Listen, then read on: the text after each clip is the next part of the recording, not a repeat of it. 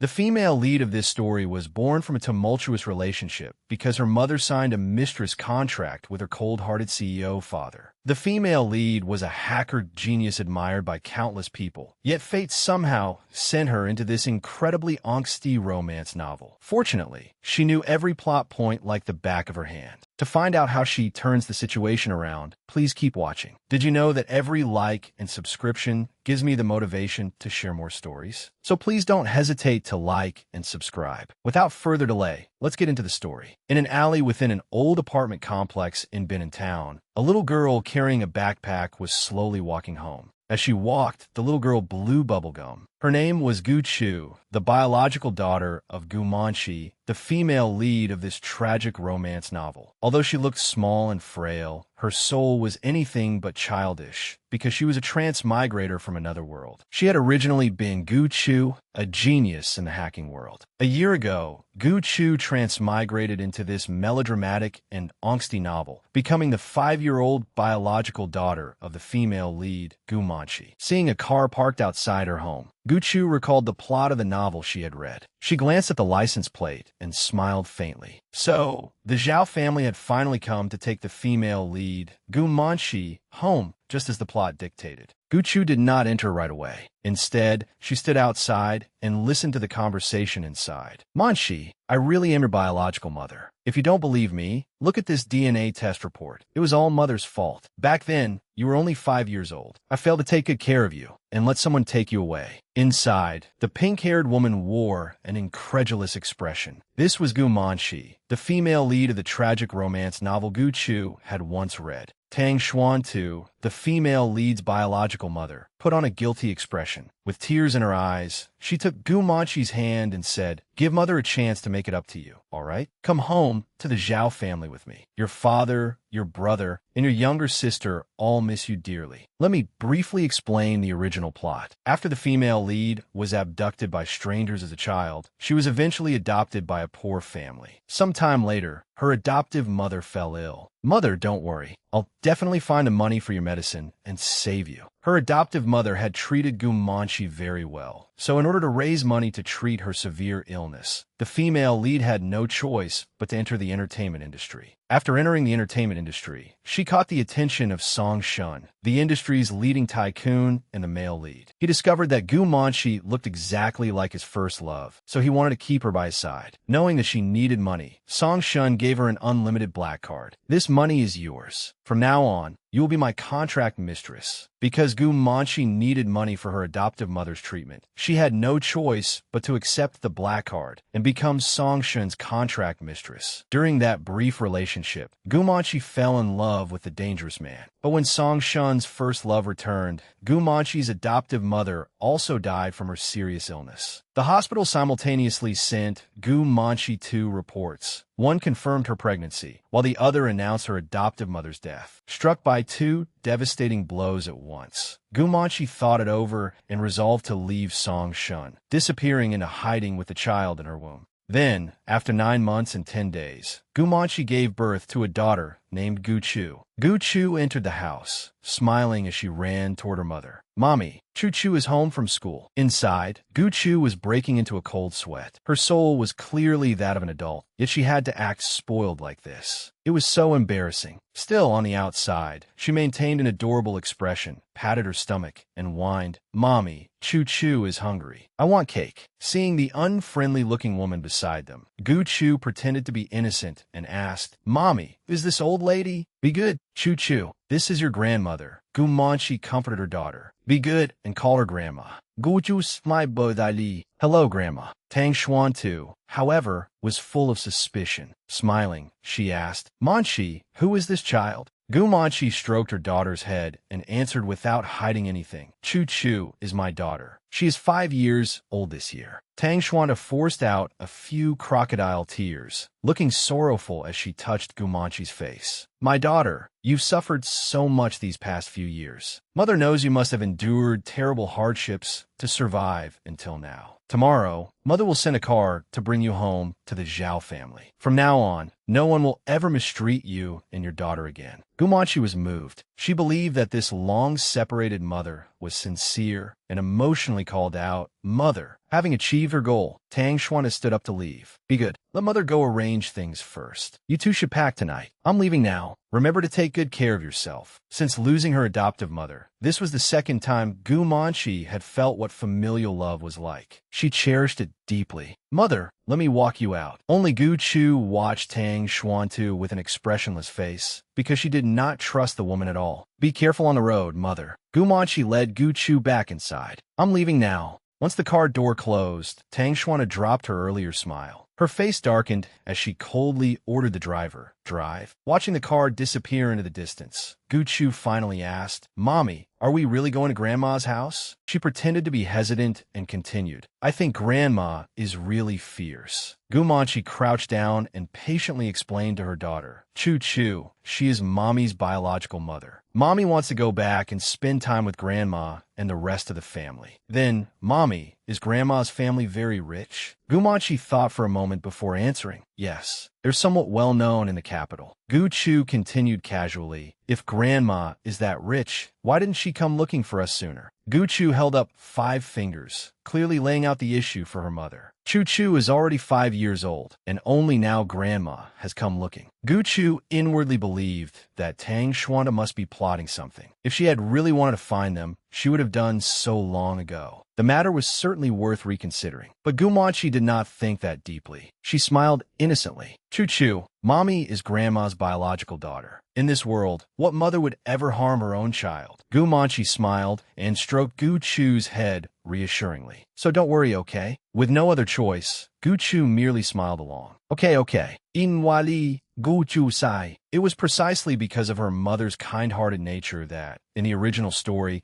she kept falling into traps and being tortured so miserably. Gu Chu slowly recalled the events of the original novel. On the surface, Tang Xuan hoped that Gumanchi would return to her roots and acknowledge her family. But in truth, she only wanted Gumanchi to return so she could marry her off to an old, wealthy, fat, and disgusting man. Gumanchi was far too naive, so she was deceived and forced to marry that disgusting old man. Before long, he tortured her to death. Of course, Gu Chu, her young daughter, later starved to death as well. Thinking of that tragic fate, Gu Chu shuddered and made up her mind. She could not allow such a tragedy to happen. "Mommy, it looks like in this life, only I can save you." She struck a confident pose as she thought, "Tomorrow, I'll act according to the situation." The next day, as arranged by Tang Xuan, a blue car came to pick up Gumanchi and Gu Chu. The kind Zhao family driver turned around and advised them, "Miss, you can get some sleep in the car. We still have several hours before reaching the capital." Filled with suspicion, Gu Chu asked, "Driver uncle, does Grandma really like Chu Chu and Mommy?" The driver was startled, then gave a falsely pleasant smile. "Of course she does. Your mother is Madam's biological daughter, after all. Madam is very happy to have found her daughter, and everyone in the Zhao family wants to welcome your mother home." Gu Chu was not easy to fool. She relentlessly questioned the driver. If Grandma really likes Mommy and Chu Chu so much, why didn't she buy us plane tickets? Chu Chu saw on television that flying from here to the capital only takes 2 hours. The driver broke out in a cold sweat at her analysis and stammered out an excuse. The tickets must have sold out." "Yes, plane tickets to the capital are in high demand." Gumanchi was extremely innocent. "Chu Chu, Mommy thinks Grandma was probably afraid of attracting attention, so she arranged for us to travel to the capital quietly like this." Not wanting her mother to overthink it, Gu Chu simply replied, "Oh, is that so?" Gu Chu felt helpless inside. Goodness, I've made it this obvious, and Mommy still hasn't noticed that something is wrong? After traveling for nearly half a day, mother and daughter finally arrived at the Zhao family's old residence. A servant came out and guided the two ladies.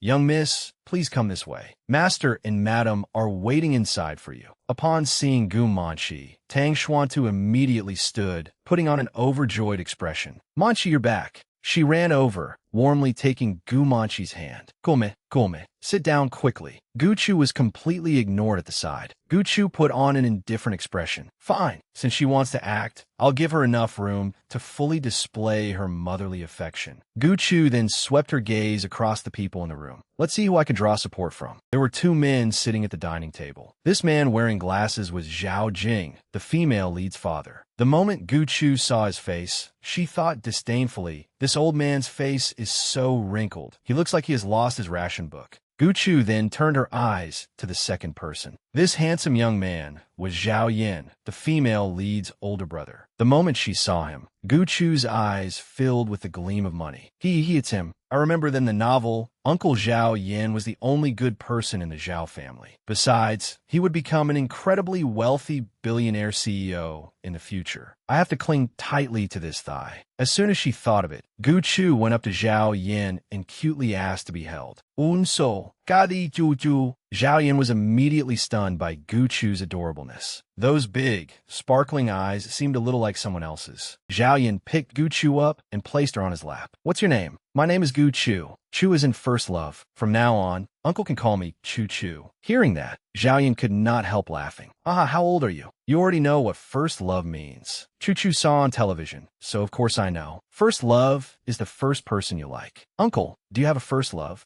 Zhao Yin smiled at the child's cuteness. Take a guess. Gu Chu was full of confidence inside. You're actually making me guess? Of course I know you have first love. Your first love is that up-and-coming gaming streamer whose nickname is Kid. But it will not last long. Once your parents find out, they will oppose you being together with Kid. Just then, the sharp click of high heels sounded. Zhao Manci, the female lead's younger sister, finally appeared. Father, mother, is Sister Manchi back? Manchi, let me introduce you. This is your biological younger sister. Her name is Manci. Zhao Manci lifted Gu Manchi's chin and looked her over, complimenting her. Big sister is so beautiful. I thought you would have suffered terribly living in the countryside. Then she asked, Sister, why didn't I see my brother-in-law today? I only see my niece. Gu Manchi hurriedly made up an excuse. Chu Chu's father left a long time ago. Zhao Manci smiled mockingly. Oh, is that so? Big sister has really had it hard. Even Gu Manchi sensed that something was wrong. Is it just my imagination? Why does this younger sister seem to have bad intentions? To put Gu Manchi at ease, Zhao Manci turned to her mother and asked, Oh, right. My niece is already 5 years old, so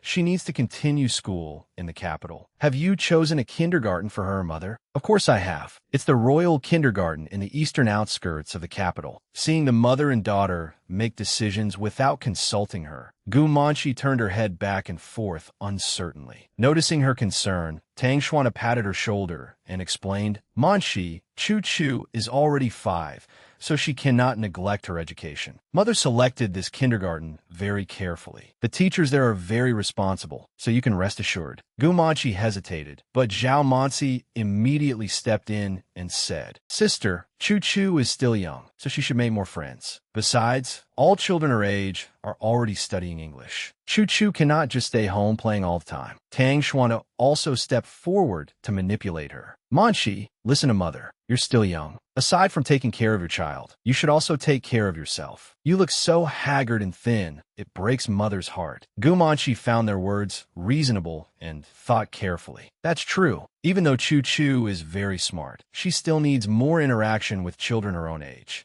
Gu Manchi looked toward her daughter, who was busily gnawing on a chicken drumstick. Chu Chu cannot stay cooped up in her room playing computer games forever. Although Gu Chu sat on the other side, nothing escaped her notice. Here it comes, here it comes. The kindergarten plot is finally here. Then Gu Chu analyzed the situation like a teacher explaining the novel. The Zhao family pretended to be kind by finding an elite kindergarten for Gu Chu, but their real goal was to separate Gu Manchi from her daughter. Then, Tang Xuanta would manipulate everything behind the scenes and deliberately arrange for Gu Manchi to meet that greasy old Mr. Li. And the kindergarten Gu Chu was being sent to was not an elite kindergarten at all. It was more like a torture chamber. After only a few days there, Guchu would be starved until she became pale and skinny. Then Tang Xuantu would bring Gu Manshi to the place where Guchu was imprisoned. Alternating between threats and persuasion, she would declare that Guchu would only be allowed to leave the kindergarten after Gu Manshi agreed to marry that pot-bellied Mr. Li. Guchu's eyes became colder than ever. The kindergarten is where the tragedy begins, so I have to stop it no matter what. Then she put on a pitiful face and looked at Zhao Yan. Uncle, Chu doesn't want to go to kindergarten. The little girl threw herself into Zhao Yan's arms.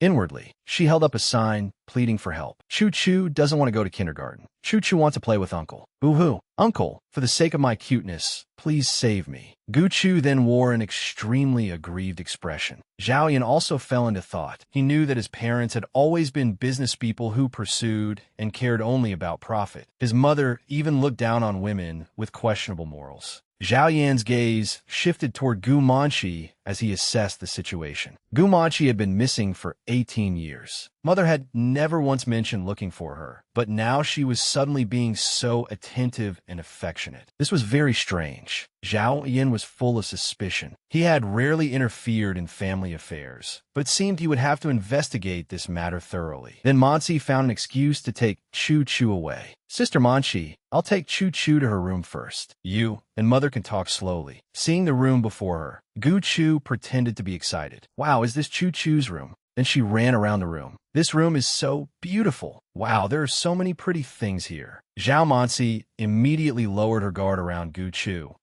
What a stupid little country child. Just a few dolls are enough to make her starry-eyed. Zhao Mansi had no idea that behind Guchu's innocent face was the soul of an adult transmigrator. Pink decor? Have you people made some kind of mistake? I'm not really a 5-year-old child. Her fierce expression was so sudden that even the stuffed bears seemed to break into a sweat. What Guchu truly wanted were higher-end things, like the latest sports car, an unlimited black card, and a high-end computer. Yes, those are the things Guchu loved most. Zhao Mansi came over to probe her. Chu, do you know who your father really is? Guchu went blank for a moment, then looked around cautiously and mysteriously to see whether anyone was nearby. Auntie, I'll tell you quietly, but you mustn't tell anyone. Mommy said that my daddy is. As Zhao Mansi waited eagerly, Guchu leaned close to her ear and whispered each word. My daddy is a deep-sea diver. Zhao Mansi was rather surprised. She thought, I never expected this little brat's father to have a legitimate job. I thought he was some street thug or a male escort at a bar. Zhao Mansi continued trying to pry for information. Good girl, tell Annie. Where's your father now? Hugging a stuffed bear, Guchu calmly replied. Auntie, that's such a strange question. A deep-sea diver would be. Of course your dad is under the sea. Mom said your dad is the best diver in the world. Other people come back up after diving for a little while, but your dad. She paused, then humorously held up 5 fingers. He's been diving underwater for 5 years and still hasn't come back up. Guchu immediately realized that this girl had trapped herself. Zhao Mansi's face darkened, but she could only keep quiet to avoid blurting out a curse. Guchu wore an innocent little grin that made her look very punchable. Inside, Zhao Mansi was fuming as she cursed Gu Manshi. A diver, my ass. Anyone could tell that Gu Manshi had lied to her daughter. Gu Manshi clearly had no intention of revealing any information about the child's biological father. She hadn't expected this 7th sister to be so sly and cunning. Zhao Mansi stood up, clutching her aching head with a gloomy expression, giving up on prying for information. Annie has something to do, so I'm leaving. Chu, play by yourself. Okay, Annie, take care. Guchu's smile faded as she thoughtfully considered the situation. It was time to warn Gu Manshi that the royal kindergarten was no good place. After looking around, Guchu found a computer on the desk. Using the brilliant hacking skills from her previous life, her fingers flew over the keyboard. Before long, she found the hidden information. Found it. The computer displayed information about the kindergarten Tang Chuntian wanted to send Guchu to. It was the Royal Kindergarten, a little-known private kindergarten in the capital. Once, reporters had paid it an unexpected visit and were shocked by what they saw. Just looking at the school was enough to make one's skin crawl. The grounds were run down, the teachers were irresponsible, and the conditions were extremely harsh. Having found what she wanted, Guchu immediately jumped down from the chair. Next, she needed to ask her little brother whether he had found any confidential information about Song's son. meaning that scumbag father sooner would offer some protection for her and her mother. As soon as Guchu opened her computer, she received a message from one of her underlings. Boss, I found Song Sen's files. He really is a top tycoon in the entertainment industry. I collected loads and loads of confidential information and sent it to your email. Boss, remember to check it. Guchu immediately praised him. Okay, you did great. All right, boss. What have you been busy with lately? I haven't seen you online. Guchu answered honestly. I'm getting ready to go to kindergarten. Her underling did not believe her and immediately protested. Kindergarten? Boss, stop kidding me. With your incredible computer skills and your tough, decisive, fearless personality, how could you possibly not have gone to kindergarten already? Guchu sighed helplessly as she read it. I'm telling the truth, yet even my own subordinate doesn't believe me. It was already late, but her daughter was still playing on the computer. Gumanchi called out, Choo-choo, it's almost 9 o'clock. Why aren't you in bed yet? Mommy, this computer is so much fun. Can Choo-choo play again tomorrow?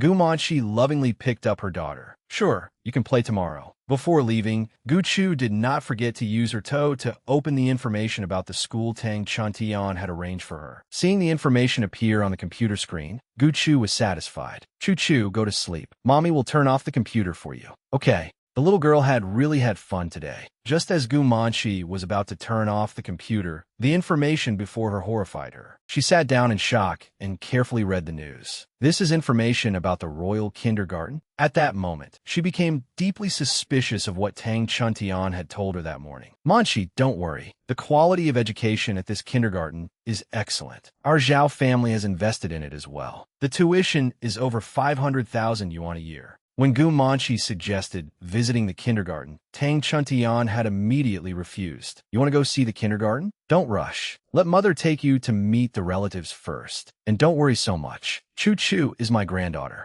How could I possibly not love my own granddaughter? Thinking of those words and comparing them with the information before her, Gumanchi covered her mouth in fear. She had clearly praised this kindergarten that afternoon. Just then, Guchu spoke. Mommy, do adults like playing on computers too? Aunt Monsi played on this computer this afternoon. She even asked Choo-choo who Choo-choo's daddy was. Gumanchi turned to look at her daughter and seemed to realize something. So Zhao Monsi had used this computer. No wonder there was a browsing history about the kindergarten. But why had she asked who the little girl's father was? Choo-choo, what did Aunt Monsi say to you earlier? Tell Mommy. Inside, Guchu gave her mother a thumbs up. Finally, Mommy's IQ is back online. Guchu put on an innocent expression and pretended to think. Then she began to embellish the story. Let Choo-choo remember. All right, Annie said Choo-choo was a cheap embryo. She said Choo-choo's existence would ruin the Zhao family's plans. But Mommy, what is a cheap embryo? Can you eat it? Gumanchi's face turned deathly pale. She fell silent, not knowing what to say. Guchu, meanwhile, kept laughing to herself. Adding fuel to the fire is my specialty. What bad intentions could a 5-year-old child possibly have? No one would doubt this.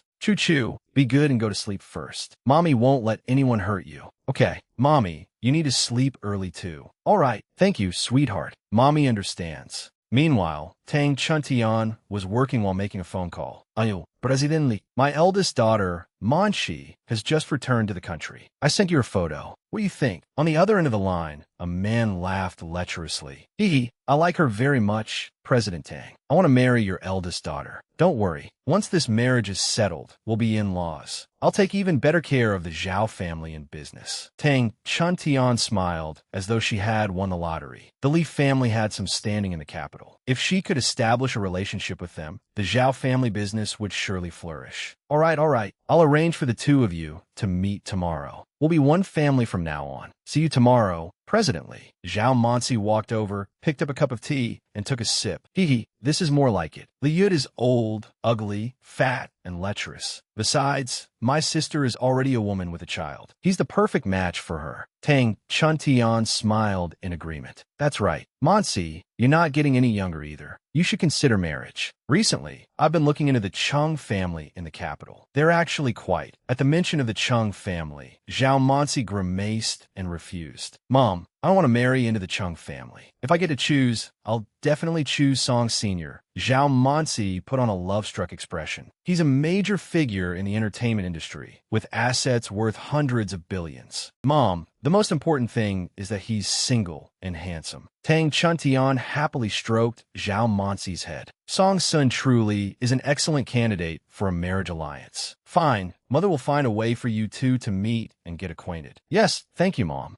The next morning, during breakfast, Tang Chuntian made a suggestion. Manshi, today I'll take Chu-Chu to see the kindergarten. You should go to the company with your father and familiarize yourself with the Zhao family business. Mom, but I want to go to the kindergarten with Chu-Chu too. Don't go. Taking Chu-Chu to kindergarten is a minor matter. Learning the company business is what really matters. Tang Chuntian tempted her further. Go take a look first. After some time, mother will give you some shares in the Zhao family. Just then, Zhao Yan appeared and sternly said, I can take Chu-Chu to kindergarten too. I happen to be free today, so I can take her. He thought to himself, after returning last night, I've been feeling uneasy. Something about this doesn't seem right. Tang Chuntian stood up, covered in cold sweat, and made an excuse to refuse. You're already very busy with work, so there's no need. Just then, the sound of something breaking came from upstairs, followed by Gu Chu's crying. Gu Manqi rushed upstairs with an anxious expression. Ju. The moment she opened the door, she saw Gu Chu lying amid shattered objects, with blood flowing from an injury on her foot.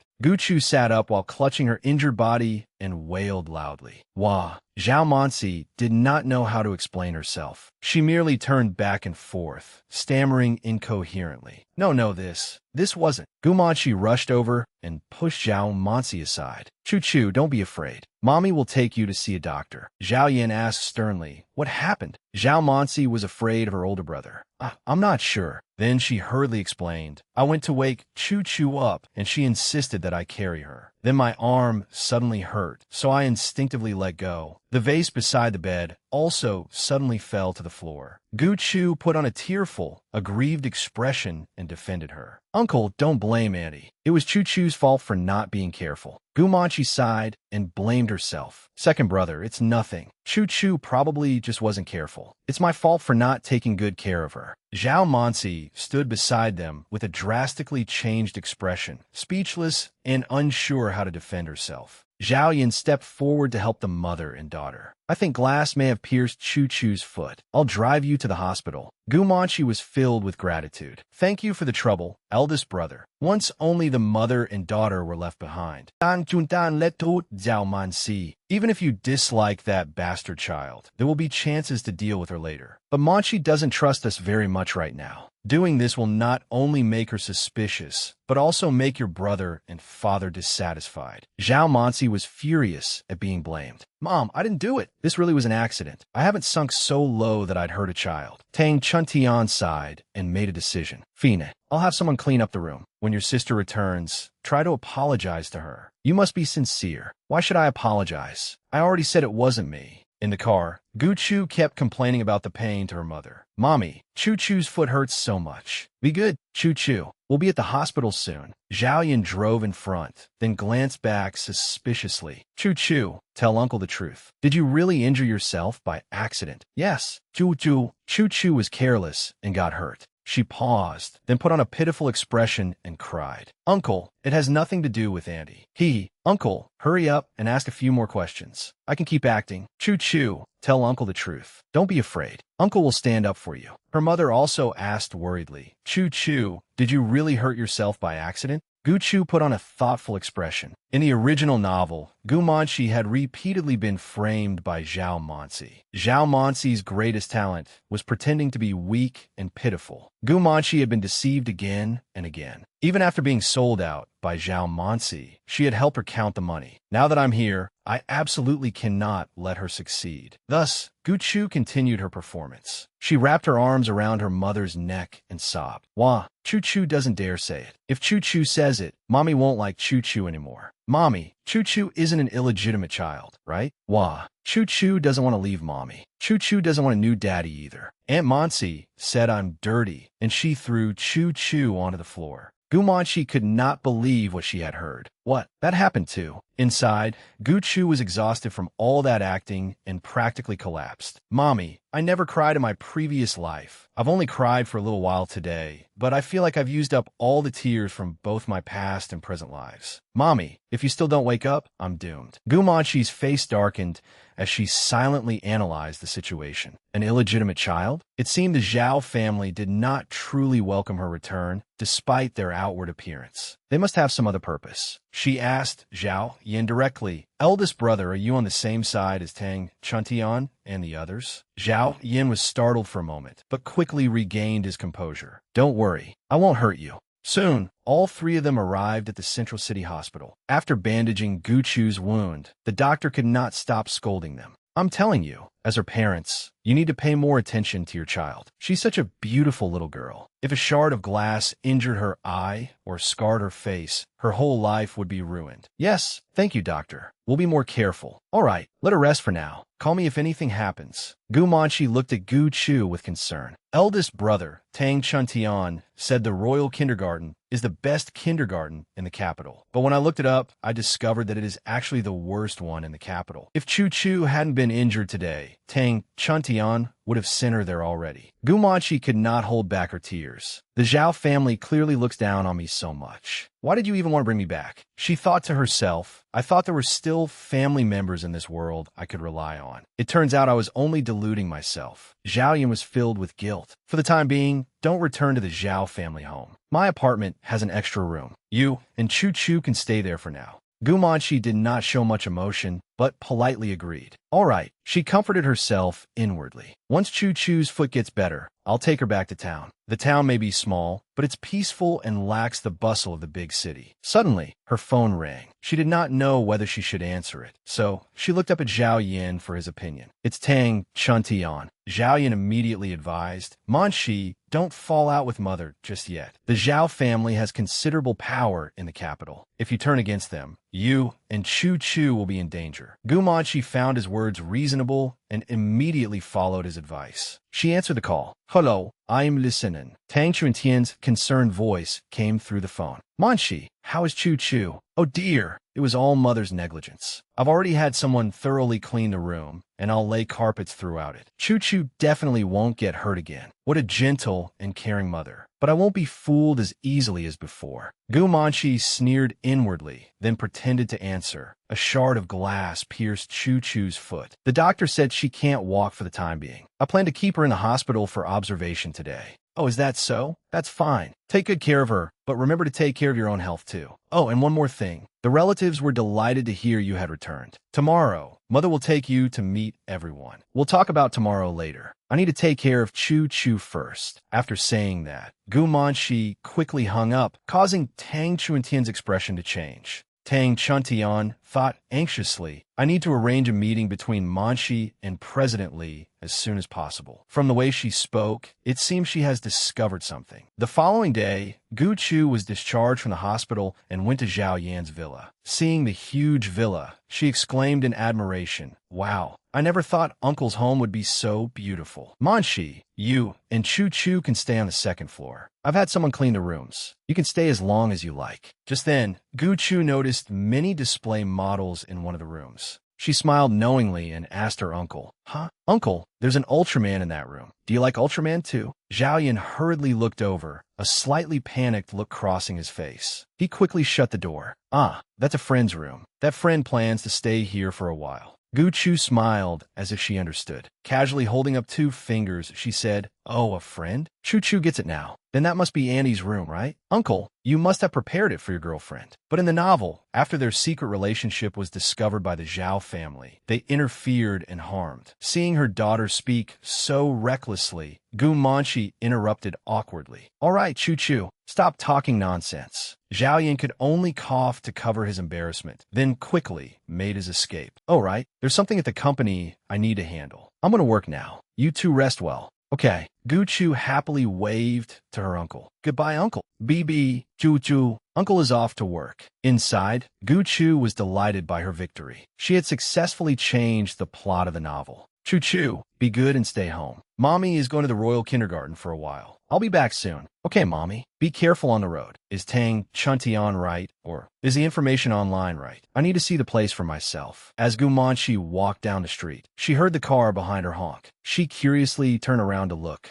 Tang Chuntian stepped out of the car, putting on the air of a loving mother. "Oh, Manshi, I was just about to look for you. I can't believe we ran into each other at this intersection. Do you remember your second uncle? When you were little, you were the child he loved most. After learning that you had returned, he cried his eyes out and said our Zhao family had been blessed by our ancestors. Your second uncle is coming tonight. Come with me to meet him, okay?" Gu Manshi cautiously refused. "Mom, I still need to go to the hospital to get medicine for Chu Chu. Her leg still hurts badly." Tang Chuntian immediately put on a guilty expression. "It was all because of my carelessness that Chu Chu got hurt. Manshi, don't blame me, okay? I only want to make it up to you. I gave birth to you and raised you myself. Do you still doubt me?" Tang Chuntian's words directly lowered Gu Manshi's guard. "Mom, Taking advantage of the moment, Tang Chuntian pushed her into the car. "Come on, Manshi. It'll only be one meeting. It won't take much time." The car quickly drove away. Meanwhile, at Gu Chu's home, after a whole afternoon of effort, she had finally finished.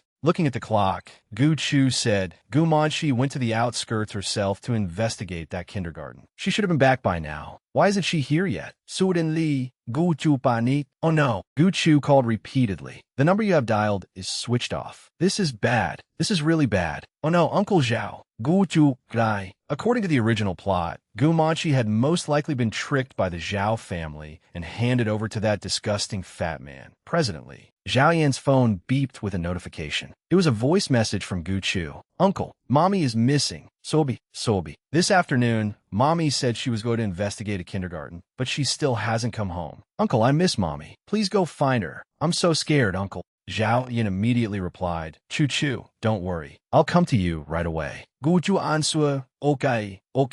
And she thought furiously, "I'm so angry I could explode. Why did I have to reincarnate as a 5-year-old child? Other than crying and acting cute, I can't do anything at all. I'm so mad." According to the original plot, Tang Chuntian would hire a group of people to break in and pretend to catch Gu Manshi and President Li together. Gu Manshi's reputation would be ruined, and under pressure from all sides, she would be forced to marry President Li. That scene was far too familiar. Gu Chu had to change this plotline. Hopefully, they could make it in time. At that moment, Zhao Yan arrived. He had already located Tang Chuntian. She was currently at the Imperial Hotel. "Zhao Zan, thesis a Gu Chu. Chu Chu, I'm going in to find your mother. Sit quietly in the car and don't run around, understand?" Gu Chu not that easily. Okay. Zhao Yan entered with a grim expression. Gu Chu sat obediently in the car. What exactly had Tang Chuntian brought Gu Manshi to a hotel for? Once Zhao Yan left, Gu Chu clambered out of the car. "Uncle, you absolutely must not lock a child in a car. It's not safe." Just then, the elevator doors opened with a ding. Gu Chu entered the elevator. The 30th floor, that was where Tang Chuntian would catch Gu Manshi and President Li in the act. She had to find Gu Manshi before Tang Chuntian did. But when Gu Chu tried to press the button for the 30th floor, she realized, "Oh no, I'm too short. How am I supposed to reach it? Can someone help me press the button for the 30th floor?"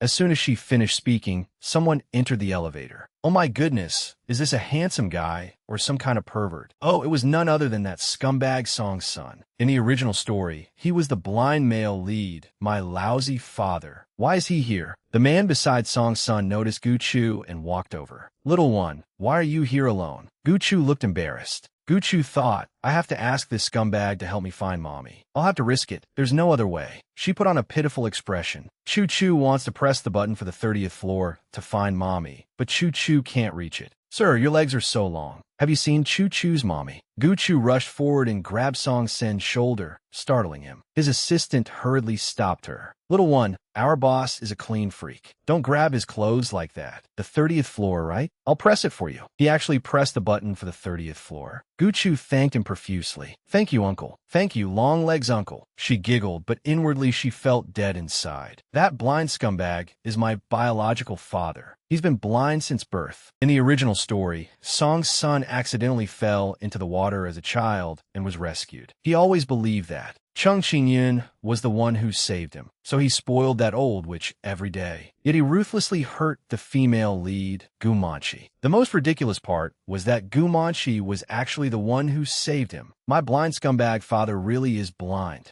The elevator chimed as it arrived at the 20th floor. Song-sun and his assistant stepped out. Song-sun said, "Have someone bring me a news suit." His assistant was startled. "Yes, President." Guchu was so furious she nearly exploded. "Blind scumbag, I won't hold it against you today. But you dare ignore me? One day, I'll make sure you can never rise above me." Guchu continued up to the 30th floor. When the elevator opened, she carefully tiptoed out. "I wonder how Uncle Zhao is doing. Has he rescued Mommy yet?" Guchu walked forward, sensed someone behind her, and turned around with a smile. "Uncle, why are you?" But the person standing before Guchu was not Zhao Yin. It was him. He asked, "Little one, where is your mother?" Guchu answered as she burst into tears. "I am looking for my mommy, Solbi. I can't find her." He thought, "Damn it, don't cry like that." Then a young man hurried in to report. "Young master, we've finished investigating. Mrs. Zhao booked room 3019. Today, she arranged to meet President Li of the Li family here to discuss business." Seeing the frantic young man, Guchu was surprised. "Who is that?" She looked at the blonde-haired man. He must be Zheng Qi, the only young master of the Zheng family. The original story did not describe him much. It only said that he became deeply involved in the Zheng family's power struggle and died young at the hands of his father's illegitimate son.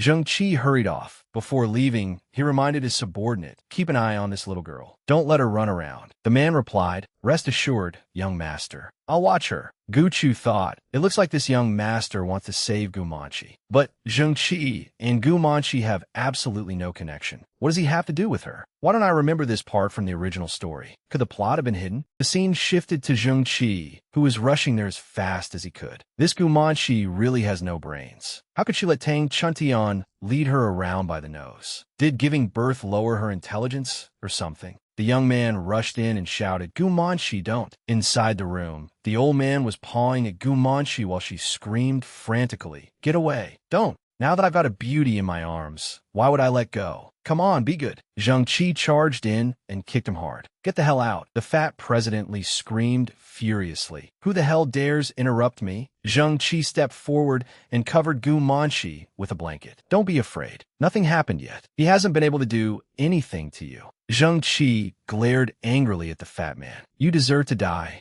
The fat man was shocked. "Why, young Master Zheng? Why are you here?" He thought, "I can't afford to provoke him for now." The fat man stood up and anxiously said, "Young Master Zheng, this is my fiancée. Don't misunderstand." Guchu ran in and tearfully called, "Mommy, I finally found you, Solbi." Zheng Qi glared at the fat man, making him shrink back in terror. Gumanchi cried as she embraced Guchu. Chu-chu. The mother and daughter clung to each other. "Chu-chu, Mommy missed you so much." "I miss Mommy too, Solbi." Guchu looked over the situation and concluded that Gumanchi's clothes were still intact. That President Li had probably not succeeded yet. Gumanchi sobbed, "Be good, Chu-chu. Mommy missed you too." I never expected Tang Chuntian to use family ties to trick me into getting in her car, then drug me. Guchu asked brightly, "Why are you crying, Mommy? Are you hungry? Chu-chu will give you milk biscuits later. Don't cry anymore, okay?" Guchu thought, Gumanchi really is a good mother. In my previous life, I was an orphan. Only after coming here did I understand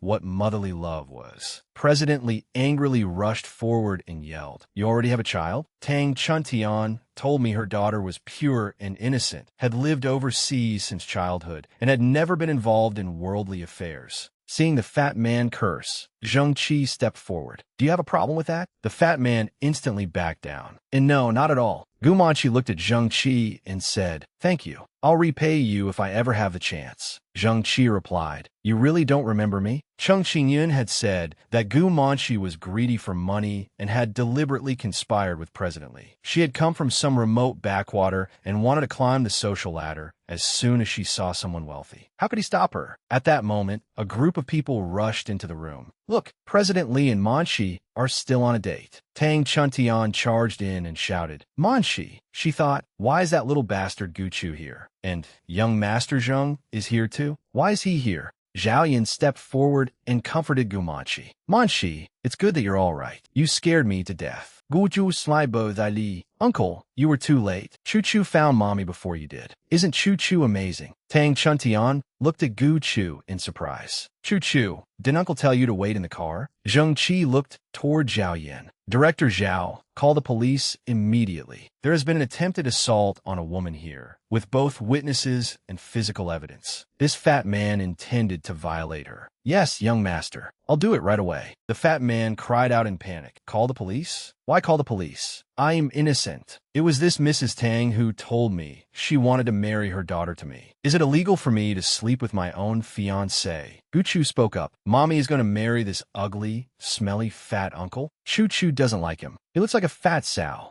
Like a lump of fat. Chu-Chu doesn't even like eating fatty meat. President Li was enraged when he heard himself compared to a sow and a lump of fat. You little brat, who are you calling a lump of fat? I'm not a sow, understand? Guchu began taunting him. Nia, little fat pig. Gumanchi said, Mommy will not find you a new father. Be good, Chu-Chu. Go home and wait for Mommy first. Gumanchi handed Gu-Chu to Zhao Yan. I'll have to trouble you to take Chu-Chu home first. She's still young. She shouldn't see something this dirty. I'll be back soon. Don't be afraid. Your brother will stand up for you. Tang Chuntian spoke up. Zhao Yan, now that Manchi has been found, we should leave. President Li quickly echoed. Yes, let's go. Zheng Qi stepped forward to block them. Wait, you two haven't finished explaining yourselves? And you want to run? Do you think my hotel is a place where you can do whatever you want? Today, I was inspecting the hotel's facilities when I passed this room and heard cries for help inside. When I opened the door, I discovered a heinous crime. Zheng Qi approached the fat man and said coldly, President Li, stay right there. When the police arrive, make sure you explain yourself properly. The fat man broke out in a cold sweat. Zheng Qi pointed at Gumanchi. As for Gumanchi, I recommend that she have a blood test. She may have been given something improper. Gumanchi immediately nodded. I'll cooperate with the test. I was forced. Tang Chuntian hurried forward in panic. Forced? You clearly agreed to it voluntarily. Manchi, you clearly told me that you wanted to marry a rich man. Fearfully, she kept saying, don't call the police. This is a private matter for our family. I absolutely cannot allow the Zhao family's reputation to be ruined. Gumanchi's eyes filled with tears. Mom, do you really see me as your daughter? Was there really nothing wrong with the water you gave me in the car? Why did I become dizzy and lose all strength to resist after drinking it? Gumanchi burst into tears. And you said you were taking me to see relatives, but you brought me to the bed of a strange man, a disgusting fat man.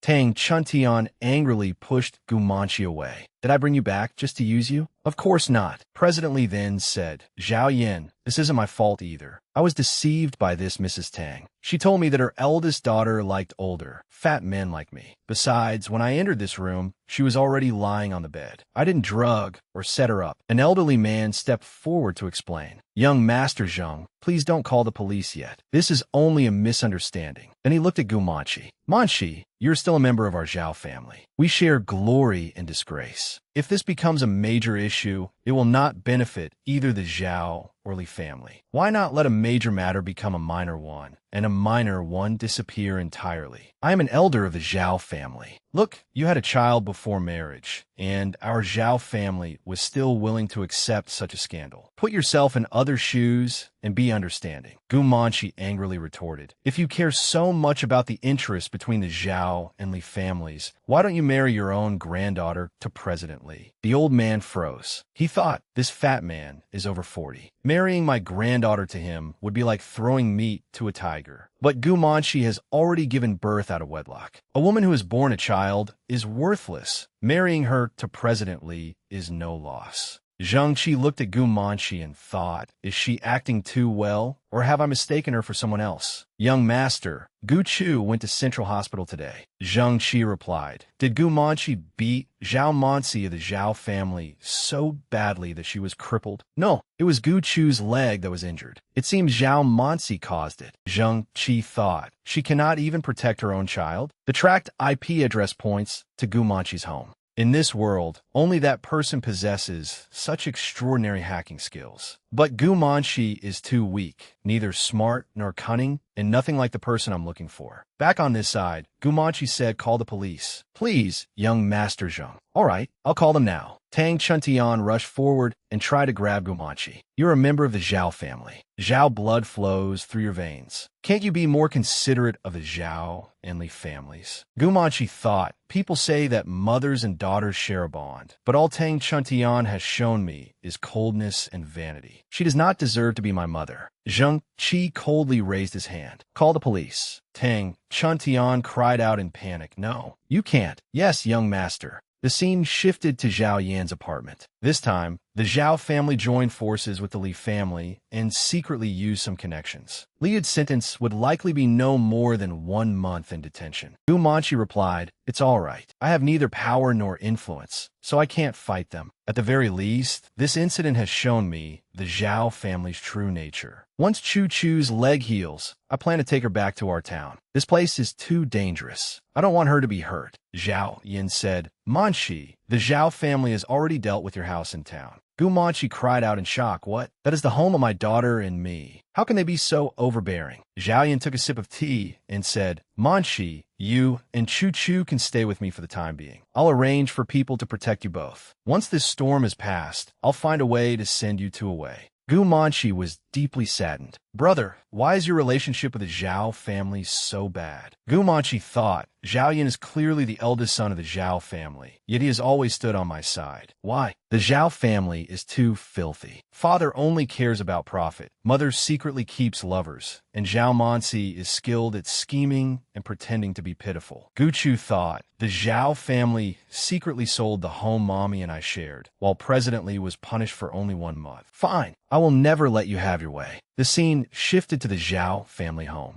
The couple discussed it among themselves. We never should have brought her home in the first place. Why I suggested bringing her back? Why didn't you object? Now that the plan has failed, you're putting all the blame on me. Tang Xuan said, but the Li family is not the best choice for a marriage alliance. We could try the Song family instead. Song Shun happens to have his eye on our Mansi. Song Shun? How could that be possible? Someone rushed in from outside in a panic. Madam, sir, this is terrible. Something huge has happened. A massive amount of information exposing the Li group scandals has suddenly appeared online. Mr. Li is suspected of accepting bribes, embezzling public funds, abusing his power, and assaulting minors. He has been arrested. The couple nearly fainted on the spot upon hearing the news. What? The Zhao and Li families have many business dealings. If something happens to the Li family, the Zhao family's business will certainly be affected. Tang Xuan sprang to her feet, furious. Why haven't you contacted the online people and had all those negative reports removed? The man spread his hands helplessly. There are too many negative reports. We can't erase them all. She was on the verge of losing her composure. Find out who did this. You put a hand on her shoulder in consolation. It's useless no matter who we find. The television stations dare to air this, which means a powerful figure is involved. As though he had suddenly remembered something, he strode away aggressively. Old Zhao immediately convened a shareholders meeting. We are terminating all projects with the Li family and drawing a clear line between us and them. Yes. Tang Xuan was drenched in sweat, thinking, this is too much of coincidence. Mr. Li offended Gu Manshi, and right afterward, the Li family's scandals flooded the internet. Could someone be standing up for Gu Manshi? No, impossible.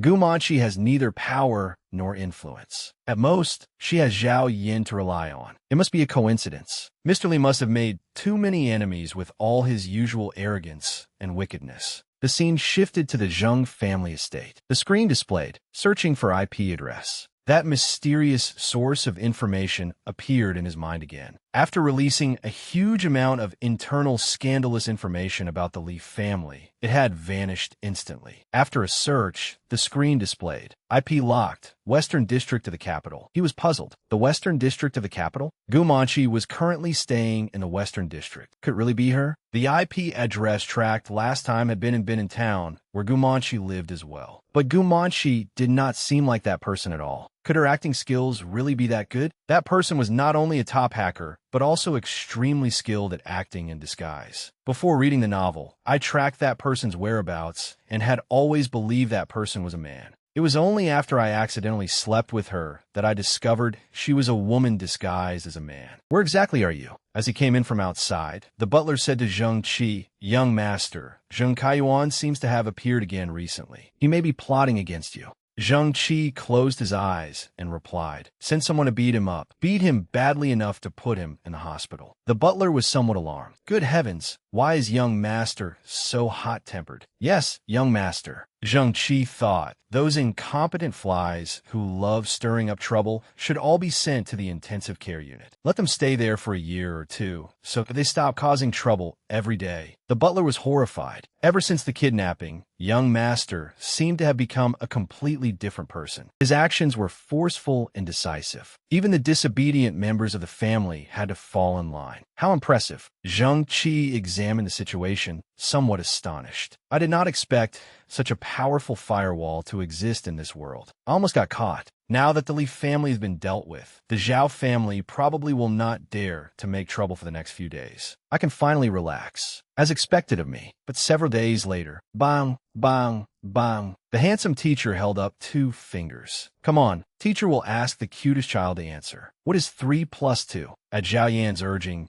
Gu Manshi decided to remain in the capital temporarily and work as a secretary at a small company under Zhao Yan's subordinate's guidance. As for me, I was sent to a fairly reliable kindergarten in the capital. Whoever answers correctly will receive a little red flower. But teacher will call on the cutest child. But 3 plus 2 is too hard. I only know 1 plus 1. I don't want a red flower. Kindergarten was truly boring. The teacher smiled and raised his hand. Come on, let's invite the cutest little Choo Choo. Choo Choo, answer this. What is 3 plus 2? Little Choo Choo was startled. Her desk mate began cheering. Choo Choo, Choo Choo, Ju Ganzhou eat. You'll definitely get the flower. This was her classmate, Yi Sis Hen, Choo Choo's incredibly adorable desk mate. Choo Choo immediately answered, 3 plus 2 equals 5, right, teacher? The teacher was delighted. Gongdatin, Choo Choo. You answered correctly. 3 plus 2 equals 5. The children in the class began praising Choo Choo to the skies. Choo Choo is so smart. A red flower for Choo Choo.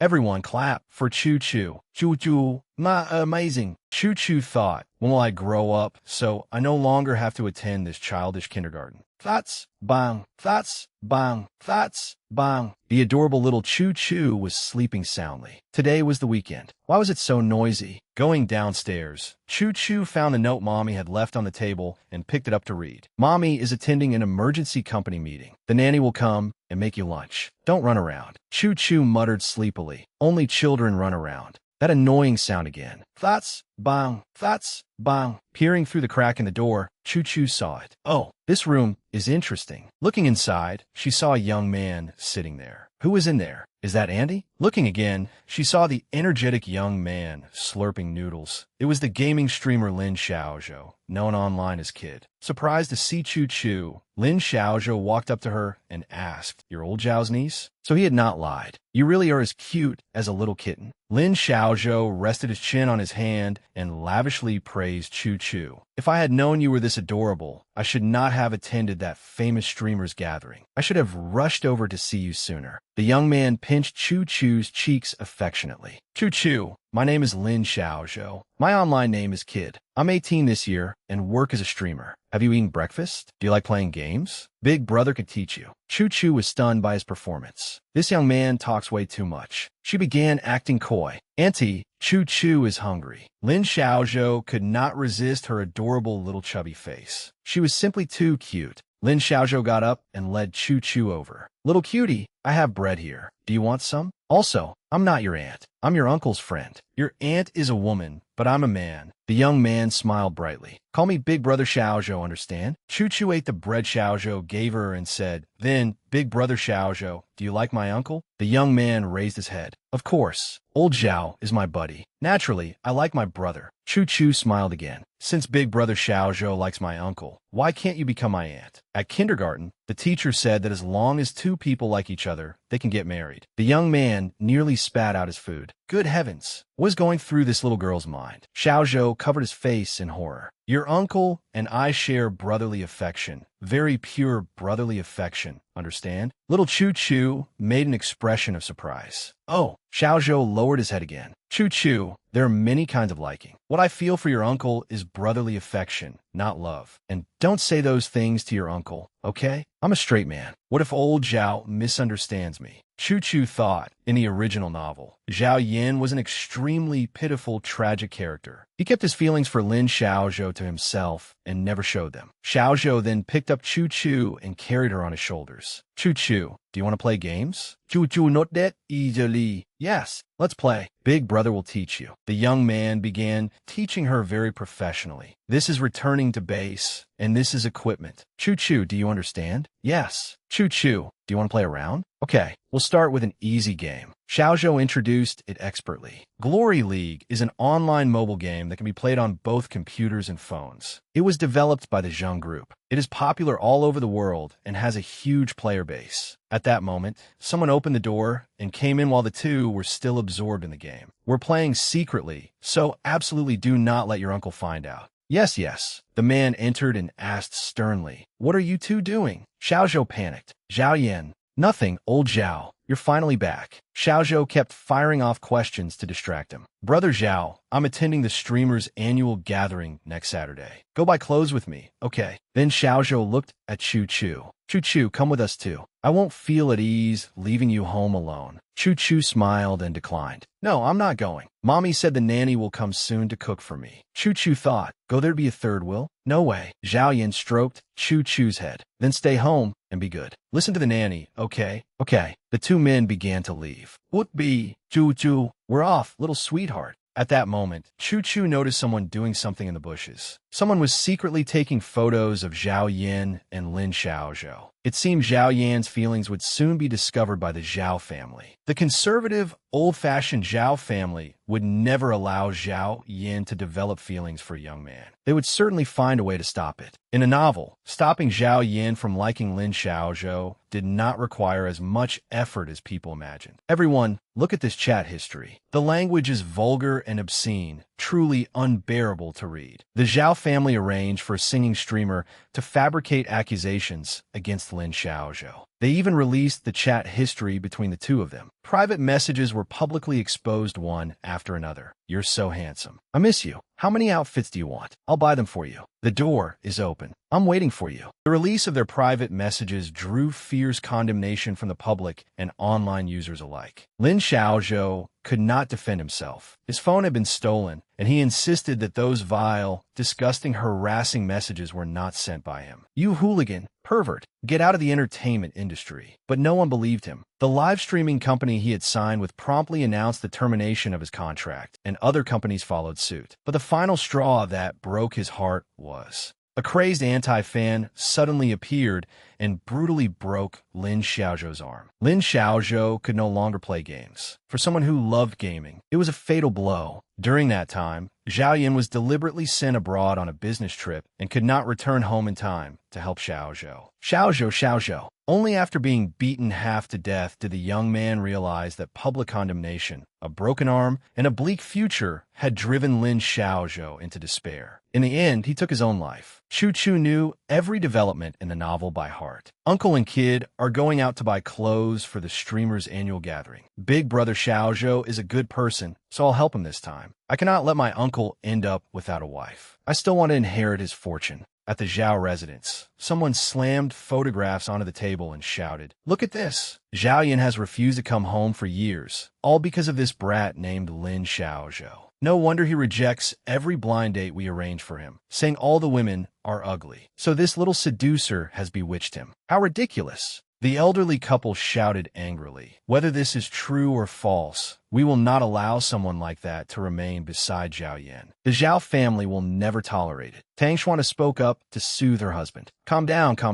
1 week later, at the airport, Choo-choo, Mommy and Uncle have to go abroad on a business trip for a few days. While we're away, be good and listen to Big Brother Xiaozhou. Don't run around, okay? Okay, Choo-choo understand. Mommy, remember to come home, and remember to eat on time too. Gumachi smiled broadly. All right, Mommy will obey her daughter's orders. Chu Chu thought. Gu Manchi has regained her confidence and is now working at Zhao Yan's company. She is gradually becoming a strong, capable woman, rather than the weak and miserable female lead from the original novel. Zhao Yan looked at Xiao Zhou and said, "If you run into trouble, call Assistant Zhang." Xiao Zhou replied with a bright smile, "Don't worry, I'm not a child. I can definitely take good care of your niece." Zhao Yan closed his eyes and sighed. "I'm only worried that you cannot even take care of yourself. This overseas business trip came so suddenly that I feel uneasy." Chu Chu immediately spoke up. "Uncle, don't worry. Let Chu Chu take care of brother Xiao Zhou." Zhao Yan rubbed Chu Chu's head. "All right, I'm counting on you, Chu Chu. No problem." The two waved goodbye to Chu Chu and Xiao Zhou. "You two siblings should go home now. Mommy and Uncle are leaving. Have a safe trip, Mommy and Uncle." "Uncle Kid, don't worry. I will not let the tragedy from the novel happen. I promise." After seeing Zhao Yin and Gu Manchi off, Lin Xiaozhou excitedly took Chu Chu's hand and headed home. "Come on, Chu Chu. Let's go home and eat." "Oh, right. Do you want to attend the streamer's annual gathering with me tomorrow?" Chu Chu immediately agreed. "Of course I do." She thought, "Not only am I going, I will personally direct a show." The next day, the streamer's annual gathering was grandly held in a high-rise building. Though it was still early, countless reporters and fans had already been waiting outside. An excited young woman turned to her friend. "I'm really looking forward to seeing Brother Zhao. Every time I see him sitting beside Chu Chu while he plays games, the two of them are just unbearably adorable." As soon as the car carrying Lin Xiaozhou and Chu Chu arrived outside the venue, countless fans began screaming, "Chu Chu is here! Chu Chu, I love you!" Seeing the fans packed tightly together across the area, Chu Chu could not help marveling. Kid really is incredibly popular. But she wondered, how long can this passionate love from his fans really last? Looking at Kid's back, Chu Chu recalled what would happen in the novel. Once his scandal was exposed, these fans would all turn their backs on him and tear him to pieces. Inside the live streaming event venue, the setting was dreamy. An elaborate banquet had already been laid out. Lin Xiaozhou placed Chu Chu in a nearby chair, gave her some pastries, and instructed her, "Chu Chu, I have to go over there for an interview in a moment. Sit here obediently and wait until I'm done, okay?" While they were speaking, a voice sounded from behind them. "Hello, kid. Long time no see. You even brought such an adorable little girl today." The moment Chu Chu saw this woman, a crafty expression appeared on her face. My target tonight has finally appeared." This blue-haired woman was Bai Yi, a streamer who had recently risen to fame. Chu Chu remembered that, in the novel, Bai Yi would falsely accuse Lin Xiaozhou of harassing her today. Afterward, she became quite famous online by playing the victim and winning attention and sympathy. In the end, she successfully rose among the streamer elite and married into a wealthy family. Bai Yi looked at Chu Chu and asked, "Who is this little girl?" Lin Xiaozhou answered enthusiastically, "Her name is Chu Chu. She's my friend's niece. He had to leave on a business trip for a while, so he asked me to take care of her. Isn't she adorable?" Bai Yi put on an expression of someone who loved children, stepped closer, and crouched down. "You are so cute. Have you started kindergarten yet?" "I've only been in kindergarten for a few days." "Really? Chu Chu is so impressive." Chu Chu began her counterattack. "But what is so impressive about going to kindergarten? Could it be that?" Chu Chu paused briefly, then continued. Her next words pierced Bai Yi's heart like an arrow. "Could it be that you didn't go to kindergarten when you were little?" Bai Yi's expression changed at once. She was left speechless, not knowing how to respond. Seeing how bluntly Chu Chu spoke, Lin Xiaozhou awkwardly covered her mouth. I'm so sorry. Kids say whatever comes to mind, so please don't take it to heart." Bai Yi tried her best to restrain herself as she crushed the cup in her hand. Just then, Kid's assistant came over to remind him, "Xiaozhou, it's time for your interview. Hurry over here. Afterward, we still need to meet the young master of the Zheng family." After all, this streamer's annual gathering is being hosted by the Zheng family in the capital. The assistant was so nervous that he was sweating profusely, yet he still made a suggestion. "All right, give me your phone, and I'll hold it for you." Lin Xiaozhou did not think much of it, and immediately handed over his phone. The moment Chu Chu saw it, her eyes lit up. The important prop, the phone, has finally appeared. Then the little girl put on an innocent expression. "Big brother Xiaozhou, Chu Chu wants to play Glory League. Can you let me hold your phone for a while?" Lin Xiaozhou, who doted on her immensely, changed his mind and gave the phone back to Chu Chu. "Of course. Here, go ahead and play." The assistant froze. No, that won't do. Children are very likely to lose a phone. Lin Xiaozhou immediately refused. It's fine. Let her play to her heart's content. Choo-choo, sit here and wait for me nicely, okay? Okay, I understand, big brother Xiaozhou. After Lin Xiaozhou left, Bai Yi and the assistant exchanged looks. Damn it, what do we do now? I have to go over there and help out too, so you handle things here. All right, got it. Hurry and go. Choo-choo's eyes turned icy as she thought. You two keep exchanging looks. Do you think I'm blind? I've known for a long time that Lin Xiaozhou's assistant was bought off by the Zhao family. According to the plan, he intended to use Lin Xiaozhou's phone to send harassing messages. At that thought, Choo-choo smiled slyly. Of course I'll give them the phone, but not yet. Bai Yi began edging closer to Choo-choo, looking for a chance to take the phone. Choo-choo. At that moment, Choo-choo spotted a familiar figure passing by. It was Song's Senator. Damn it, I actually ran into that lousy father again. Just as Bai Yi was about to snatch the phone, Choo-choo swiftly jumped down and called out to Song's son. Hey, Uncle Longlegs. Choo-choo rushed over and wrapped her arms around Song Sen's leg. Hello, Uncle. Choo-choo gets to see you again. Song's son was startled by her sudden appearance. Irritated, he roughly shook his leg, trying to make the little girl fall off. But Choo-choo held on tightly and refused to let go. Choo-choo found her mommy. Mommy was bullied by bad people, and then that bad man got arrested too. Haha, Uncle, come play with me for a little while. Song Sen's assistant stood to the side and helplessly covered his face. Oh no, it's this little girl again. Bai Yi hurried over and pulled Choo-choo aside. I'm so sorry, President Song. This little girl was brought along by Lin Xiaozhou. I'll take her somewhere else right away. Choo-choo was extremely pleased with herself after successfully teasing that lousy father. Before leaving, the assistant did not forget to remind Bai Yi, there are a lot of people here today. Keep a close eye on the child and don't let her run around. Yes, thank you. I understand. Bai Yi looked disgusted. Children are such a nuisance. I need to trick her and get that phone as soon as possible. While Bai Yi was racking her brains for a way to do it, Choo-choo handed her the phone. Big sister, can you hold Choo-choo's phone for me? Bai Yi was utterly surprised. Her eyes lit up as she quickly took it. Sure, of course. She was secretly overjoyed. It was practically delivered right into my hands. Choo-choo needs to use the restroom. Big sister, please hold it for me. With that, Choo-choo turned around and ran off. Bai Yi smiled behind her. All right, go ahead. I'll wait for you here. As Choo-choo walked away, she assessed the situation. By now, Lin Xiaozhou's interview should be over, and he should be in a lounge.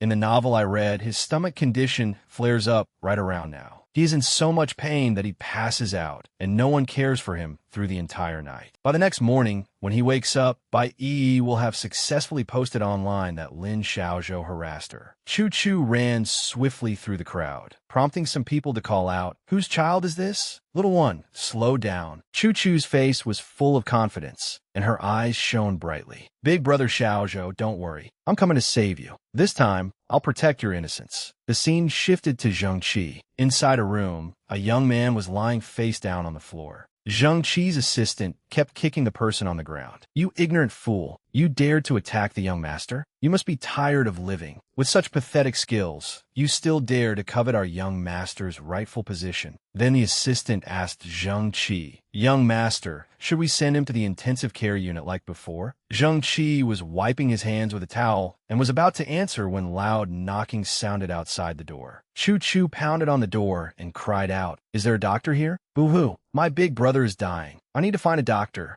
Recognizing the familiar voice, Zheng-Qi ordered his assistant, quickly throw him inside and clean the blood off the floor. The assistant immediately did as instructed. Zheng-Qi opened the door and looked at the little girl in confusion. Choo-choo, what happened? With a tearful face, Choo-choo grabbed Zheng-Qi's hand. Big brother Xiaozhou's stomach problem flared up and he fainted. I can't find anyone to help. As she spoke, Choo-choo seemed to notice something strange. She abruptly became serious and sniffed the air repeatedly. Wait, hold on. I think I smell blood coming from this room. But I'm only a 5-year-old child who knows nothing, so I can only pretend to be seeking help. Zheng-Qi bent down, wiped away Choo-choo's tears, and reassured her, Don't worry. I'll call an ambulance and have Lin Xiaozhou taken to the hospital. Thank you for helping, big brother Zheng. An ambulance was dispatched very quickly. Zheng-Qi carefully instructed his secretary, Tell them not to turn on the emergency lights. Have them leave through the back entrance so they don't attract attention. Yes, young master. I'll handle it immediately. On this side, Chu Chu anxiously called out, Big Brother Xiaozhou, are you okay?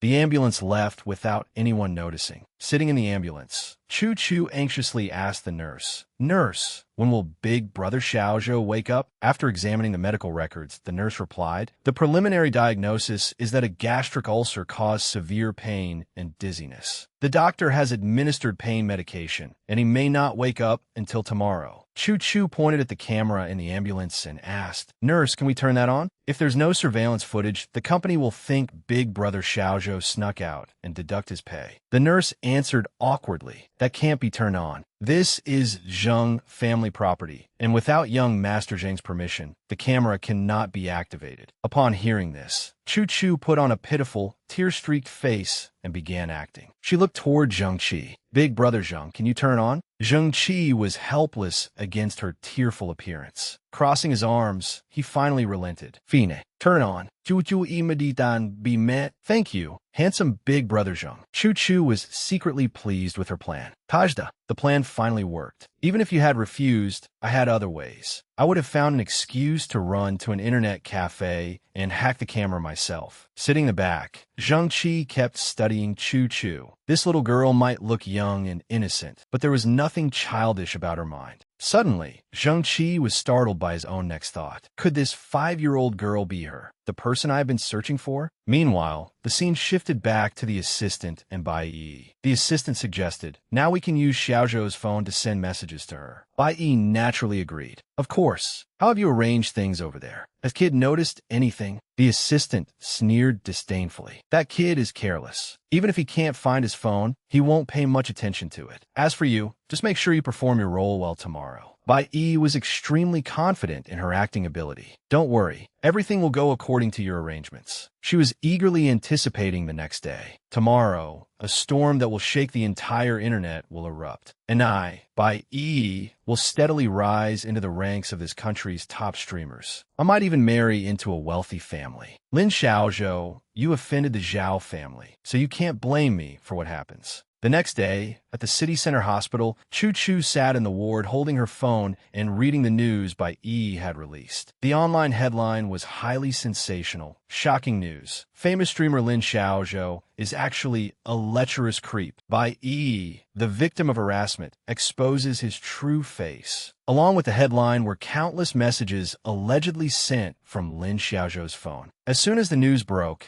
netizens immediately turned against Lin Xiaozhou, flooding the comments with hostile remarks. Chu Chu sat to one side with her legs crossed, eating ice cream while reading the news. Well, the plot is progressing exactly the same as it did in the original novel. Public opinion online was gradually turning against Lin Xiaozhou, while he remained unconscious in the hospital. Suddenly, Zheng Qi pushed open the door and called Chu Chu's name, startling her so much that she dropped her ice cream on the floor. As soon as Zheng Qi entered, he saw Chu Chu trembling. Thinking she was worried, he hurriedly comforted her. Lin Xiaozhou's condition has stabilized, so don't worry anymore. Chu Chu truly was a master actress. In an instant, she squeezed out a few tears. Big Brother Zheng, neither my dad nor my mom, is answering their phone. Big Brother Xiaozhou is in the hospital too, so I'm scared. Zheng Qi looked at Chu Chu with growing suspicion. There was not a single flaw in her expression, movements, or even her voice. But with her acting skills, I'm certain she could truly pull it off. Zheng Qi walked over and patted Chu Chu's head, his voice gentle. Chu Chu, don't be afraid. The two of them are on a business trip abroad, and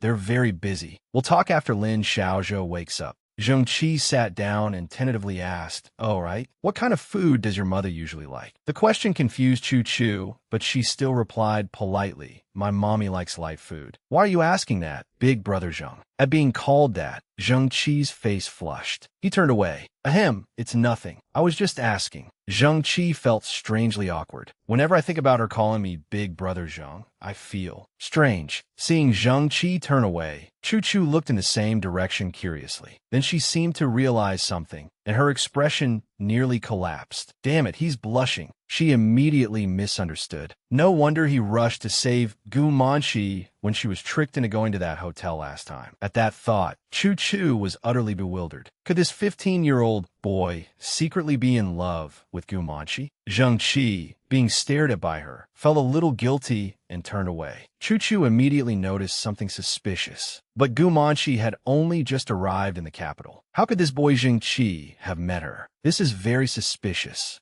To ease the awkwardness, Zheng Qi changed the subject. Oh, right. Lin Xiaozhou is currently being attacked by public opinion. We need to help him. Chu, where is Lin Xiaozhou's phone? The messages by E posted online show no signs of being edited. If we had Lin Xiaozhou's phone, everything would become clearer. The more Chu listened, the more wary she became. There's something shady about this guy. He's becoming more suspicious by the minute. Though she thought this inwardly, she maintained an innocent expression on the outside. Yesterday, Chu had to use the restroom, so I gave Big Brother Xiaozhou's phone to Annie to hold for me. Zheng Qi immediately analyzed the situation. Bai Yi has it, but to protect privacy at the streamer's annual gathering, the organizers did not install surveillance cameras. So we can't prove that she took the phone. Chu sat to one side, nodding silently. Exactly.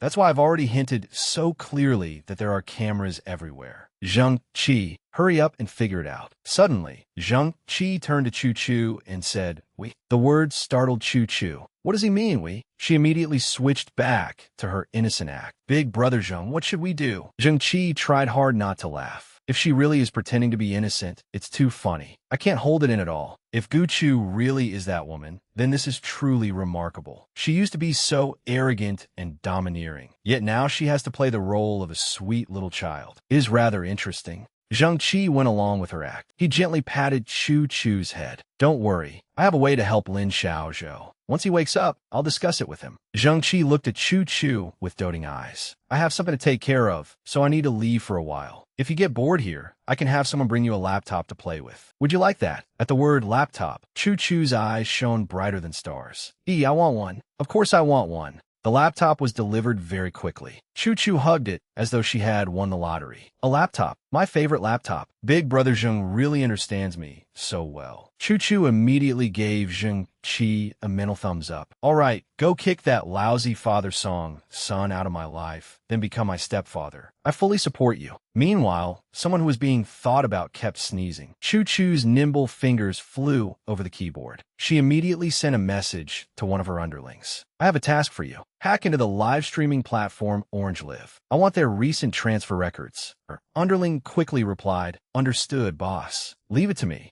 All right, boss. I heard that the United States will hold the World Hacker Competition in half a year. The prize money is $3 million. Do you want to participate? Upon hearing the amount, Chu immediately sent a shocked cat emoji. How much did you say? Chu became extremely excited at the thought of the enormous prize. $3 million? Of course I'm joining. I'm very short on money right now, so I need to become financially independent as soon as possible. At the same time, Lin Xiaozhou was beginning to show signs of waking up. He sat up and held his throbbing head. Seeing this, Chu happily called out, Big Brother Xiaozhou, you're awake. Chu, where is this? What happened to me? Chu picked up her phone and ran to the bedside, showing it to Lin Xiaozhou. Don't worry about that, Big Brother Xiaozhou. Something bad has happened. Someone online says that you harassed them. Lin Xiaozhou was stunned. What did you say? After reading the news that was exploding across the internet, Lin Xiaozhou was so anxious that he broke out in a cold sweat. Chu, I absolutely didn't post those messages, and I never did anything like that. By E, and I don't have any kind of relationship. Why would she falsely accuse me? Lin Xiaozhou hurriedly got out of bed. Chu, lend me your phone for a moment. I need to call the CEO of Orange Live. Okay, Big Brother Xiaozhou. Don't panic. Lin Xiaozhou anxiously made the call. The instant the other side picked up, he began explaining. President Wang, it's Kid. I didn't. Before he could finish, the person on the other end immediately cursed at him. You still have the nerve to call me?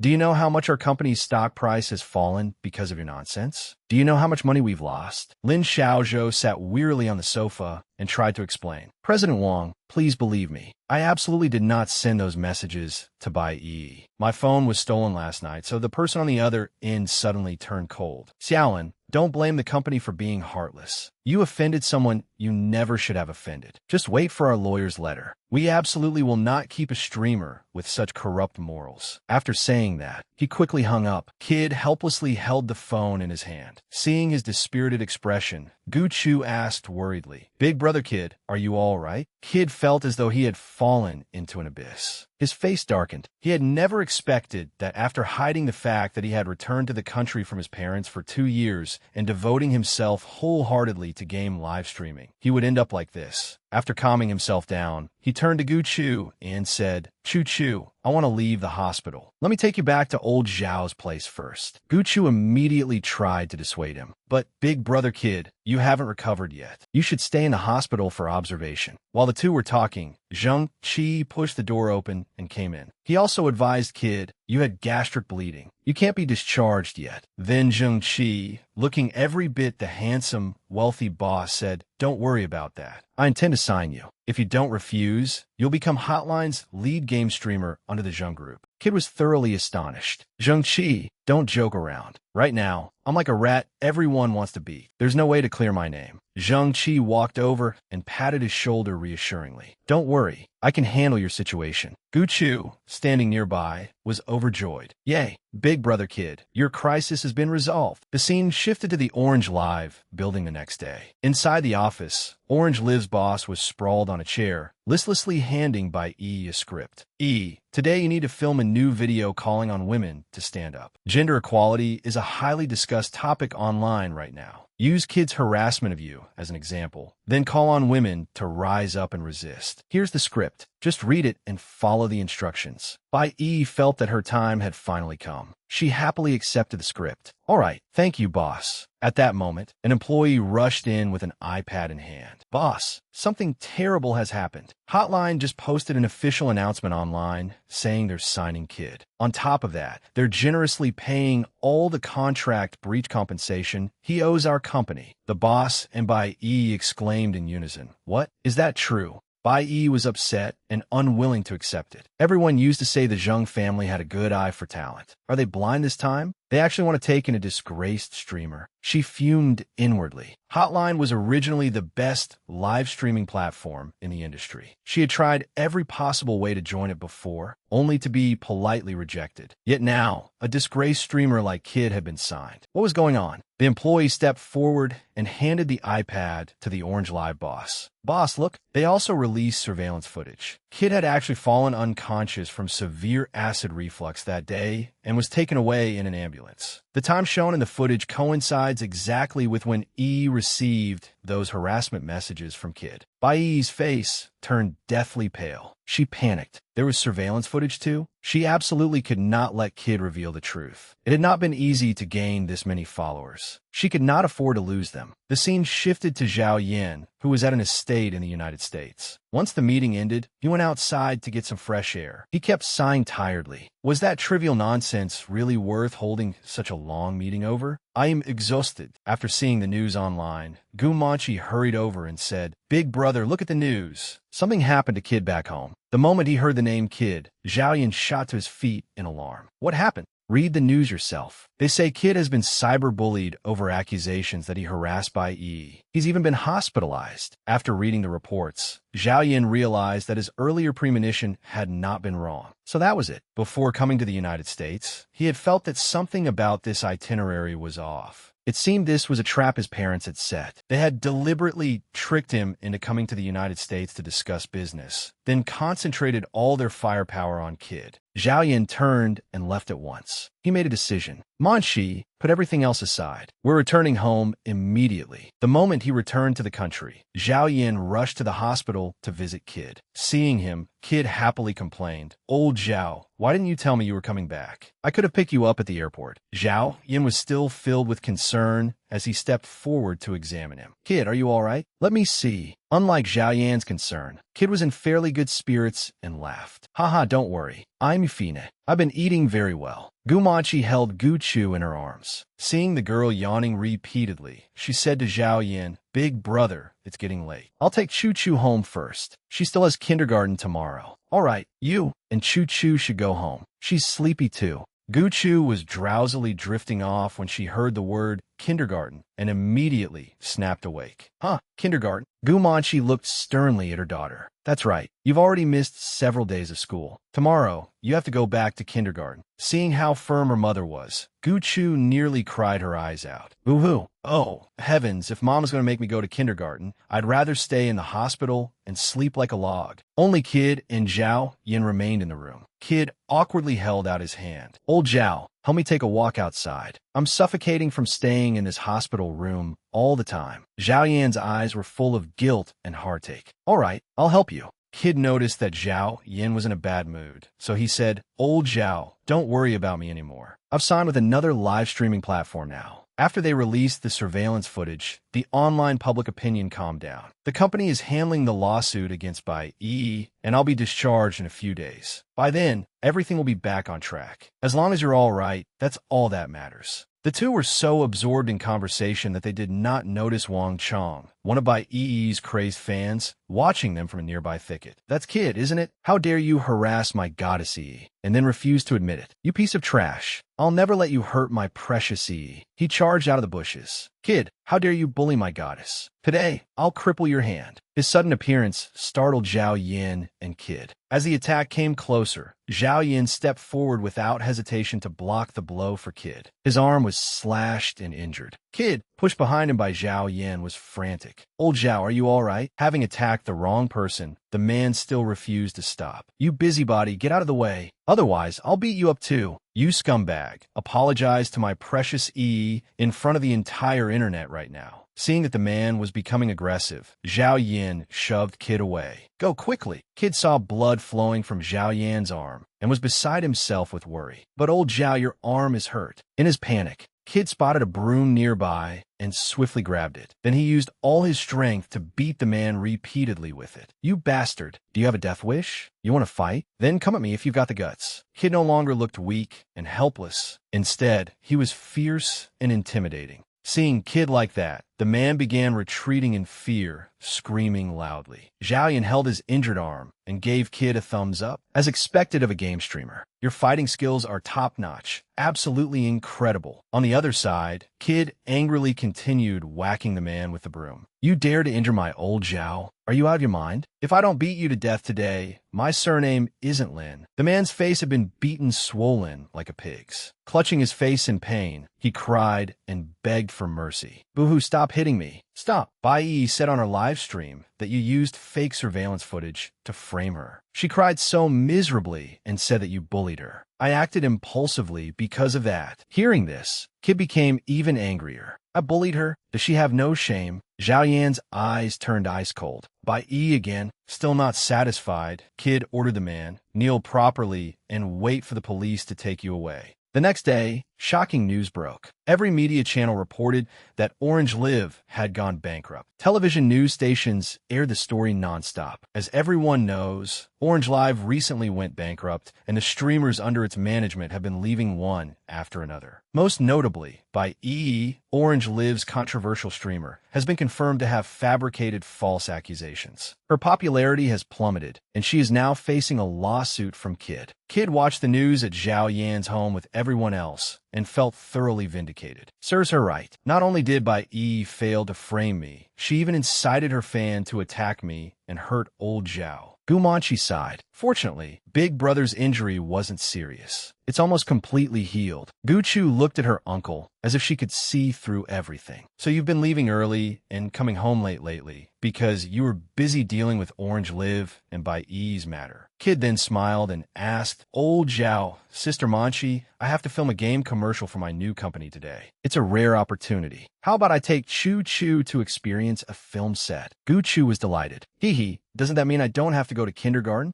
The little girl happily raised both hands. I want to go. I really want to go. Seeing how happy she was, Gu Manchi could not bring herself to refuse. Then I'll go with Chu Chu. This child loves to play too much, so I need to keep an eye on her. When the three arrived at the film set, it started to rain. Seeing the ancient-looking location, Gu Chu excitedly asked, Big Brother Kid, are you filming here? This place is huge. Then she volunteered to run ahead. Mom, hurry up. Let's go over there. Chu Chu. Why? Wait for mommy. Gu Chu stopped running when she noticed someone ahead of her. She discovered something strange. It was Zheng Qi. He was the young master of the Zheng family. So why was he here? Could it be because of her mother? Her face changed as she thought of that possibility. Behind her, Gu Manqi kept calling out, "Chu Chu, don't run around." Zheng Qi also noticed Gu Manqi's arrival. "Miss Gu, it's been a long time. Have you been well?" Gu Manqi replied politely, "I've been well. Thank you very much for what happened at the hotel last time." Zheng Qi's gaze never left Gu Manqi as he answered calmly, "It was only what I should have done." As for Gu Chu, she was busy drawing her own conclusions. This brat really did have improper intentions toward Mom. Unfortunately for him, if he wanted to be my dad, he would have to stand in line. After all, there were still the first, second,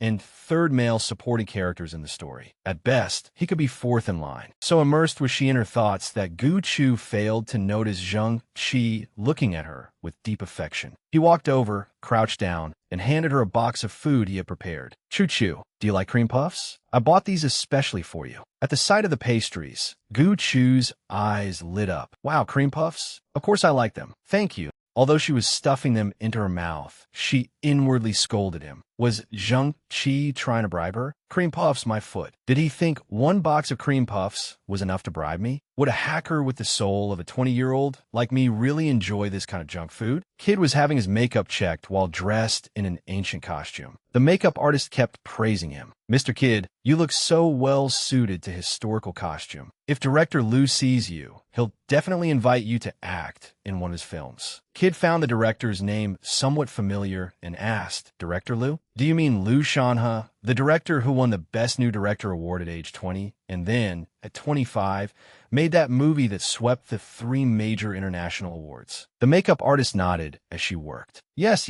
We originally invited him to direct this commercial teaser, but unfortunately, his schedule was too packed, so he was replaced by another director." Hearing that name, Gu Chu turned around as well. "Liu Shanhe? Isn't he the deeply devoted and tragic first male supporting character from the original story?" Gu Chu remembered that, in the novel, Gu Manqi had entered the entertainment industry under the name Guruashi. She had immediately attracted director Liu Shanhe's attention. After meeting Gu Manqi, Liu Shanhe even used her as the inspiration for a film called The Years of Falling Flowers, casting her in the leading role. It was because of that film that Gu Manqi reached the peak of fame the moment she debuted. At that time, Gu Manqi not only received high praise from a famous director, but also had a classic work to her name and an exceptionally beautiful appearance. If things had continued that way, she would surely have become the youngest Best Actress winner. Unfortunately, Gu Manqi encountered the male lead, Song Senator, just as Kid finished his makeup and costume styling. The director approached with a gloomy expression. "Kid, I have bad news. Chow Yue-chi, the female lead who was supposed to film with you today, says she didn't receive the information and has stood us up." Kid was dumbfounded. "Huh? How could that happen?" The crew complained unhappily. Chow Yue-chi only accepted this endorsement because she heard the director would be Liu Shanhe. Now that the director has been changed to Director Wong, she quit. There's nothing we can do about it, because Chow Yue-chi is close friends with the Zheng family's young lady. With Miss Zheng backing her, we can't do anything to her. "Kid, I'm really sorry. Since the female lead has left, today's commercial shoot has to be canceled." As he spoke, the director's gaze fell on Gu Manqi. Oh wait, seeing Gu Manqi's striking aura, he praised her repeatedly. "Oh my goodness, this young lady has such an incredible presence." Delighted as though he had found a lifeline, he stepped forward. "Beautiful, miss. Could you try styling yourself as the female lead for our commercial teaser? My mentor is director Liu Shanhe. He always says I have an eye for beauty. I stake my reputation on the fact that you'll look amazing on camera."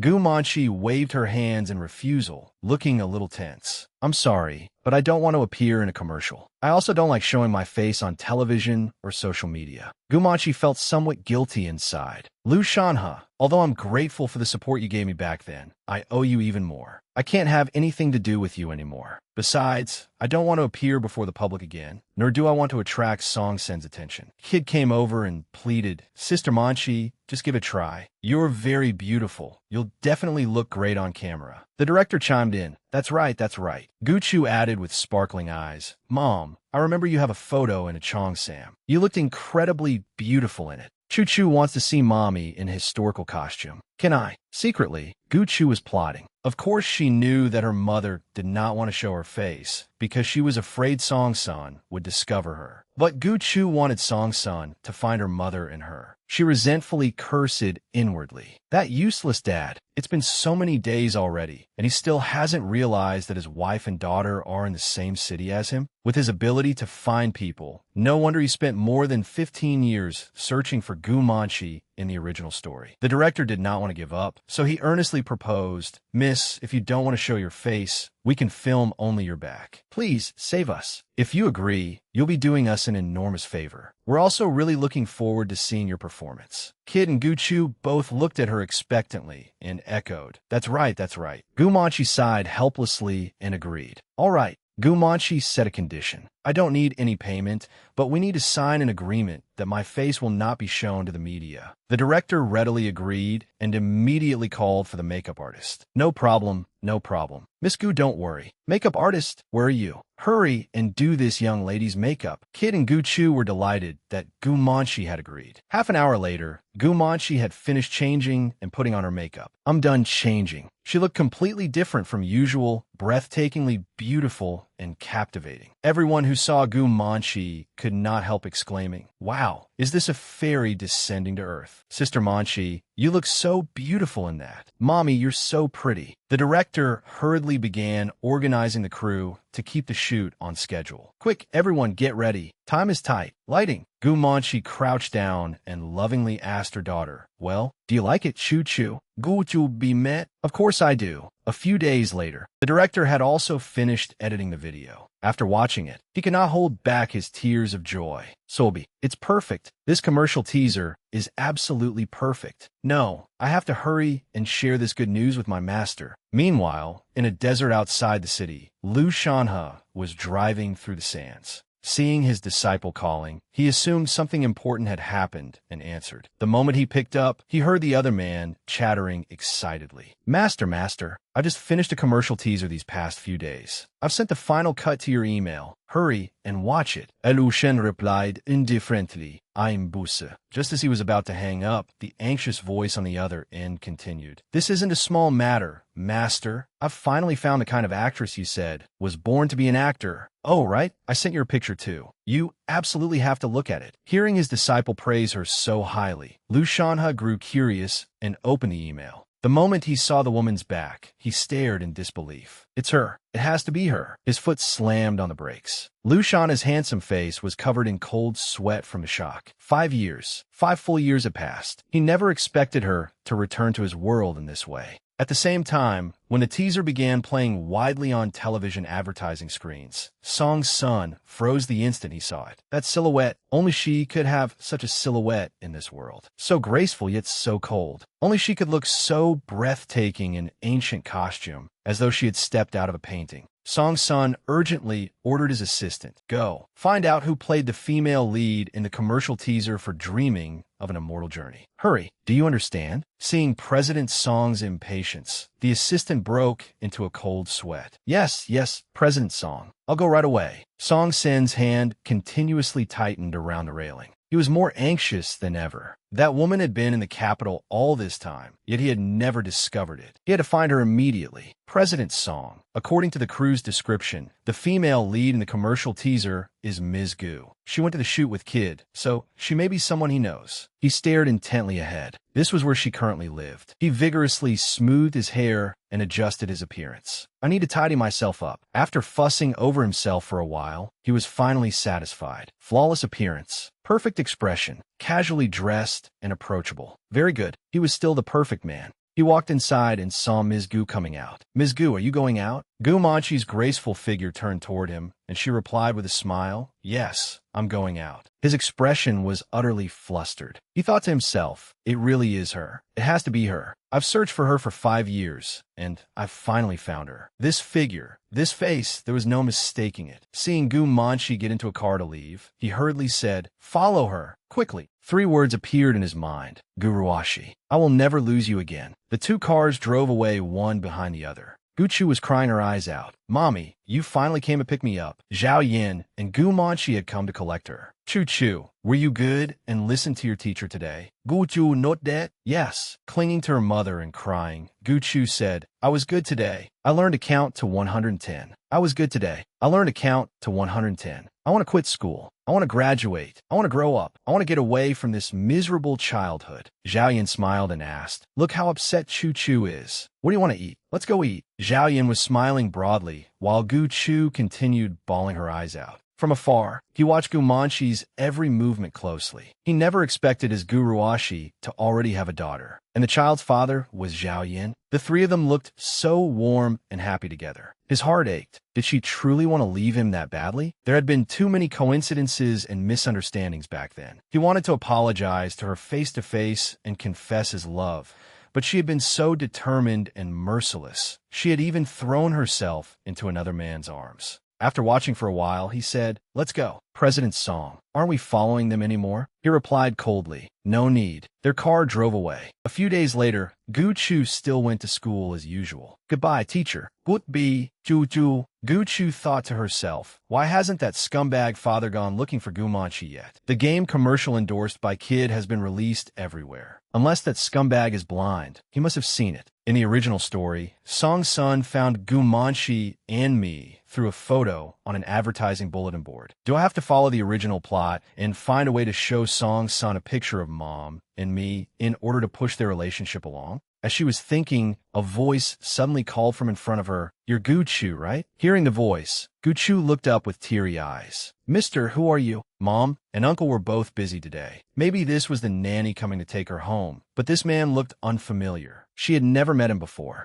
Before she could think further, the man suddenly rushed forward and covered Gu Chu's mouth, leaving her unable to say anything except muffled sounds. He restrained her in an instant, scooped her up, and ran straight toward the waiting car. The car sped away, leaving Gu Chu's hat fluttering by the roadside. The vehicle raced toward a desolate location. Boss, was this kid scared stupid? Why isn't she crying or making a fuss? The thug said to the driver beside him, Who cares whether she's stupid or not? As long as we get the money, we'll take it and leave. Once we have the money, the other man nodded. Yeah, we'll get the money and run. Why stay here? The employer already said it. A worthless child shouldn't remain in this world. Listening to the two men's conversation, Gu Chu finally understood. Oh, so I've been kidnapped. The two men discussed among themselves. We brought her here. Did you make the call? I already notified Gu Chu's mother. Inside the room, a woman spoke to the two men. I really don't understand. Kidnapping Lin Xiaozhou should have been enough. Why kidnap a 5-year-old child too? The man hurriedly explained. They ordered us to kidnap Lin Xiaozhou, but he stays beside Zhao Yin all day, so we couldn't get him. We had no choice but to take this little girl instead. The fat man said excitedly, Don't underestimate this 5-year-old. Everyone around her is rich. Her mother has an unusual relationship with Zhao Yin. You know Zhao Yin, don't you? He has more money than he could ever spend in a lifetime. Gu Chu put on a pitiful, frightened expression and said, Aunt Bai, are you going to kill Chu Chu?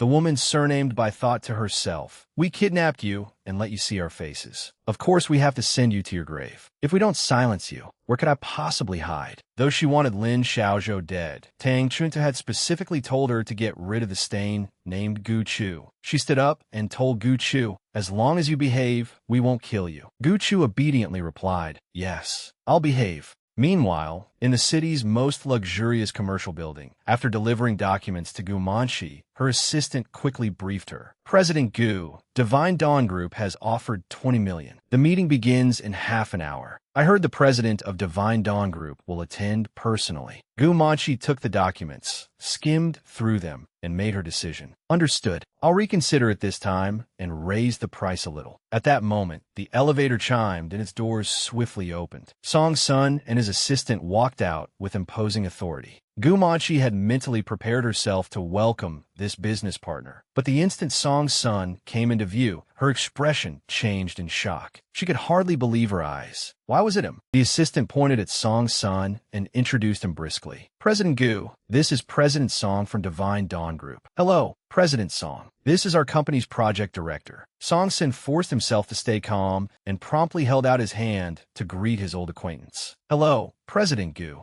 Gu Manshi was in turmoil, even breaking out in a cold sweat. She stared at the man before her, silently calculating. She never expected that after 5 years apart, she would encounter him today. She continuously reminded herself to stay calm. Back then, he had discarded her like an old shoe. She could not let him look down on her as he had before. Most importantly, she could not let Song's son discover Gu Chu's existence. She absolutely could not let him take Gu Chu away from her. Gu Manshi quickly composed herself, adopting an indifferent expression as if she did not know him. Then she politely extended her hand and shook his. "Hello, President Song. I am Gu Manshi." When Song's son heard the name Gu Manshi, surprise flashed in his eyes. Shouldn't she be Guruashi? It seemed she had changed. Just then, Gu Manshi's phone rang. She politely turned to him and said, "I'm sorry, President Song. I have a call. Please excuse me for a moment." Song's son snapped out his thoughts. "Of course. Go ahead." The instant Gu Manshi answered, before she could say anything, she heard devastating news that made her face go pale. An unfriendly voice came from the other end. "Ms. Gu, here's some news for you. Your daughter is in my hands. I want 10 million. Don't call the police, or I'll kill the hostage immediately." Gu Manshi was frantic and shouted, "Why is my daughter in your hands? Who are you?"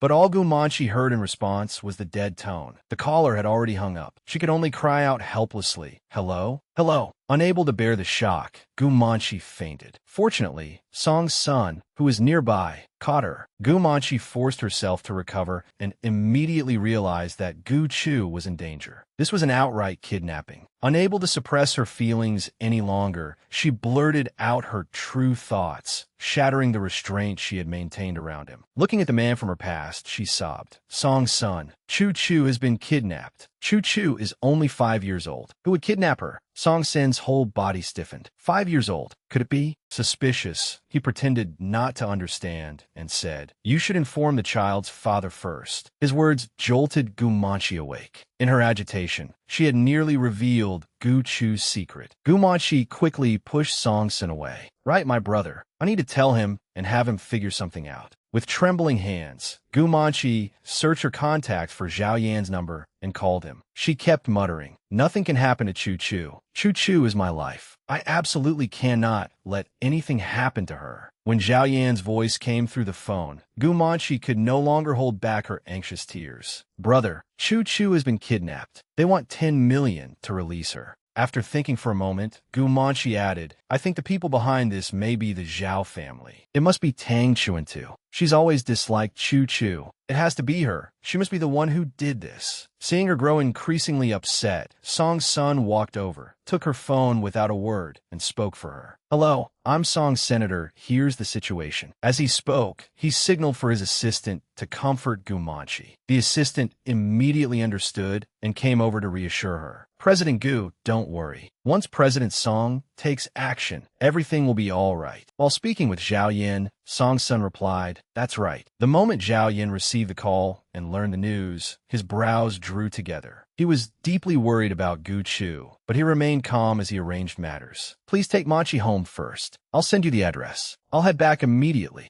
Song's son promptly agreed. "All right, I understand." Unable to suppress his doubts, Song's son quietly asked, "Mr. Zhao, are you Ms. Gu's brother?" Zhao Yan did not think much of it and quickly replied, "Yes, I'm her biological brother. Is there a problem?" Song Sen now seemed certain that his instincts had been right. Hearing this, he smiled in satisfaction. "No problem. See you shortly." Seeing Zhao Yan's frantic appearance, Kid anxiously asked, "Old Zhao, what happened?" Zhao Yan hurriedly packed his things to leave, his worried face turning toward Kid as he explained, "Chu Chu has been kidnapped. The kidnappers are demanding 10 million. Song's son has already called the police. We're going home first to cooperate with the investigation." Hearing this, Kid broke into a cold sweat over Gu Chu. What? How could that happen? He hurried after Zhao Yan and asked, "Old Zhao, who did this? Who would dare kidnap Chu Chu?" Zhao Yan's thoughts were a complete mess. "We'll talk when we get home." Zheng Qi had just received the news as well. In disbelief, he thought, Chu-Chu was kidnapped? Without caring about anything else, Zheng Qi threw the documents to the floor and hurried after them. Wait, I'm helping too. Soon, everyone gathered in the living room of Zhao Yan's home. Zhao Yan kept patting Gu Manqi's shoulder to comfort her. Manqi, let's wait patiently. Since the kidnappers want money, they'll definitely call again. Zheng Qi pointed to a bespectacled boy beside him and introduced him. This is my younger brother, Zheng Menglu. He doesn't do much, but he knows some computer skills. Once the kidnappers call, he can trace their IP signal and locate them. Seeing his brother introduce him so disgracefully, Zheng Menglu pulled a face and interjected, there are outsiders here. Can't you say me some face? He immediately pointed to himself and introduced himself proudly. First, my name isn't Zheng Menglu. It's Bobo. Second, I'm not useless. I help grow vegetables in the backyard every day. Zheng Menglu angrily continued, listing his contributions. And I feed those chickens too. Zheng Qi could only give a cold laugh. Just then, Gu Manqi's phone rang again, making her extremely nervous and anxious. They're calling. Zhao Yan immediately calmed her and instructed, stay calm, speak slowly, and drag out the conversation so we can trace their IP address. Gu Manqi nodded and quickly answered. The man's voice came through the phone. At noon tomorrow, put the money on ship 136 at the harbor in the eastern outskirts of the capital. If I see that you've called the police, you know the consequences. Gu Manqi nervously called into the phone. Where's Chu-Chu? I want to hear her voice. But the man replied coldly, don't even think about it, before quickly hanging up. The tense room was filled only with the phones beeping. Gu Manqi collapsed helplessly. Hello,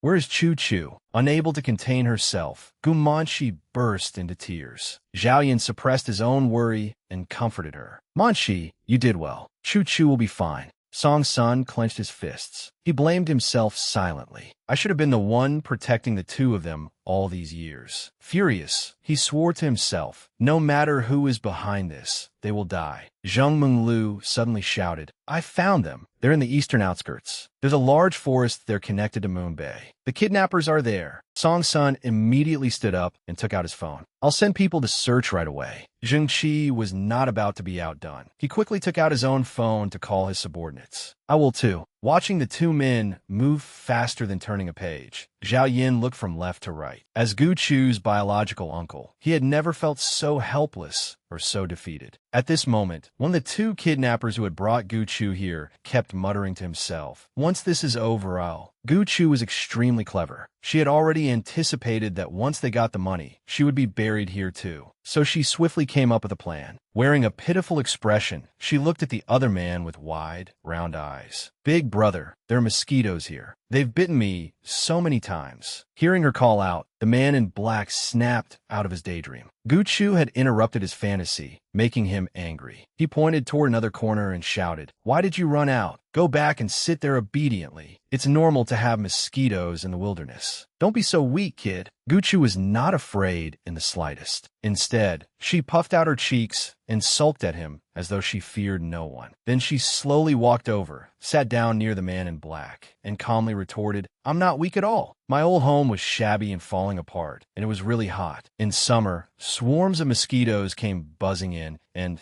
I had to stay up all night chasing them away. The three kidnappers looked utterly dumbfounded after hearing her words.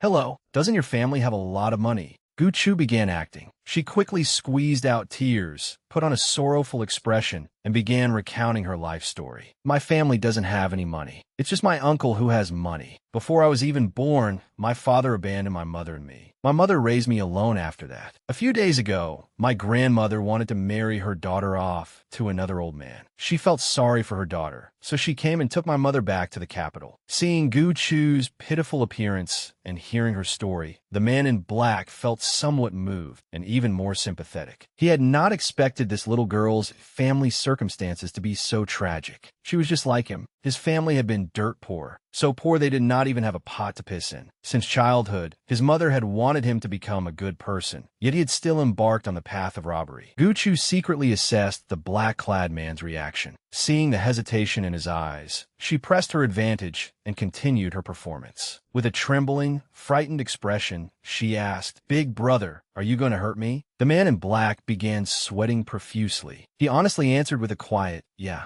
Gu Chu cursed inwardly, but outwardly, she pretended not to be too afraid. She gave him a faint, understanding smile. It's okay, but after I'm gone, please don't let my mother find my body. If she sees me, she'll definitely cry. Gu Chu immediately targeted the man's emotional vulnerability. Big brother, once you get the money, remember to buy your mother some new clothes. My mother says it isn't easy to earn money, but if me disappearing from this world can make your mother's life better, then I don't mind. The man in black was completely touched by her words. Covering his mouth, he began to cry. Wah, this little girl is so sensible. I don't want to hurt her, but the 10 million ransom is so much money. What should I do? What should I do? The man in black struggled intensely inside. His tone changed from fierce to gentle. It's raining heavily outside. Hurry inside. Seeing that her little psychological song had done its job, Gu Chu obediently replied, okay. Before going in, she added, you should go to bed early too, big brother. Leaning against the door, the man in black continued crying at Gu Chu's concern. He gritted his teeth and tried to sound composed.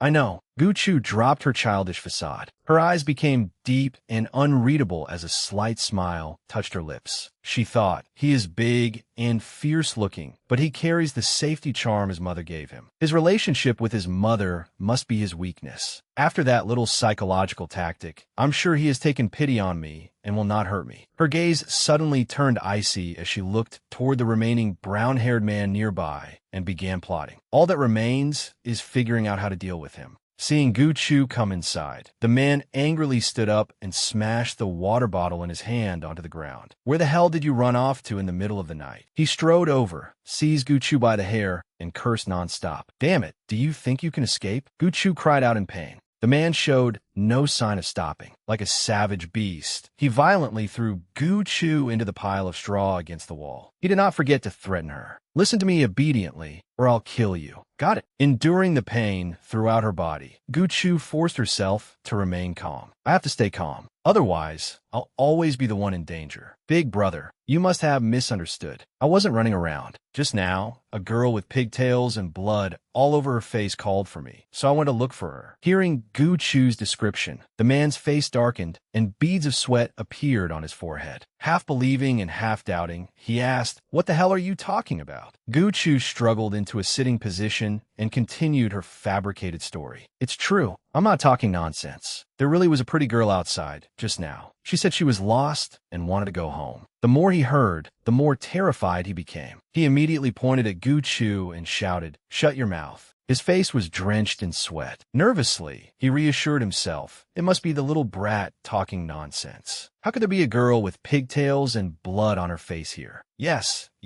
she's just making things up. Although he tried to comfort himself, old memories surfaced in his mind. He recalled fleeing to a remote little town last year. Late at night, he had encountered a pretty female student with pigtails and asked her for directions. Because he found her beautiful, he could not restrain his wicked intentions and dragged her into the bushes beside the road. He remembered her words clearly. You bastard. Even if I become a ghost one day, I will never spare you. You will never live well. From then on, he often dreamed of that girl's agonized screams. Seeing the panic on his face, Gu Chu seemed to guess what had happened. This man must have done something terrible in the past. As if she could read his mind, she quickly added, oh, right? That girl also said she would never spare you, mister. Having been struck at his guilty conscience, the man's entire body stiffened. He did not even dare to breathe too loudly. Seizing the opportunity, Gu Chu smiled faintly and called out in a clear voice, ah, she's outside. The man now seemed to believe Gu Chu's words. Trembling, he turned around to look behind him, muttering continuously, no, that can't be.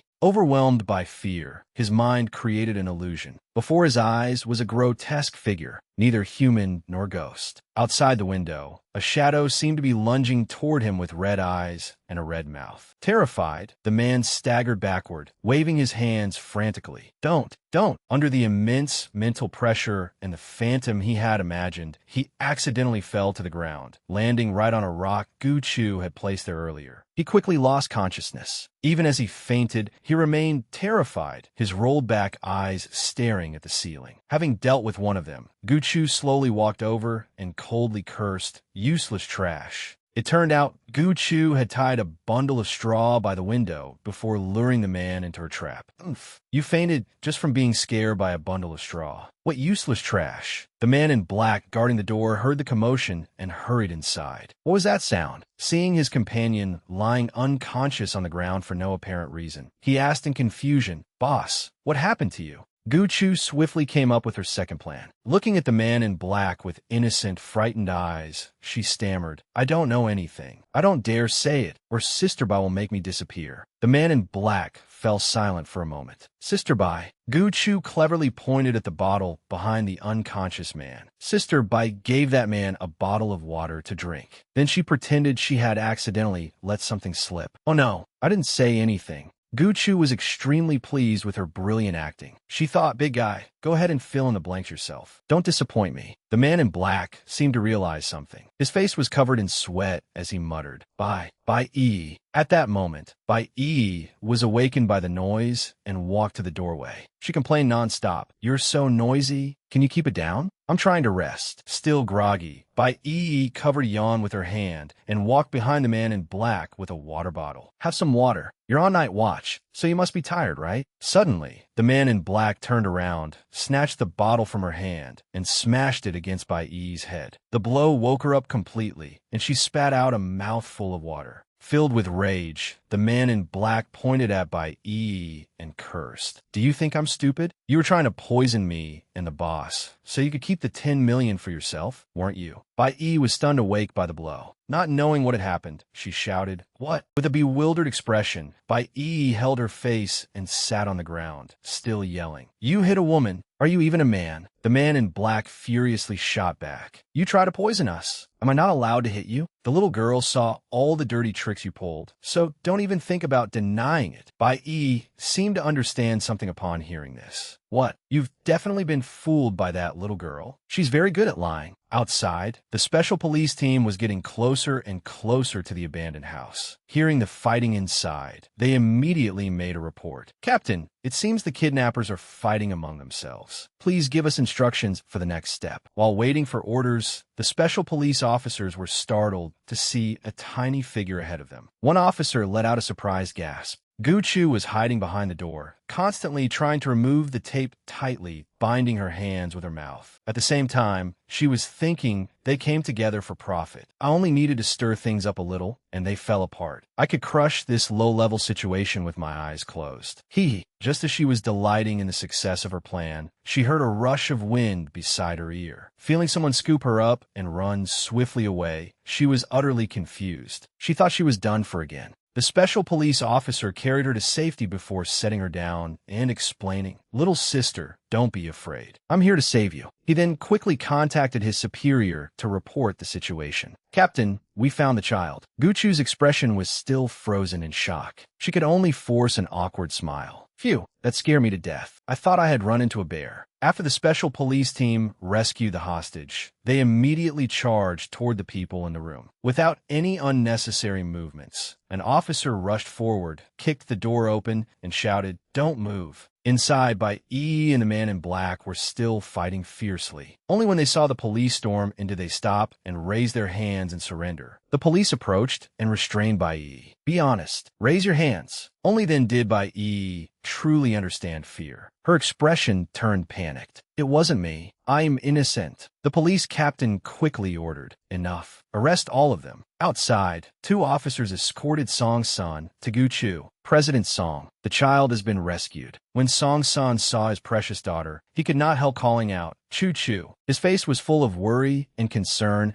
as he repeatedly checked Gu Chu's body. "How are you? Are you hurt anywhere?" Seeing how worried he was, a policewoman softly reassured him, "Mr. Song, don't worry. She has not been injured." Gu Chu, meanwhile, was laughing inwardly. "Oh, this lousy father is this worried about me? It seems he already knows that Gu Manchi and I are his family." Though that was what Gu Chu thought, she still wore the innocent expression of a clueless child. Deliberately, she said, "Uncle Song, did you bring people to rescue me?" "Thank you, Uncle." Hearing Gu Chu call him uncle, Song's son felt as if his heart had shattered. Uncle? His own daughter was calling him uncle. It hurt too much. He was devastated. A trace of sadness crossed his face as he thought, fine, I'll start by bringing up the subject of her father, so she can prepare herself mentally. When the time is right, I will tell her that I am her biological father. Song's son walked over and sat beside her, gently patting her back as he asked, Chu Chu, do you want to know where your father is? Continuing her act, Gu Chu innocently asked, my father? She gave him a sweet smile. Of course I know where my father is. Song's son was rather surprised. Oh, you know where your father is? Gu Chu grinned mischievously and made a blunt declaration. My father kicked the bucket a long time ago. Hearing the words, kicked the bucket, Song's son felt as if a boulder had struck his head. He even sprayed out a mouthful of water. Watching him, Gu Chu felt immensely satisfied. Song Sen's face turned pale with sweat as he cautiously asked, did your mother tell you that your father is dead? Gu Chu smiled with narrowed eyes, her voice tinged with sorrow as she began explaining. My mother said my father was a diver. 5 years ago, he went diving, but he never came back up. Doesn't that mean he's dead?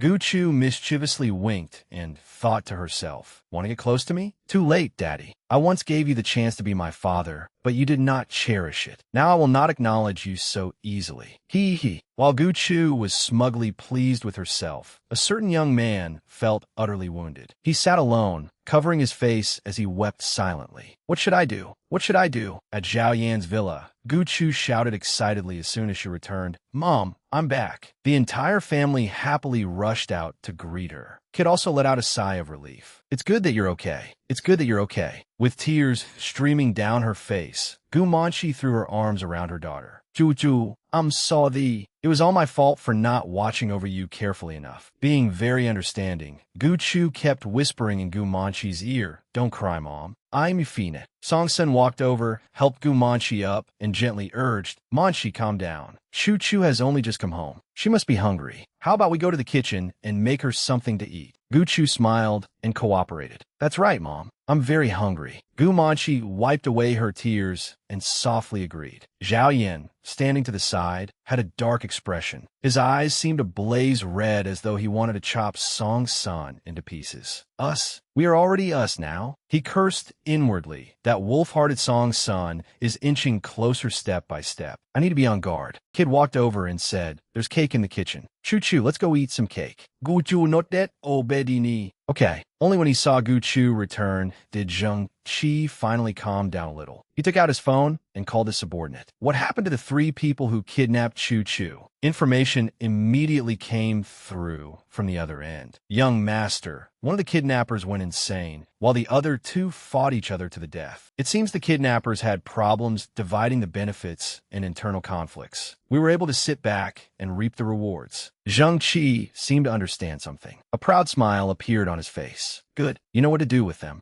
His eyes were full of affection as he looked toward Gu Chu. That is the Red Peach I know. With her methods and intelligence, even if she became a 5-year-old child, she could still survive. Nearby, Gu Chu happily enjoyed a slice of strawberry cake as though she had never been kidnapped. Zheng Qi could not stop himself from taking out his phone to record this moment. Gu Chu was extremely sensitive and looked over. Sweat trickled down her forehead as she thought, Big brother, can you stop for a moment? Please restrain your love for my mother. My biological father is sitting right here, and yet you dare to openly take secret photos of my mother? Gu Chu would never know that she always thought she was the chicken, only to discover she was actually the grain in Zheng Qi's eyes. Thus, Zheng Qi's misunderstanding of Gu Chu grew deeper and deeper. After watching the videos he had just recorded, Zheng Qi kept grinning to himself. At last, he had found the girl he had secretly admired for so long. After seeing that Gu Chu had finished her cake, Gu Manchi gently pinched her cheek and reminded her, after you take a bath, remember to change clothes and go to sleep. You don't have to go to school tomorrow. Mommy will stay home with you.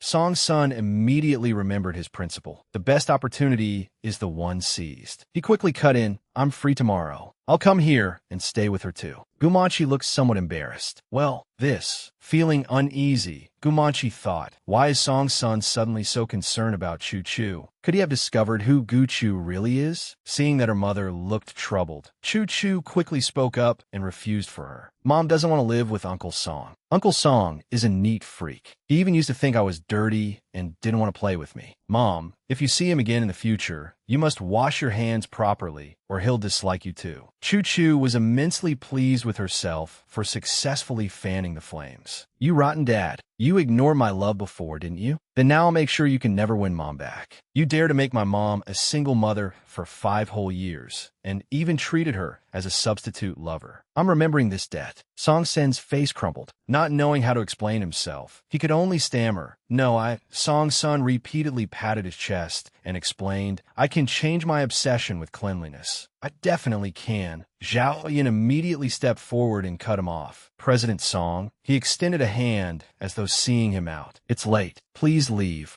Zhao Yin was extremely annoyed. Gritting his teeth, he cursed inwardly. "I'm still right here, and you still dare to flirt with my sister? What's worse, you even disliked my niece before." Song Sun heard the displeasure in Zhao Yan's voice. Taking the hint, he looked at Gu Manqi and said gently, "It's late. I'll be going now." Gu Manqi had something she wanted to say to him privately, so she sweetly replied, "All right, I'll see you out." As they walked, Gu Manqi cautiously asked, "You already know, don't you?" Song Sun gave a quiet hum in acknowledgement. Gu Manqi became extremely worried. "Are you going to take Chu away? I know the Song family hasn't had a child in many years. Old Master Song has always wished to hold a grandson, but seeing how anxious she was, he merely said 3 words flatly, 'I won't.'" Gu Manqi seemed to have misunderstood him. She stepped aside, tears streaming down her face. "So you really do dislike Chu?" Seeing her cry, Song Sun was completely bewildered. Question marks filled his mind.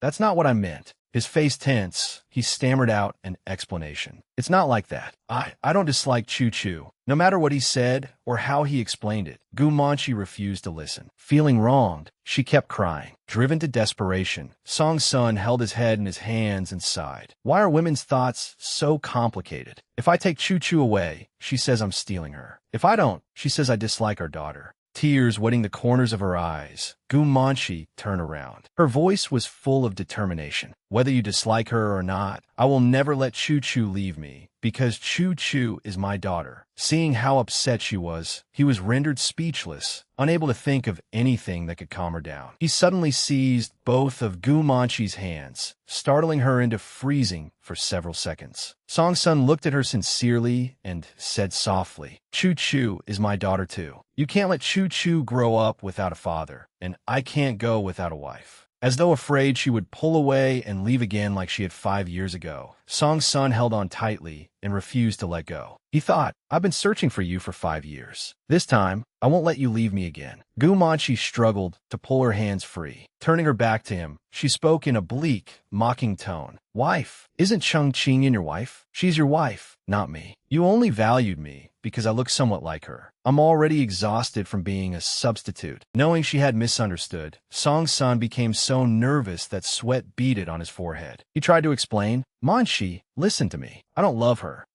Before he could finish, Zhao Yin, who was standing nearby, gave several pointed coughs to interrupt him. Ahem, ahem. Zhao Yin had heard every word of their conversation, and his impression of Song Sun had dropped even further. At that moment, Zhao Yin was like the king of Azura, radiating killing intent. His icy voice rang out. "Manqi, go home. Chu wants cake, but I don't know how to cut." He paused, glanced at Song Sun, and added, "Because I only know how to cut meat." Song Sun turned around and felt a chill run down his spine when he saw his brother-in-law holding an enormous, gleaming knife. Gu Manqi obediently went back inside. Before leaving, she did not turn around, only saying flatly, "Song Sun, please don't come here again." With guilt and sorrow mingled in his eyes, Song Sun murmured, "Manqi, I deserve your coldness. I was a bastard back then. I clearly loved you, but I didn't know how to confess, so I used excuses to hurt you, hoping I could keep you by my side. I was wrong. I made mistakes and lost 5 years with you and our daughter. How can I let you know just how deeply I regret it?" Seeing her mother come inside, Chu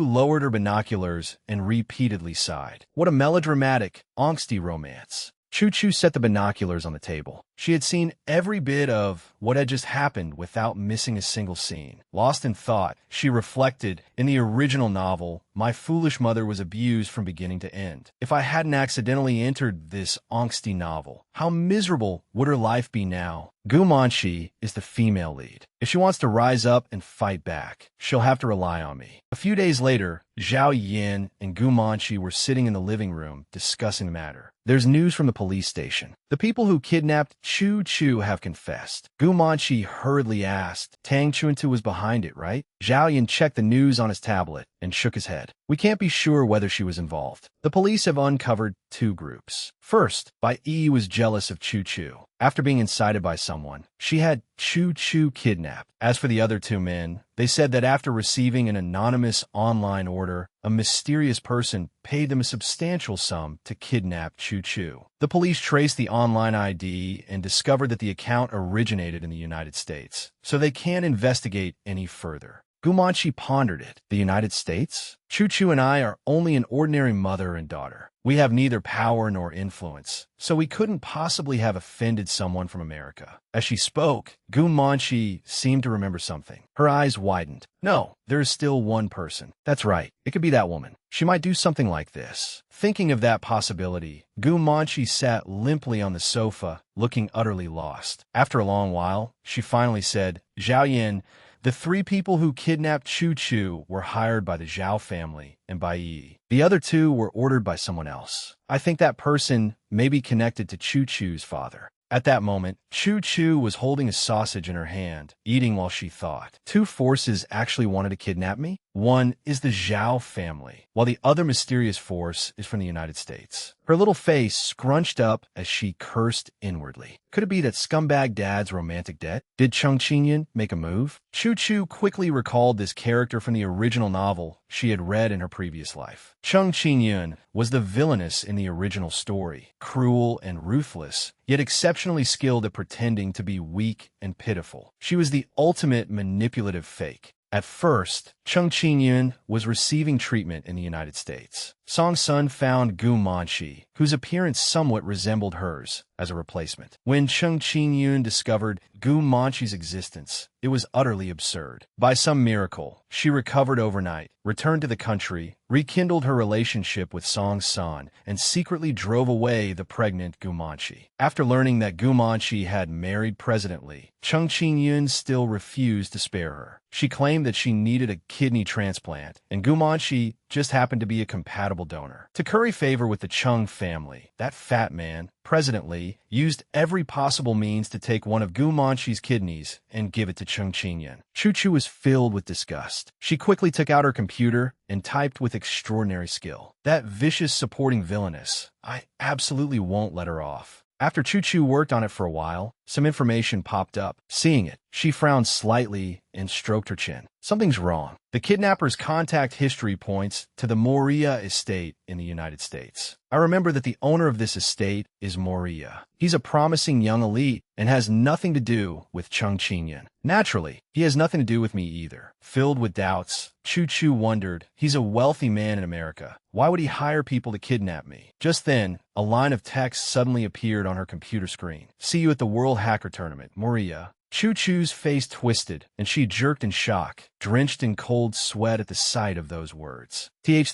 She felt somewhat panicked. Have I been discovered? In this angsty fictional world, is there actually a hacker capable of matching me? That's impossible. Suddenly, Chu Chu remembered something from her previous life, and her whole body nearly turned to stone. Wait a minute. An image appeared in her mind. A muscular man with golden blonde hair. She shuddered and muttered, could he be the man who hunted me down and whom I ended up sleeping with in my previous life? Chu Chu trembled all over at the thought. Oh my God, could he have transmigrated into this novel too, just like me? Chu Chu's little hands flew skillfully over the keyboard. As she drafted a reply to the other party, she pondered, in my previous life, I did plenty of bad things, and he chased me all over the world. But doesn't matter. Her eyes blazed with anger as she irritably pressed the send button. Feeling anxious for her tiny present self, she thought, I'm only an innocent, adorable 5-year-old child now, yet he still refuses to let me go. Chu Chu believed he was the one who had hired the kidnappers to abduct her. He even dared to send her a challenge. Fine then, Let's see who finishes first. After a series of operations, a message appeared on her screen. The target's power system has been shut down. Confirm. Chu-Chu swiftly clicked the confirmation button. With a heavy expression, she slammed both hands onto the desk and stood up. A long list of names she had offended flashed through her mind. After narrowing it down, she quickly guessed who wanted to make a move against her. It was very likely that scumbag. She promptly made a decision. Perhaps she would have to meet that scumbag at the World Hacker Tournament being held in the United States at the end of this year. Meanwhile, at an estate somewhere, people were shouting in alarm. How could the estate's private power line suddenly fail? Where's Mr. Maria? Hurry and send someone to check whether he's in danger. A mysterious young man held an ace of hearts in his hand and chuckled. As expected, it's her. The only person who could throw the estate's electrical system into chaos was her. Looking at the faint moonlight high above, the young man felt more excited than ever. Sure enough, it was still that vengeful little girl from his memories. The Ace of Hearts looked forward to meeting her again soon.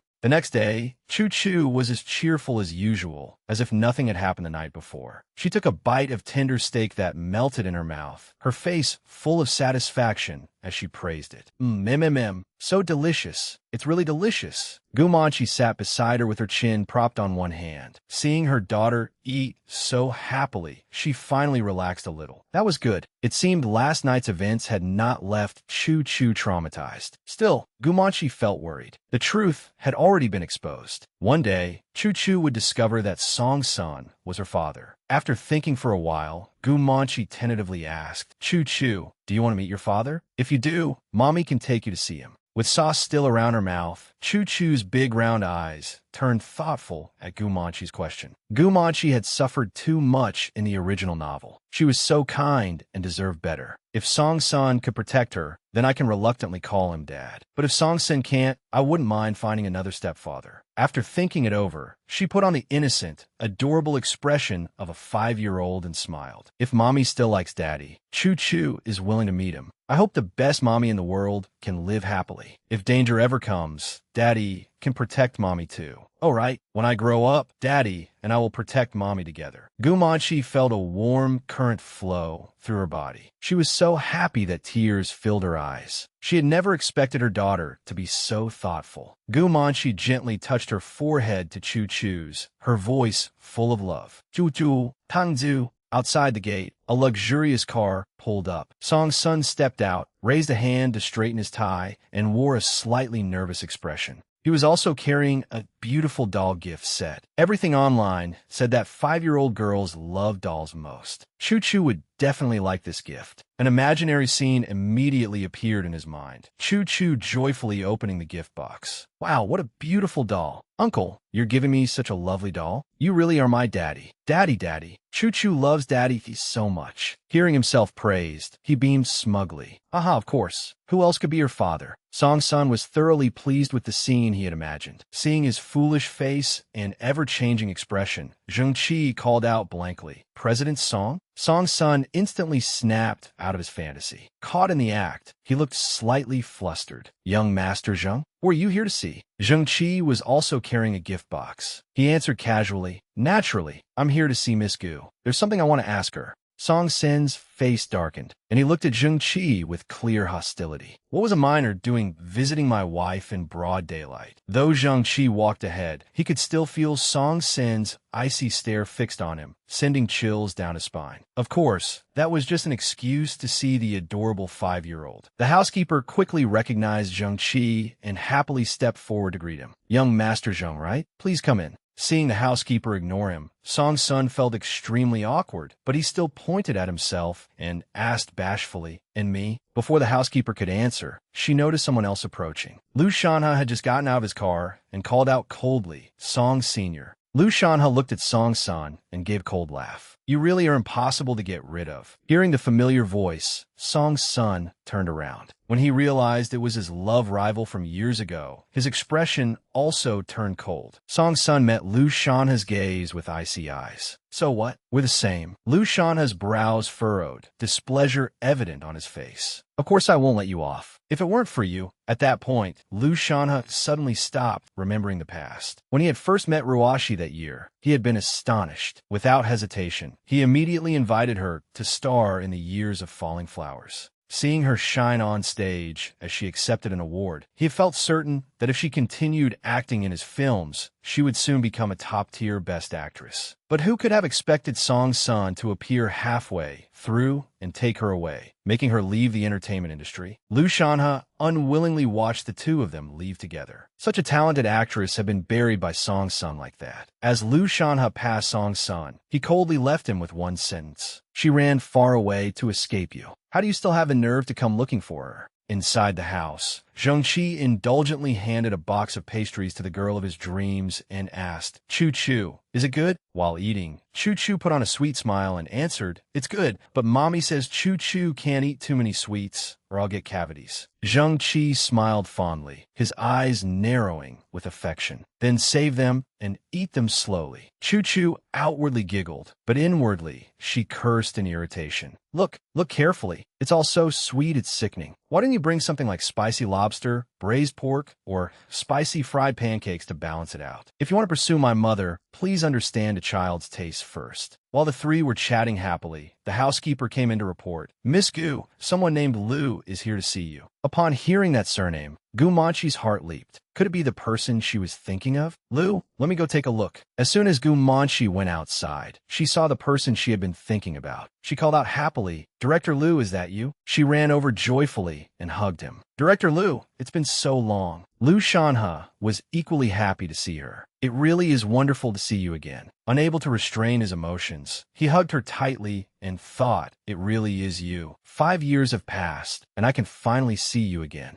Gu Manchi excitedly took Lu Shanha's hand and led him into the house to catch up. "Director, come in and sit down." Having witnessed everything, Song Sun froze as though turned to stone. He felt as if his world were collapsing. Ignored by one person after another, Song Sun's face darkened. His hand clenched tighter and tighter around the doll gift box as he muttered softly, "What about me? I want to go in too." Zhengqi wanted to close the distance between them, so he pointed at the computer and asked indulgently, "Choo Choo, do you want to play on the computer? I'll lend you my laptop." While eating her cake, Choo Choo politely replied, "Yes, please." Zhengqi added, "There are games like Hungry Snake and Baby Dolls on it too." Choo Choo immediately rejected his suggestion. "I don't play those. I want to play Dreaming of an Immortal Journey." Hearing that, he curled his lips into a meaningful smile, his gaze deepening. Zhengqi now seemed certain that this little girl before him was Ace of Hearts, the person who had defeated him in games in her previous life before running away. "Oh, you like such difficult games, little one? Let me find it for you." Choo Choo also noticed the unusual change in his tone. She glanced at Zhengqi and studied him, finding him rather strange. Was it really necessary to go to such lengths with all these roundabout tricks, just to please her and get close to Gu Manchi? Even now, Choo Choo still failed to realize Zhengqi's feelings. She always assumed he was approaching her because of Gu Manchi. Thinking of the original novel she had read, Choo Choo became somewhat suspicious. But as I recall, Zhengqi had a terrible end in the original story. So why is he still holding on until now? How strange. Damn it, Choo Choo now considered herself a superhero. Seeing how seriously he pursued her mother and how he had saved her several times, she secretly resolved that if Zhengqi encountered any trouble in the future, she would save him too. As Choo Choo was lost in her own fantasy, Gu Manchi's voice rang out. "Director Lu, come inside quickly." Gu Manchi smiled as she explained to Lu Shanha, "Actually, this is my brother's apartment. My daughter and I are temporarily staying here." Behind them, Song Sun stood frozen like a statue.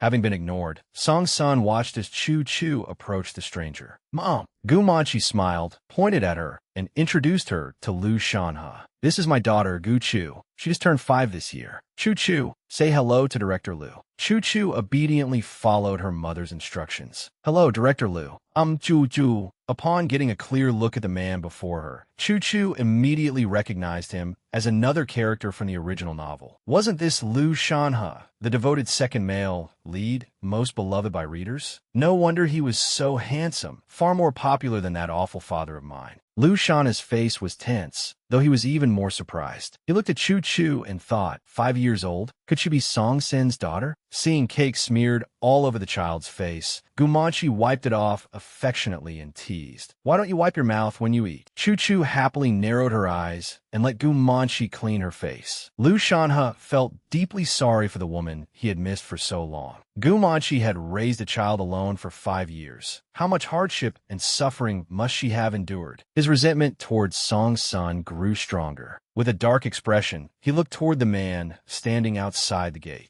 Song Sin really is a scumbag. Lu Shanha crouched down to Choo Choo's height, looking slightly embarrassed as he forced a smile. Choo Choo, you're such a good girl. I came in a hurry today, so I'll bring you a gift next time. How about I buy you a doll? Gumanchi was equally embarrassed and interjected. Director, there's no need to be so polite. She's still little. Don't spoil her too much. Choo Choo grinned happily and voiced her own opinion. I don't want that. I want the newest game console. Her gaze fell on Song Sen's back as she spoke in a deeply meaningful tone. She raised her voice as if she wanted her father to hear. Besides, I hate Barbie dolls the most. Song's son broke out in a cold sweat at those words and swiftly tossed the doll gift box in his hand aside. Song Sen's expression was awful, as though someone had slapped him across the face. Darby dos. What Barbie dolls? That evening, after chatting for a while, Gumanchi saw Zheng Qi and Lu Shanha off. Miss Gu, no need to see me off. Go back inside. All right, young Master Zheng, take care. Zheng Qi nodded, got into his car, and left. Gumanchi then continued seeing Lu Shanha off. Before getting into his car, he looked at her with deep affection. Ruoxi, no, Mangxi. I hope you can consider my confession today. You no longer have the troubles you had before, so you can start making plans for yourself. Gumanchi nodded gratefully, as though agreeing. All right, I'll think about it carefully. Then I'll be going. With that, Lu Shanha got into his car and drove away. Gumanchi watched him leave and softly said, drive safely. As she was about to go inside, she suddenly noticed that Song's son was still standing there. Mr. Song, why haven't you gone home yet? Song Sen's face was somewhat gloomy.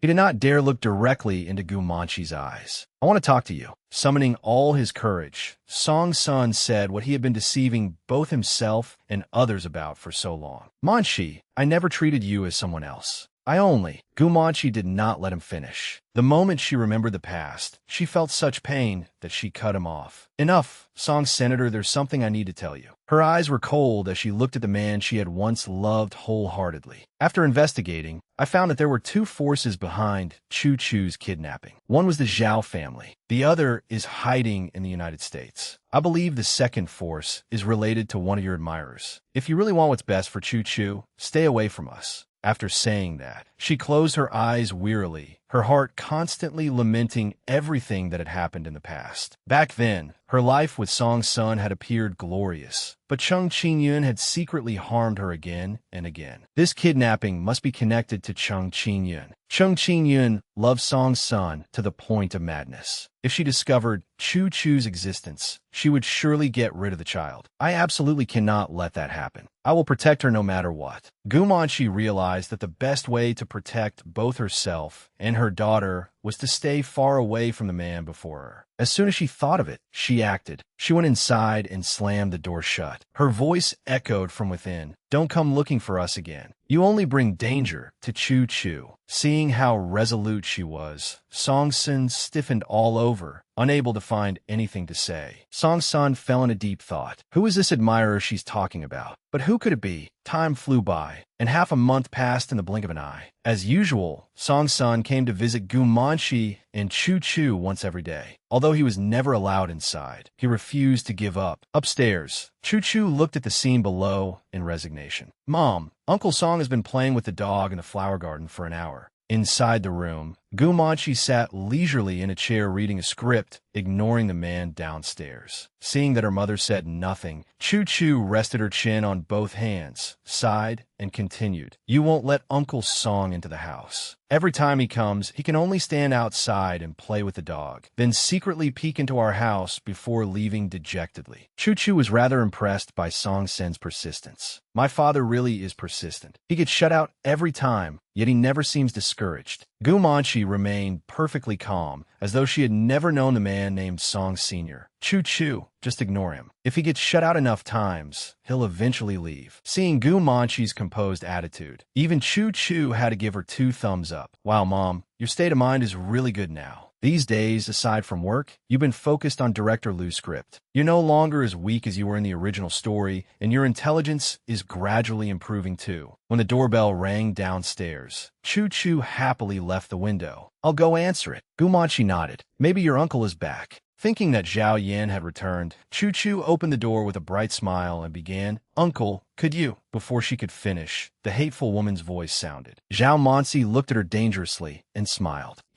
Hello, Choo-choo. Long time no see. Seeing that the visitor was actually Zhao Mansi, Choo-choo's face immediately darkened. Zhao Mansi bent down, touched Choo-choo's nose, and asked, What is it? Don't you remember me? Zhao Mansi had sprayed on so much perfume that Choo-choo kept sneezing. She cursed inwardly. What is this supporting actress doing here? Has her life been going too smoothly? So she came looking for me to cause trouble? What a weirdo. Did she spray on an entire liter of perfume? It reeks. When Gu Manchi noticed that Choo-choo had been out for a while without coming back in, she came outside to see what was happening. The moment Zhao Mansi saw her, she smiled in greeting. Hello, sister. Is my eldest brother not home? Seeing her scheming younger sister, Gu Manchi did not look very welcoming. Zhao Mansi? What are you here for? Zhao Mansi casually walked inside without waiting for an invitation. She leisurely sat down on the sofa, her voice carrying a hint of provocation. I came to visit my brother. Do I need to report that to you? My brother is really strange. He has such a lovely villa, but refuses to live there, preferring to stay in a rundown place like this. She did not stop there, continuing sarcastically, I don't know what my second brother is thinking either, bringing just anyone into the house. As she spoke, she casually picked up the script Gu Manchi had been reading. After glancing through the script, her eyes widened. So it really is true. Hearing that the famous director Liu Shanhe had recently been close to her brother, she dreamed of soaring high like a phoenix. If her brother could introduce her to him and get her a role in Liu Shanhe's film, how wonderful would that be?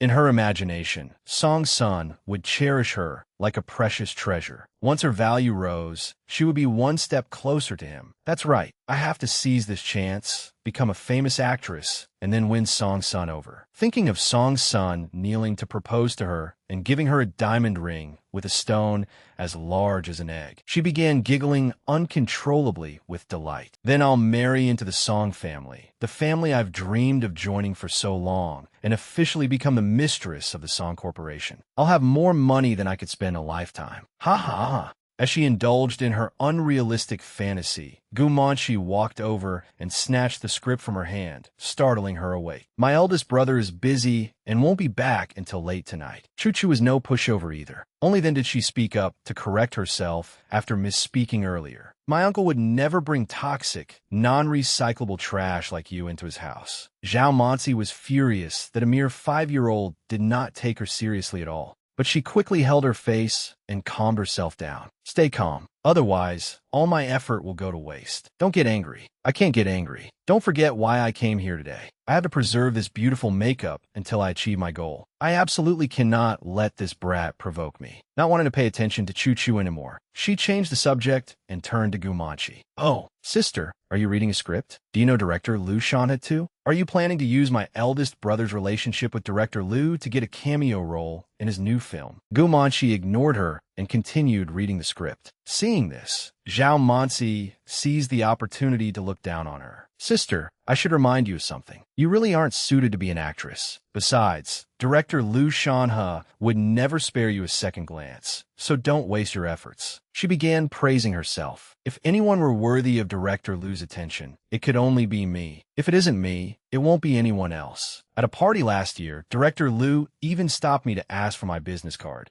Zhao Mansi chattered non-stop like a parrot, circling around Gu Manchi until Gu Manchi was thoroughly annoyed and broke out in a cold sweat. Sister, not just anyone can make it as an actor. I studied performance at university. At the very least, you can't show fear in front of the camera. You're busy raising a child, so you'd better stop entertaining unrealistic ideas. Oh, right, there's more. By this point, Gu Manchi could no longer endure her incessant babbling. In anger, she slammed the script in her hand down hard on the table. At the loud bang, Zhao Mansi looked up in alarm and saw the unhappy faces of Gu Manshi and her daughter. Gu Manshi and Chu Chu unconsciously frowned at the same time and spoke in unison. "Can you be quiet for a moment? You keep beeping and beeping until our heads hurt. Are you not done causing trouble? Do you want to play the role of an alarm clock too?" Seeing the mother and daughter's missile-like stares, Zhao Mansi wisely shut her mouth and did not dare make another sound. Just then, the doorbell rang again. Chu Chu volunteered, "Mom, let me get it." Zhao Mansi was drenched in cold sweat, intimidated by the mother and daughter's unyielding attitude. She cursed inwardly. "Damn it, this mother and daughter hate me so much. Now that my eldest brother is protecting them, they don't take anyone seriously." The door opened, and Lu Shanhe stood outside. He smiled at Gu Manshi and asked, "Manshi, how far have you gotten with the script?"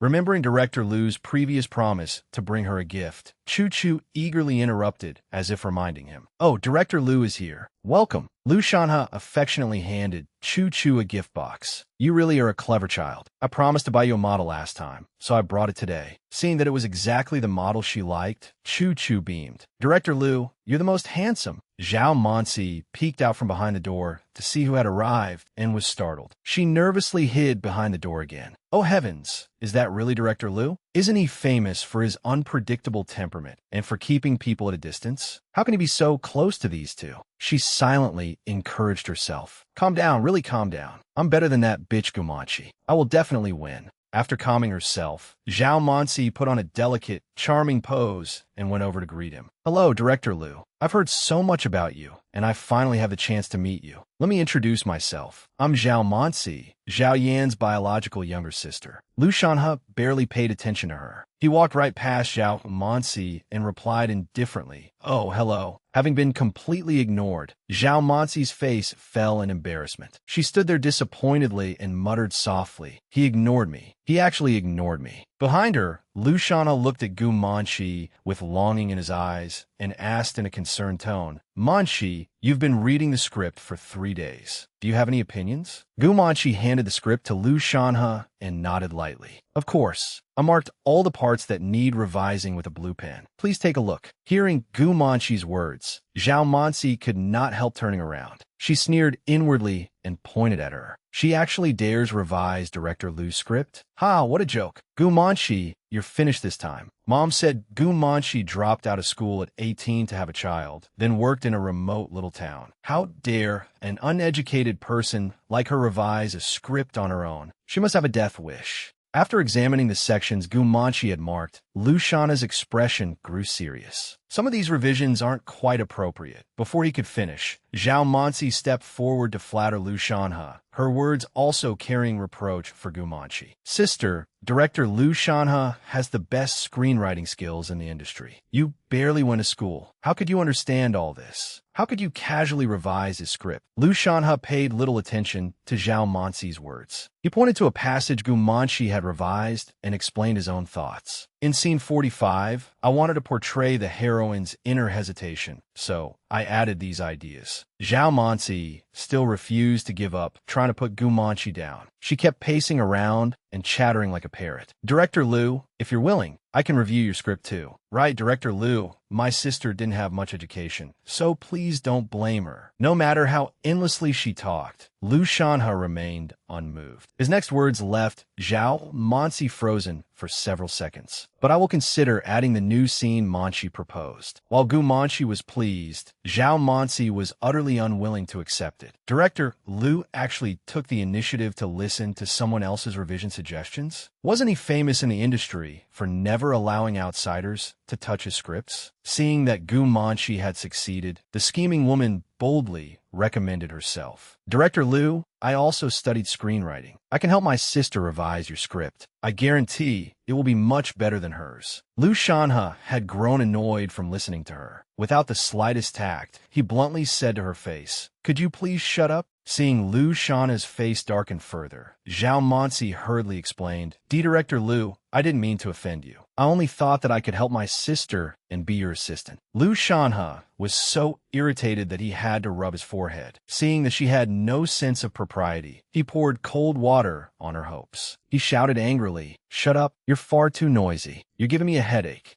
Zhao Mansi was thoroughly intimidated by Liu Shanhe's imposing presence. Even now, she could not understand why Director Liu was so angry and displeased with her. All she could do was clasp her hands and cry inwardly. While Zhao Mansi stood there as stiff as a statue, Liu Shanhe turned away. Manshi, let me borrow your study to revise the script. Just call me when dinner is ready. Gu Manshi pointed to a nearby room and nodded. All right, please go ahead and work, teacher. Seeing how vastly different Director Liu's attitude toward Gu Manshi was from his attitude toward herself, Zhao Mansi was filled with questions. Why was this happening? Why was Director Liu so gentle with Gu Manshi? She glared resentfully at Gu Manshi and thought, that's right. Gu Manshi had a child before getting married. Who knows how many men she has been with? She must be very skilled at seducing men. That's why she gets treated this way. Convinced that she was right, Zhao Mansi regained her composure, walked over to Gu Manshi, and sneered, I really underestimated you. I didn't expect you to hide your schemes and tricks so well. Gu Manshi could see the jealousy in Zhao Mansi's eyes, so she merely said, Liu Shanhe is my teacher. Zhao Mansi gave a cold laugh. You should at least prepare your lies before you tell them. Director Liu is practically a god in the capital's film industry. How could he possibly be your teacher? She leaned close to Gu Manshi's ear and spat out filthy words. You really are a woman who's had a child. You know everything, don't you? She laughed again and continued. You must make Director Liu very comfortable in bed. Gu Manshi's ears itched with disgust. She pointed toward the door and shouted, I suggest you leave immediately. Zhao Mansi was delighted to see Gu Manshi angry and continued mocking her. Oh my, are you getting angry out of embarrassment? I'm only telling the truth. If you have nothing to hide, why are you so angry? Ha ha ha. Seeing her mother being bullied by that scheming woman, Gu Chu narrowed her eyes and walked over. Without saying a word, she opened her mouth as wide as she could and, quick as lightning, bit down hard on Zhao Mansi's arm. A crunching sound rang through the air. Zhao Mansi's eyes nearly popped out from the pain. She cried out miserably, you little beast, let go of me. It hurts. It hurts so much. But no matter how she screamed, Gu Chu refused to let go. Her little mouth was like a crocodile's long jaws and sharp teeth, biting down enthusiastically. 5 minutes later, seeing that the scheming woman was about to faint, Gu Chu finally let go in disgust. She wiped her mouth with her sleeve and muttered softly. Since she had not changed her teeth yet, her bite did not hurt that much. Only Big Yellow, the dog outside, could really bite painfully. Gu Chu threatened, if you don't leave, Auntie, I'll call Big Yellow in to play with you. Zhao Mansi shuddered and ran away in a panic. Before leaving, she did not forget to yell, just you wait. I'll definitely get my brother to deal with both of you. Gu Chu smai provocaiti. Fine. My mother and I will be waiting. Take care, Auntie. Gu Manshi walked over painfully and hugged her daughter, gently admonishing her. Chu, you mustn't speak to adults like that. But before the little girl could say anything, Gu Manshi spoke first. I am sorry, sweetheart. This isn't something a child should have to do. Gu Manshi looked in the direction Zhao Mansi had gone, bit her lip tightly, and silently made up her mind. I can't keep enduring this. I absolutely cannot let those who protect me be insulted. I will use my own abilities to make everyone who looks down on me speechless. Seeing the brightness in her mother's eyes, Gu Chu seemed to understand something and felt overjoyed. Wow, Mom has finally woken up. In her heart, she struck a celebratory pose and cheered enthusiastically. That's right, Mom. Go build your career. Men can't be trusted. Only when you become strong can you protect the people you love. A few days later, early in the morning, Song's son came to pick Gu Chu up. Sitting in the car, she ate a lollipop and asked brightly, Uncle Song, are we really going to the studio? Song's son drove seriously, though his excuse was so transparent that it was laughable. He smiled lightly and replied, That's right. Your uncle Liu Shanhe has been very busy lately, so I'm taking you to visit him. Gu Chu smiled and answered obediently, Okay, but inwardly she was cursing. You dog of a father. Do you think I don't know you're deliberately going to see Liu Shanhe just to provoke him? You want to show off how close we are as father and daughter in front of him. Mama's been staying home these past few days, studying scripts and rehearsing all day so she can focus on her career. That's why you got the chance to take me out. Suddenly, Song Sin asked, Chu, between Uncle Liu and me, who do you like more? Gu Chu crossed her arms inwardly and scoffed. Ha ha ha, Dad, you've only been around for a few days and you already want to compare yourself to someone else? You haven't even raised Mom's affection for you yet. and you're already worried about competing with others? But on the outside, she put on an innocent, childlike smile and sweetly replied, I like both Uncle Lu and Uncle Song. Oh, and I also like Uncle Zheng Qi and Brother Xiaozhou. Hearing that answer, Song's son felt like tears were streaming down his face. Sure enough, although Chu Chu said she liked him, he still had a long way to go before he could reveal that he was her biological father. The atmosphere inside the car suddenly turned gloomy as it sped down the road. At that moment, inside the studio, Lu Shana furiously slammed a script onto the table. He glared at the actor auditioning, pointed toward the exit, and cursed him out. Get out. What the hell are you even acting? Pull any beggar off the street, and he'd perform better than you. Bring in the next one. The young actor who had been scolded shrank in fear, drenched in sweat.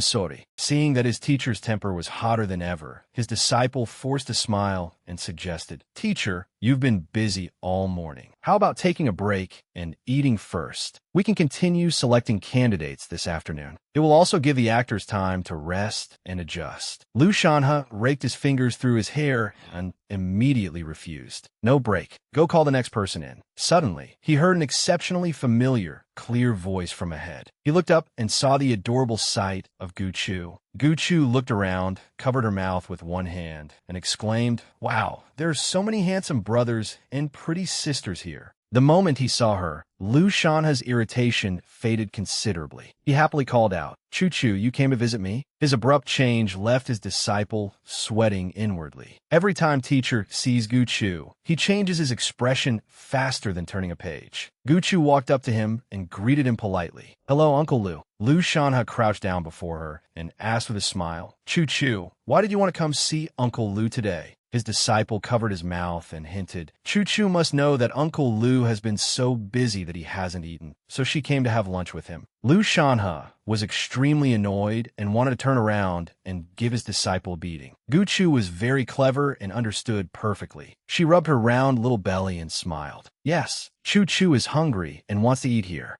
Lu Shanha affectionately patted her head, then generously stood up and announced, Everyone gets an hour's break for lunch. Order an extra adult meal and a children's meal and have them delivered right away. Over there, Gu Chu happily high-fived Lu Shanha's disciple. Their plan had succeeded. Teacher was finally going to eat. It still took Gu Chu to make it happen. Only then did Lu Shanha notice Song Sen's presence. He frowned unhappily and asked, Where did you crawl out from? Song Sen said nothing. He walked over, asserted his claim by picking Gu Chu up in his arms, and answered smugly, I brought Chu Chu here. She just finished her homework for the weekend, so I took her out for a walk. Song Sen wore an especially smug expression as he thought, Let me show you how much progress our father-daughter relationship has made. Lu Shanha, are you angry now? Ha ha ha. Lu Shanha naturally saw through Song Sen's intentions. He helplessly turned away and muttered, What an idiot. A lavish meal was soon brought in. Teacher, lunch is here. His disciple even thoughtfully went over and whispered to Gu Chu, Chu Chu, your Uncle Lu usually eats very little, so he's thin as a bamboo pole. Please help persuade him to eat more meat. Gu Chu happily agreed. All right, Uncle Chubby. She picked up a huge piece of meat and placed it in Lu Shanha's bowl, saying with concern, Uncle Lu, eat more. My mom says that no matter how busy you are, you can't forget to eat or it will affect your health. Lu Shanha was so happy that his eyes crinkled into crescents. All right, thank you, our adorable Chu Chu. Watching this scene, Song Sun was extremely displeased and put on a pitiful expression. Holding up his bowl with expectant eyes, he said, Chu Chu, I'm usually very busy too, and I have stomach problems. Gu Chu was speechless at this terrible father of hers. Generously, she picked up another piece of meat and put it into his bowl. All right, Uncle Song, you eat too. Song Sun was delighted that his daughter had served him food. Hee, my daughter gave me meat. Seeing him act so childish and competitive, Gu Chu was utterly exasperated. Dad, enough already. You're even jealous over this? Why don't you come to kindergarten with me? While they were eating, Song Sen's phone rang. He looked at her and reminded her, Chu Chu, keep eating. I'm going to answer the phone.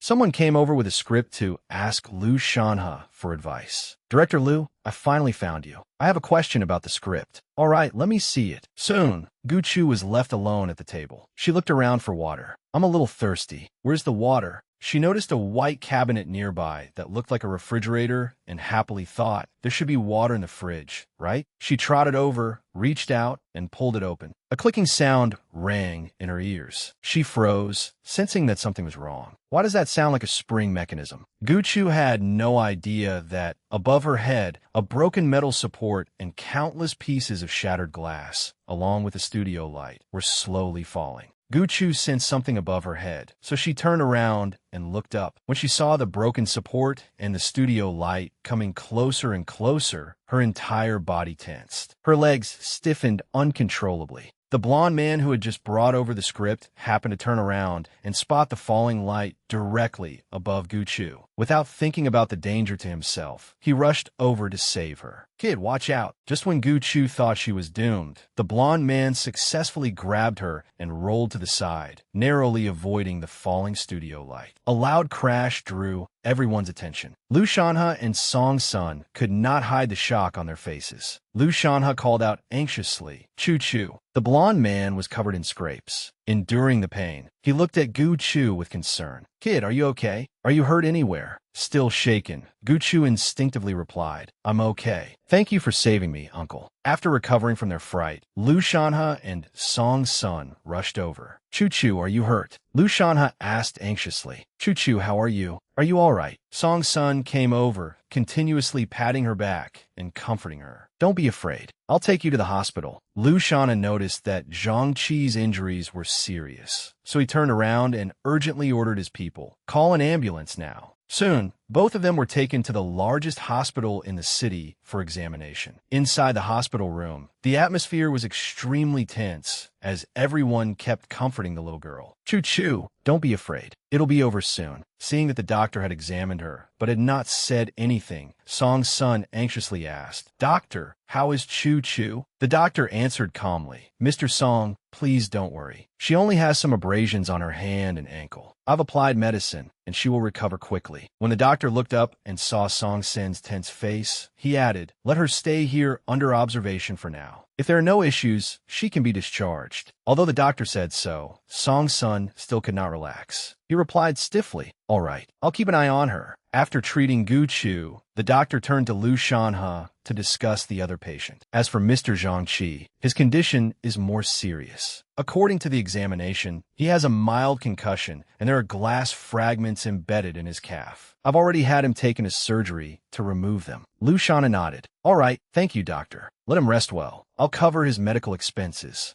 Song Sen's gaze darkened, and he questioned Lu Shanha coldly. "Director Lu, I remember investing 100 million in your studio last year. That should have been enough for you to buy plenty of new equipment, shouldn't it?" Being questioned, Lu Shanha immediately flared up. Crossing his arms, he frowned and shot back. "Are you saying the equipment in my studio is faulty? Fugu Wei, tell him how our studio equipment is maintained." Hearing this, his disciple immediately explained, "Mr. Song, all the equipment in our studio is inspected once every 3 days, so there shouldn't be any faulty equipment. The studio light falling today was probably an accident." Song's son immediately erupted in rage at that explanation. "An accident, my ass. You think saying that makes it all right?" In contrast to Song Sen's furious anger, Guchu suddenly smiled and made a deeply meaningful remark. "It's good that it was an accident. If Uncle Lu had gotten water for me today, then perhaps Uncle Lu would have been the one hit. Uncle Lu, you really were very lucky today." After saying that, she merely smiled and fell silent, allowing everyone time to understand the implication of her words. Guchu thought, "I remember clearly that I heard a spring mechanism when I opened the refrigerator. Someone definitely set this up on purpose." After the 3 adults heard Guchu's words, they all broke out in cold sweat as they understood the problem. Lu Shanha's disciple covered his mouth in terror and stammered, "See, could it be?" Song Sun said solemnly, "Lu Shanha, you were supposed to be the one going to that refrigerator." Realizing the severity of the situation, Lu Shanha furrowed his brows, stroked his chin, and explained, "That is my personal refrigerator. It contains drinks, food, and my facial masks. Normally, I'm the only one who opens and uses it. So if Choo-choo had not opened it today." At this point, Lu Shanha's face darkened. Looking extremely tense, he continued, "Then I would probably have been the one hit." He immediately ordered his disciple, Fugu Wei, call the police right away. Have our people check the surveillance cameras. Also, Don't let anyone enter the scene. Cancel today's auditions immediately. I want to see who has the nerve to try to drive me into a dead end. Fugue's face turned pale as he quickly complied. Yes. Behind them, Song-sun worried that such harsh words would affect little Gu Chu, so he covered both her ears while inwardly cursing. Lu Shanha, are you a dog? Why would you say such nonsense in front of my daughter? With her ears covered, Gu Chu felt completely stifled. Dad, do you really think I'd be scared by such a petty scheme? Please, I don't need this. I'm not that fragile. Song-sun walked over worriedly and quietly reminded Lu Shanha, keep your voice down today. Don't use words like that in front of child.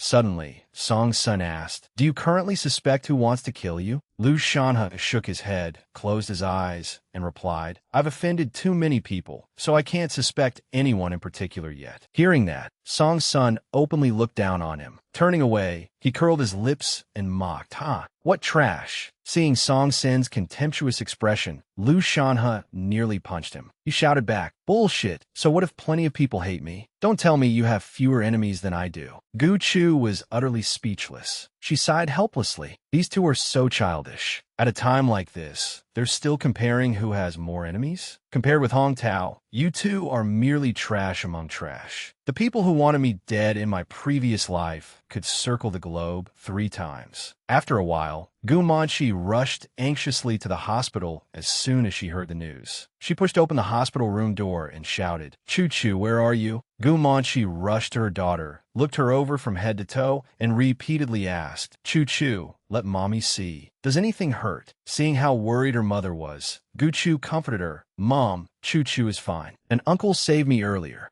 Song-sun glanced at Lu Shanha, signaling that they had to hide the fact that someone had deliberately tried to kill him from Gu Manchi. Understood? We absolutely can't let her get involved. It's too dangerous here. Song-sun even threatened him deliberately. If you can't control that filthy mouth of yours, I'll tear it apart for you. Do you understand? Lu Shanha glared at him unhappily. Oof, did you really need to tell me that? After reaching an agreement, the two of them reassured Gu Manchi so that she would not worry. Manchi, don't worry. Chu Chu is fine now. It was probably just an accident. Lu Shanha also chimed in, what happened at the studio was because I failed to make sure the staff inspected the equipment properly. Gu Manchi suddenly felt extremely upset. She turned and directed her anger at Song Sr. Song-sun, I haven't had time to stay with Chu Chu lately, so I let you take her out. You promised you would take good care of her. And what happened? Song-sun replied with a guilty, dejected expression. Manchi, I was wrong. I've never taken care of a child before, so I have no experience. From now on, I'll be more careful. I won't make you worry like this again. Gu Manchi froze after hearing this, looking as though she could not believe her ears. What was wrong with him? Song-sun, the man she used to know, was actually admitting he was wrong? He was the formidable president of Song Entertainment Group. She had never seen him lower his head to anyone before. So why was he doing it today? Seeing that Gu Manchi said nothing, Song-sun childishly held up the apple in his hand and smiled ingratiatingly. You rushed over here, so you probably haven't eaten yet, right? I'll have someone bring food over. But first, let me peel an apple for you. Seeing how skillfully Song-sun peeled the apple, Gu Manchi could not hide her surprise. I remember you didn't know how to peel apples before. Song-sun carefully peeled the apple and answered with a faint smile, I learned. He closed his eyes, secretly feeling pleased with himself. To pursue his wife and daughter, he had painstakingly practiced peeling apples late into the night without rest. At last, all that effort had paid off. Hee, Manchi must be touched now. He quickly finished peeling the apple, carefully placed on a napkin, and handed it to her. Gu Manchi accepted it and softly said, thank you. Looking at the perfectly peeled apple in her hand, Gu Manchi was filled with emotion. This CEO, who had an extreme obsession with cleanliness, had always stayed far away from the kitchen. He was a picky eater, stayed up late, and was a workaholic. His life had always contained nothing but work. Forget peeling apples. He had never even touched fruit with peels. Gu Manchi seemed to have misunderstood Song's senator. She assumed he had learned to peel apples for that fiancée of his, Miss Chung, who had been chronically ill. You learned this to take care of her, didn't you? I understand. Song-sun was completely dumbfounded, question marks practically appearing over his head. Realizing that she had misunderstood, he hurriedly waved his hands and explained, no, that's not it. I only started practicing peeling apples half a month ago. I also learned how to mold clay and play computer games. Right. I'm learning to cook too. None of this has anything to do with Chung Qingyun. Behind them, Gu Chu and Liu Shanhe ate snacks together while watching the drama unfold. Oh my, wasn't my dad supposed to be a domineering, scheming CEO? Why is he becoming more and more ridiculous? Liu Shanhe laughed coldly. Haha, today has certainly been eye-opening. Meanwhile, Zhang Qi was receiving an 4-drip from the doctor. After carefully examining Zhang Qi's injuries again, the doctor turned to Liu Shanhe. Director Liu, all the glass fragments in Zhang Qi's leg have been removed. His wound isn't very deep, and he's in good physical condition. He should recover in 1 or 2 weeks. Liu Shanhe immediately breathed a sigh of relief. Thank you, doctor. At that moment, Gu Manqi entered holding a bouquet of flowers, with Gu Chu beside her. She smiled and greeted him. Are you the kind uncle who saved Chu Chu? Hello, kind uncle. Gu Manqi handed the flowers to Zhang Qi, expressing her gratitude. I'm Chu Chu's mother. Thank you so much for saving my daughter today. Zhang Qi appeared to recognize Gu Manqi and could not hide his surprise. Why you? His eyes lit up as he looked at her. You're Gu Ruoxi, aren't you? Gu Ruoxi had withdrawn from the entertainment industry 5 years ago, after briefly making a dazzling appearance in film and television. Gu Manqi had not expected anyone to recognize her. She smiled awkwardly. You know me? Of course I do. You rose to fame with the film The Years When Flowers Fell, and your acting was incredible. I never expected you to suddenly leave the industry. I always followed you back then, because you were my idol. Gu Chu looked toward the man who had saved her, seeming to recall something. In the original story, Zhang Qi was a character who did not concern himself with other people's affairs and only appeared for a few scenes. He quickly became famous for his acting in Liu Shanhe's films. Gu Chu's face became thoughtful. But later, Zhang Qi became embroiled in an adultery scandal. His wife, Qi Mei, was furious when she learned about it and demanded a divorce. Overnight, Zhang Qi lost everything. His reputation plummeted, and he fell to the very bottom of the industry. After struggling there for several years, he eventually died suddenly from overwork. Looking at the righteous man before her, who had risked himself to save her, Gu Chu could not help but feel suspicious. Would such an upright and honorable person truly cheat on his wife? Or had someone secretly framed him? She made up her mind. She had to repay this life-saving favor. When the opportunity came, she would investigate his situation and warn him. Seeing that it was getting late, Liu Shanhe spoke up. Zhang Qi, rest well for now. Return to the production only after your injuries have healed. Oh, and by the way, Miss Gu will be the female lead in this film project. The official announcement will be made in 2 days, so remember to keep it confidential for now. Zhang Qi was ecstatic. He kept turning his head from side to side in excitement. Oh, really? I'll get to act with my idol this time. Gu Manqi smiled and bowed slightly. I look forward to your guidance. Gu Chu put on an innocent expression and asked, Mommy, were you an actress before? Gu Manqi smiled faintly and nodded. That's right. Mommy used to act in movies. Your uncle Liu is a director. Gu Chu praised and encouraged her. Mommy is the prettiest person in the whole world. You'll definitely become a famous superstar. But why didn't you keep acting? Gu Manqi stiffened at the difficult question, not knowing how to answer. Well, this. Seeing her discomfort, Liu Shanhe stroked Gu Chu's head and came to Gu Manqi's rescue. Chu Chu, your mother is an excellent actress. Unfortunately, she had the bad luck of encountering some scoundrel. Gu Chu snickered inwardly, but pretended not to understand. What is a scoundrel? Gu Manqi could only cover her face with her hand. Whenever Liu Shanhe saw or mentioned that person, his face showed obvious displeasure. He lowered his voice and replied, It isn't an object, it's a sinner. In his heart, Liu Shanhe cursed Song, Sun 100 times, piling countless accusations onto him like arrows. Liu Shanhe looked at Manqi with deep regret and sighed. Manqi, honestly, back then, if you needed money, couldn't you have borrowed it from me? Why did you have to go to that cold-faced bastard Song Sun? Sensing Liu Shanhe's burning gaze, Gu Manqi hurriedly found an excuse to take Gu Chu away. Director Liu, I'll take Chu Chu home first. She still has kindergarten homework to finish. Gu Chu, being dragged away, twisted her face in protest. Huh? Kindergarten? Chu Chu doesn't want to go to kindergarten. Before mother and daughter could leave, they ran into Changqi. Seeing everyone gathered there, he asked in surprise, Miss Gu, Director Liu, what a coincidence. He asked curiously, why is everyone at my family's hospital? Liu Shanha explained, there was an accident on the film set. Young Master Chung, you came at just the right time. My friend will be staying in the hospital for the next few days. Please look after him during that time. Chung Chi verbally answered, of course, but his eyes never left Gu Chu. Only after seeing that she was fine did he breathe a sigh of relief. Fortunately, her injuries were not serious. For some reason, Chung Chi seemed to be in a bad mood. He lowered his head and headed in another direction. I still have something to do. You all stay here. Gu Chu was also surprised by Chung Chi's attitude, her heart full of confusion. How strange. Wasn't he pursuing her mother? Why had he not looked at her mother at all today? And just now, he had paid attention to her injuries, but had not said a single flattering word to her mother. Gu Chu shrugged inwardly, sighing at Chung Chi's unusual change. She truly could not understand the thoughts of a 15-year-old boy. After walking some distance, the assistant behind him reported the findings. Young Master, according to the hospital room surveillance footage, the accident on Director Liu's set was deliberately caused. It was probably aimed at Director Liu, but little Miss Gu Chu was accidentally caught up in it. Chung Chi's face darkened. After considering it, he ordered, find someone to keep watch on Liu Shanhe. Yes, young master.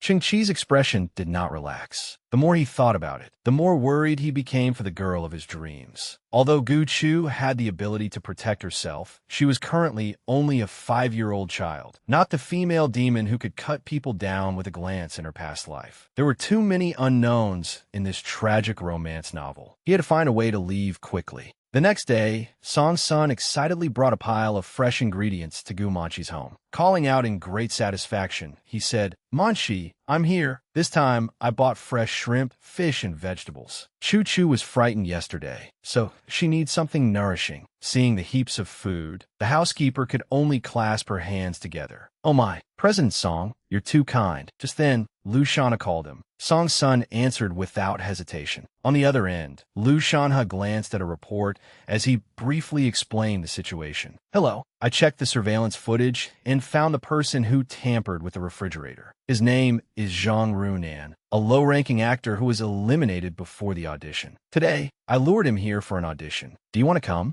Song Sin's face darkened, radiating danger. Without a second thought, he replied, I'll be right there. He walked over Gu Manchi and gently said, Manchi, I have something to take care of, so I'll be leaving first today. All right, I understand. Go ahead. As Song Sun walked out the door, he did not forget to turn around and add, wait for me. When I come back, I'll cook for you too. The housekeeper was touched by Song Sin's feelings and offered Gu Manchi some advice. Manchi, at first I thought President Song would give up after only a few days, but it's been over half a month now. Not only has he not given up, he has become increasingly attentive toward you and Chu Chu. Yesterday, he even secretly asked me about your meal plan. He probably wants to learn to cook for the two of you. Gu Manchi felt somewhat moved, but tried to hide it. She turned away, clearly avoiding the subject. Please help me wash these things. I'll go see whether Chu Chu has finished her homework. The housekeeper could only sigh. All right, Miss Gu. Gu Manchi entered the room, but did not see her daughter, so she called out. Chu Chu, hello. Where did Chu Chu go? Did that child sneak off to play again? At the same time, Song Sin's car was speeding toward Liu Shanhe's workplace. Gu Chu was curled up inside the trunk, hiding. The clever little girl was certain that her scumbag father was on his way to catch the person who had tampered with the refrigerator. She wanted to see exactly who had the nerve to cause trouble. Song Sun arrived at Liu Shanhe's workplace less than 15 minutes later. Just as he was about to head upstairs, he heard a familiar voice calling from inside the trunk. Uncle Song. Filled with suspicion, he walked over and opened the trunk. When he saw Gu Chu grinning at him, Song Sin's eyes widened in shock. Hello, Chu Chu, why are you in my trunk? Seeing that she had recklessly followed him, Song Sun picked her up, though he could not help scolding her. You didn't secretly run away from your mother, did you? That's very dangerous, understand? In response to Song Sin's concern, Gu Chu could only laugh sheepishly. She switched on her professional acting mode and sweetly coaxed him, because I wanted to play with Uncle Song. Her sugar-sweet words instantly shattered Song Sin's rigid defenses. He felt as though flowers were blooming all around him, and the sentence, because I wanted to play with Uncle Song, kept replaying in his mind. Holding her in his arms, he spun around like a child, feeling as though the entire sky had lit up. How could his precious daughter be so adorable? He was completely won over by her. He gently reminded her, You're not allowed to sneak off again Next time, okay? As soon as they saw Lu Shanha, Gu Chu greeted him. Hello, Uncle Lu. Uncle Song and I are here again. Seeing the little girl with them, Lu Shanha was rather surprised. Chu Chu, why are you here?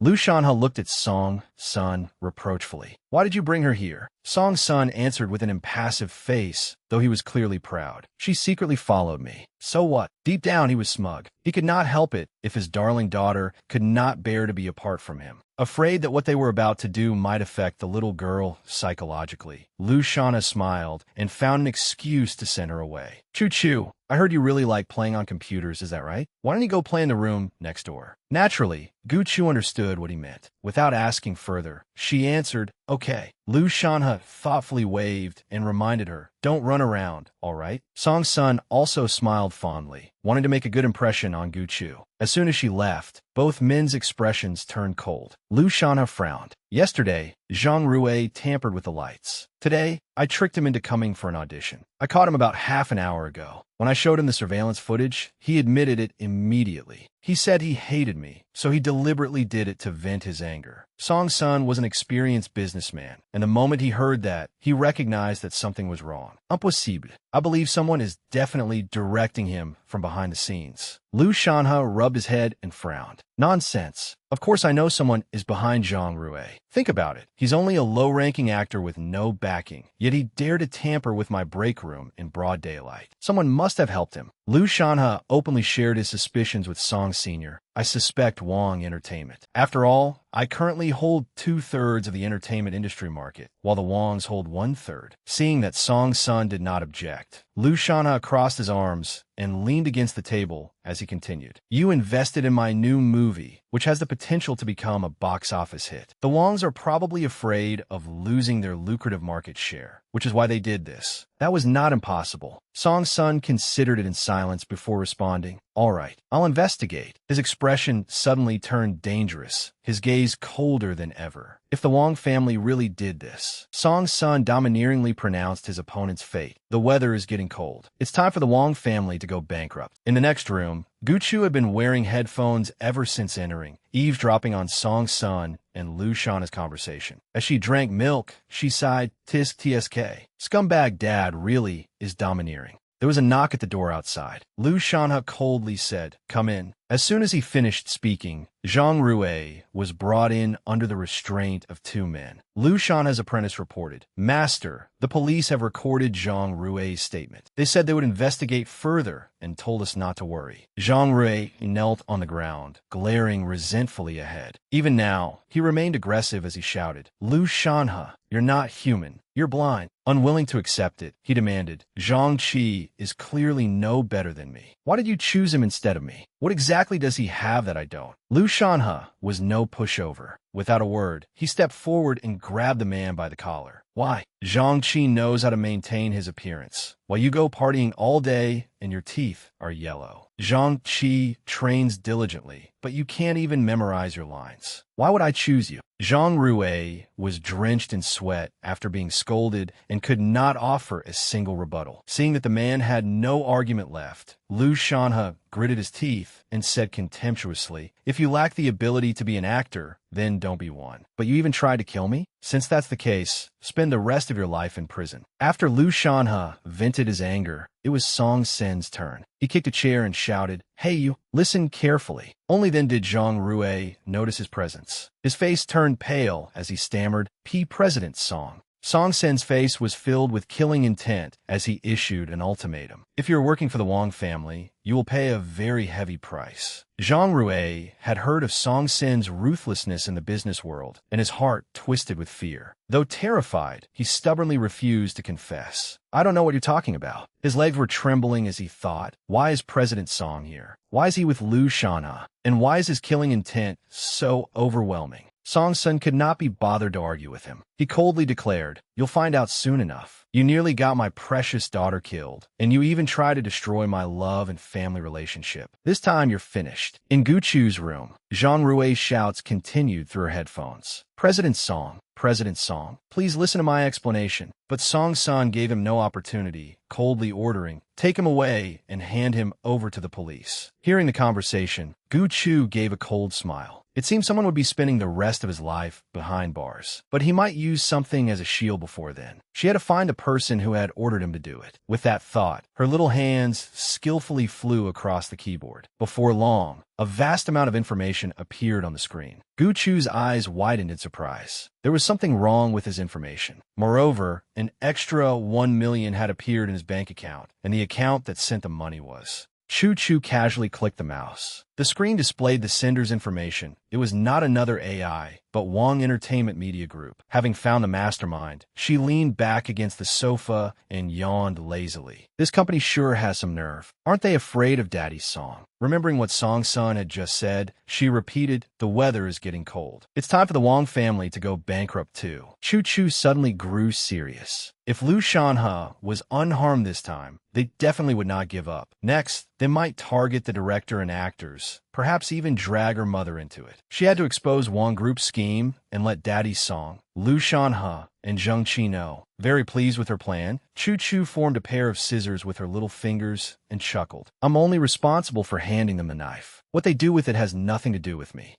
Just then, the room door opened. Hearing the sound, Chu turned around with a smile. "Uncle Lu, you're back." But the person before her was a stranger. The young man was Jiang Cheng. Looking at her, he asked, "Who are you?" Chu was instantly dazzled by the handsome young man who had appeared. Wow, he's so handsome. Her mind raced as she recalled the novel's plot. Wait, wasn't this Jiang Cheng, the third male supporting character who secretly loved Gumanchi? She remembered that the book had barely described him. Jiang Cheng was known as the hope of the film industry, an award-winning actor and Wong Group's biggest moneymaker. Seeing the blank look on the child's face, Jiang Cheng was puzzled. Director Lu disliked children and disliked anyone touching his computer without permission even more. So who exactly was this child? Across from him, Chu frowned when she noticed Jiang Cheng's change in expression. His gaze did not seem very friendly. There was even a trace of hostility in it. She wondered suspiciously, "But I'm only 5 years old. Where did that resentment come from?" The atmosphere was utterly silent, with neither of them saying a word.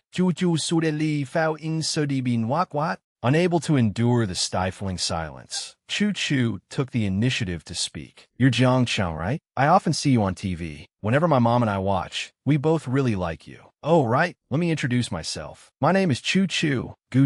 I'll be 6 soon." Hearing her polite tone, Jiang Cheng's expression softened slightly. Looking at her, he asked, Chu, do you know where Director Lu is?" Before Chu could answer, Lu Shanhe pushed open the door and entered. Jiang Cheng immediately stood and walked over to greet him. "Hello, Director Lu." "Hello, President Song." Lu Shanhe welcomed him cheerfully. "Jiang Cheng, when did you get here? Why didn't you let me know in advance?" Jiang Cheng nodded lightly and handed Lu Shanhe a gift bag as he spoke. "It's fine. I just arrived too." "Oh, right. One of the brands gave me a box of specially made honey yesterday, so I brought you 2 jars. Lu Shanhe scratched his head awkwardly as he accepted them. "Thanks," smiling. He then handed the gift bag to Chu and kindly instructed her. "Chu, your mother seems to have been working very hard lately. Take a jar home for her later. And remember to tell her to drink honey water every day. It'll be good for her skin." "Understand." Song Sun stood behind them, looking displeased as jealousy rose in his chest.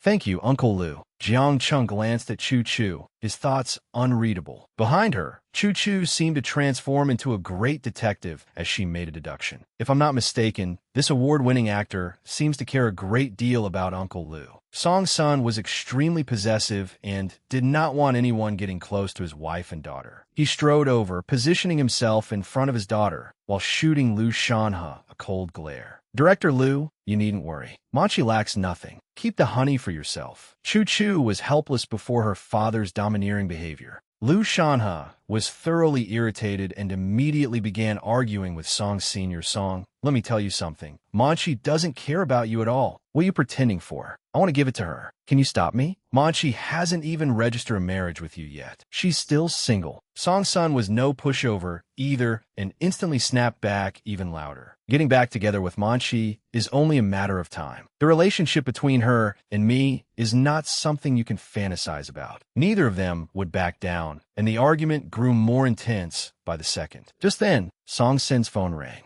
Seeing that it was Gu Manchi calling, Song-sun seized the opportunity to show off, holding up his phone. "Oh, Manchi is calling. I need to take this. Hee hee, it's Manchi calling me." Liu Shanhe was so angry that he nearly broke into a sweat at the sight of Song-sin's smugly punchable face. Song-sin walked over to Chu-Chu and quickly answered. "Manchi, are you looking for me?" Gu Manchi's worried face appeared on the screen. She hurriedly asked, "Is Chu-Chu with you? I searched the whole house, but I couldn't find her anywhere." Hearing her mother mention her name, Chu-Chu quickly poked her head into the camera and flashed a peace sign. "Mom, I'm here." She honestly confessed, "I secretly climbed into Uncle Song's car and came out to play." Then she happily added, "Chu-Chu really likes playing with Uncle Song. It would be great if I could see Uncle Song every week." Hearing his precious daughter say this, Song-sun felt his icy heart melt without end. It was as though a rainbow had appeared above his head, and he could not contain his joy. Wow, wow, wow. Did I hear that right? My little darling likes playing with me. The relationship between father and daughter has improved again. Gu Manchi's voice came through the phone. "Song-sun, bring Chu-Chu back immediately." Song-sun realized Gu Manchi was unhappy, so he obediently accepted her order. All right. Don't be angry. I'll bring her back right away." Behind him, Liu Shanhe looked somewhat unhappy as he watched their relationship improve. His brows furrowed slightly as he thought, although Gu Chu is Song-sin's biological daughter, I really don't feel comfortable letting Gu Manchi be with him. After all, Song-sin still has a fiancée, Chang Qingyan. I've heard she isn't easy to deal with. Jiang Cheng observed every one of Liu Shanhe's expressions without missing a thing. He quickly realized that something unusual was going on between Liu Shanhe and Gu Chu's mother. Who exactly was Gu Chu's mother? Why did director Liu care so much about the mother and daughter? He had even argued with President Song because of that woman. Song-sun glanced at the clock and saw that it was past 1 in the afternoon. He did not stay any longer. "Manchi told me to take Chu-Chu home, so we'll be leaving now." Chu-Chu politely said goodbye. "Goodbye, Uncle Liu. Goodbye, Uncle Jiang. See you both next time." When only the two of them remained in the room, Jiang Cheng probed, "Director Liu, that child from earlier was adorable. You seem quite close to her mother, don't you?" Liu Shanhe nodded lightly. "Chu-Chu is loved by everyone. She is very suitable for the female lead's childhood role in my film. I plan to find some time to discuss the part with her mother." Liu Shanhe leaned back on the sofa with both hands behind his head, speaking meaningfully. "All right, you've met her mother too, but for now, it must remain a secret." "It's my secret." A surprised expression immediately appeared on Jiang Cheng's face. A secret. Whenever Liu Shanhe thought of Gu Manchi, he felt particularly happy. "I guarantee that when you meet Chu-Chu's mother, you'll be surprised."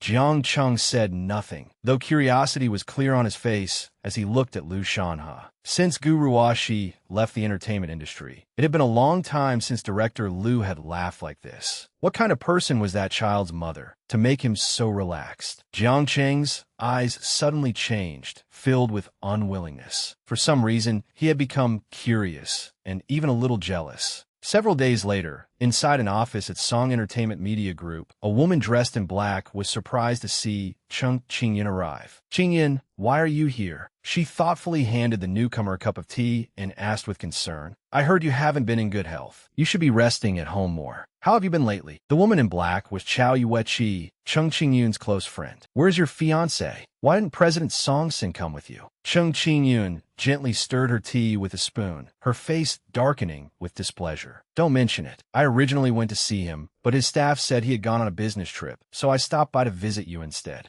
She took a sip of tea and sank in her own thoughts. Ever since that woman left 5 years ago, he seemed to have become a completely different person, more and more difficult to understand. But I must hold on to my position as his fiancé no matter what. Coming back to herself, Chang Qingyun congratulated her best friend. "Yue-chi, I heard you've just joined Liu Shanhe's film. Congratulations. His movies are excellent, so your career is sure to rise to a whole new level soon." At the mention of this, Yue-chi's face fell. "I'm only the second female lead. What's there to brag about?" Chang Qingyun was quite surprised by the role Yue-chi had received. Stroking her chin, she said, "Only the second female lead? With your status, I thought you could have secured the female lead role." "So who is the female lead?" Yue-chi shrugged. "I don't know either." Yue-chi's assistant pushed open the door and entered. "Sister Yue-chi, Director Liu has just released the poster for the female lead of Spring Breeze, Returning Dreams. I heard she's a newcomer named Gumanchi. I looked into her, but there's absolutely no information about her online. Still, judging from just her silhouette, she's probably very beautiful. As she spoke, the assistant handed Yuechi an iPad. On it was the newly released poster. Though it only showed a side profile, and part of the woman's face was covered, it could not conceal Gumanchi's poise and presence.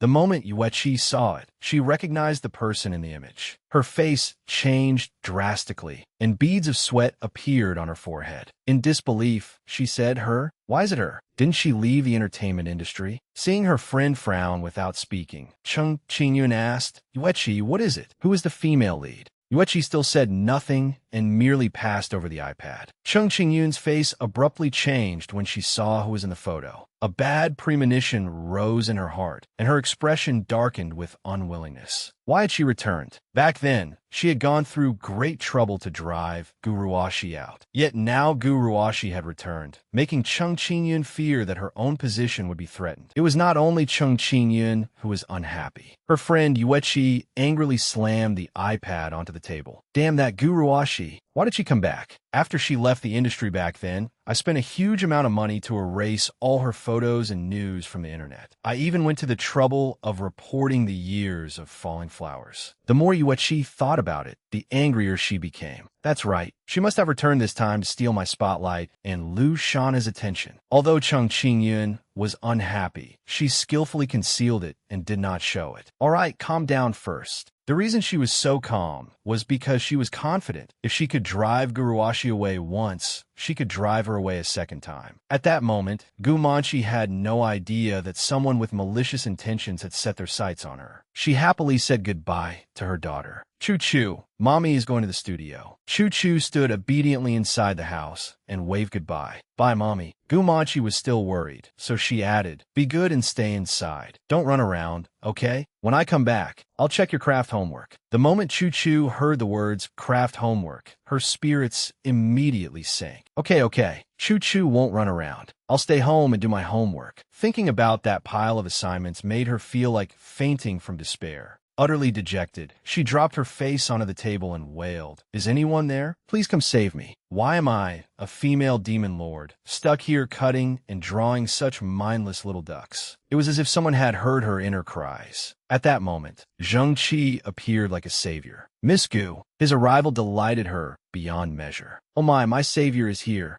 Chuckling, she held up the colored paper and looked at him pleadingly. "Zheng Qi, come help me do my homework." Her expression left the young man momentarily stunned. Sure, inwardly, he could not stop praising her. She's unbelievably cute. Zheng Qi took the scissors and colored paper from her, then sat down attentively to help her complete the assignment. Choo-choo was completely captivated by how serious he looked. He's so handsome. If this little guy were a few years older, that lousy dad of mine would have to step aside. Suddenly, Zheng Qi turned to ask, "When will your mother be back?" As she applied glue, Choo-choo replied, "Probably around 10 tonight. Mommy is having dinner with Uncle Lou." Choo-choo's misunderstanding of Zheng Qi grew deeper. Sure enough, Zheng Qi came here because of my beautiful mother. Too bad my lousy dad and Uncle Lou are standing in your way. It won't be your turn. Yet contrary to her thoughts, Zheng Qi suddenly became cheerful upon hearing that. "Then you and I can talk for a while." He asked casually, "Choo-choo, is there any boy in your class that you like?" Choo-choo froze for a few seconds at the question.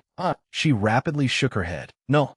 Hey, young Master Zheng, that's a difficult question." Though she thought this, she raised her hand and earnestly explained, "Mommy says you have to be at least 18 before you can date." The mention of 18 made Zheng Qi feel somewhat nostalgic. Oh, 18. Remembering someone from his previous life, he sighed inwardly. When I took on the Hong Tao case, I think she had just turned 18 when I received the order to arrest her. It truly was such a surprising and beautiful age. Putting aside his thoughts of the previous life, Zheng Qi continued probing. "Then what kind of boy do you like, Choo-choo?" Choo-choo did not know how to answer. Resting her chin in her hands, she stared at the ceiling in thought. I like. What kind of guy do I like, anyway?" So Choo-choo simply listed a whole string of requirements. "I like someone tall, with dark eyebrows, big eyes, thin lips, and a handsome profile." It would be best if he wears black, knows martial arts, and most importantly, is good at gaming. He also has to know how to cook, drive race cars, and fly planes. Even after saying all those demanding standards, Chu broke into a cold sweat. What a sin. Why did I think of that gloomy guy? Zheng Qi could not hide the amusement in his eyes. Smiling meaningfully, he said, "Oh, is that so? Chu certainly has good taste." The young man was secretly overjoyed. Hong Tao, Hong Tao. The person she described sounds exactly like me from my previous life. She really still remembers me. This time, it was Chu's turn to ask, "Then what kind of girl do you like, Zheng Qi?" "The kind of girl I like." Zheng Qi sank into thought. In his mind, he kept imagining what she had been like before. She knew how to fight, was always proud and domineering, and loved swindling people everywhere. Though that was how she acted on the outside, she would also secretly feed stray cats and dogs. And despite being wicked, arrogant, and shameless, she had slept with someone and then run away afterward. She was clever and nimble as a cat. Whenever she disappeared from under my watch, I would get so angry I could jump. As he cut the colored paper, he smiled to himself. I hate her because she never let me catch her, but I love her because she never let me catch her. Meanwhile, Chu watched Zheng Qi's ever-changing expression and misunderstood again. Good heavens, just thinking about my mother makes this kid look so sweet. Hey, young man, let me tell you, don't fall too deeply for my mother, or you'll only suffer. Before they knew it, they had chatted until it was almost time for Gu Manchi to return. Zheng Qi did not stay any longer and left. Chu happily said goodbye to him. "Bye, Zheng Qi. Come play again next time." "All right, goodbye." By the time he reached the car, it was already late at night. The driver turned around and asked, "Young master, did you spend all day playing with Miss Gu again?" "Yes, let's go." Then Zheng Qi suddenly smiled slyly and instructed his driver, who also served as his assistant. "All right, tell Guchu's kindergarten art teacher to assign her more craft homework. The harder, the better."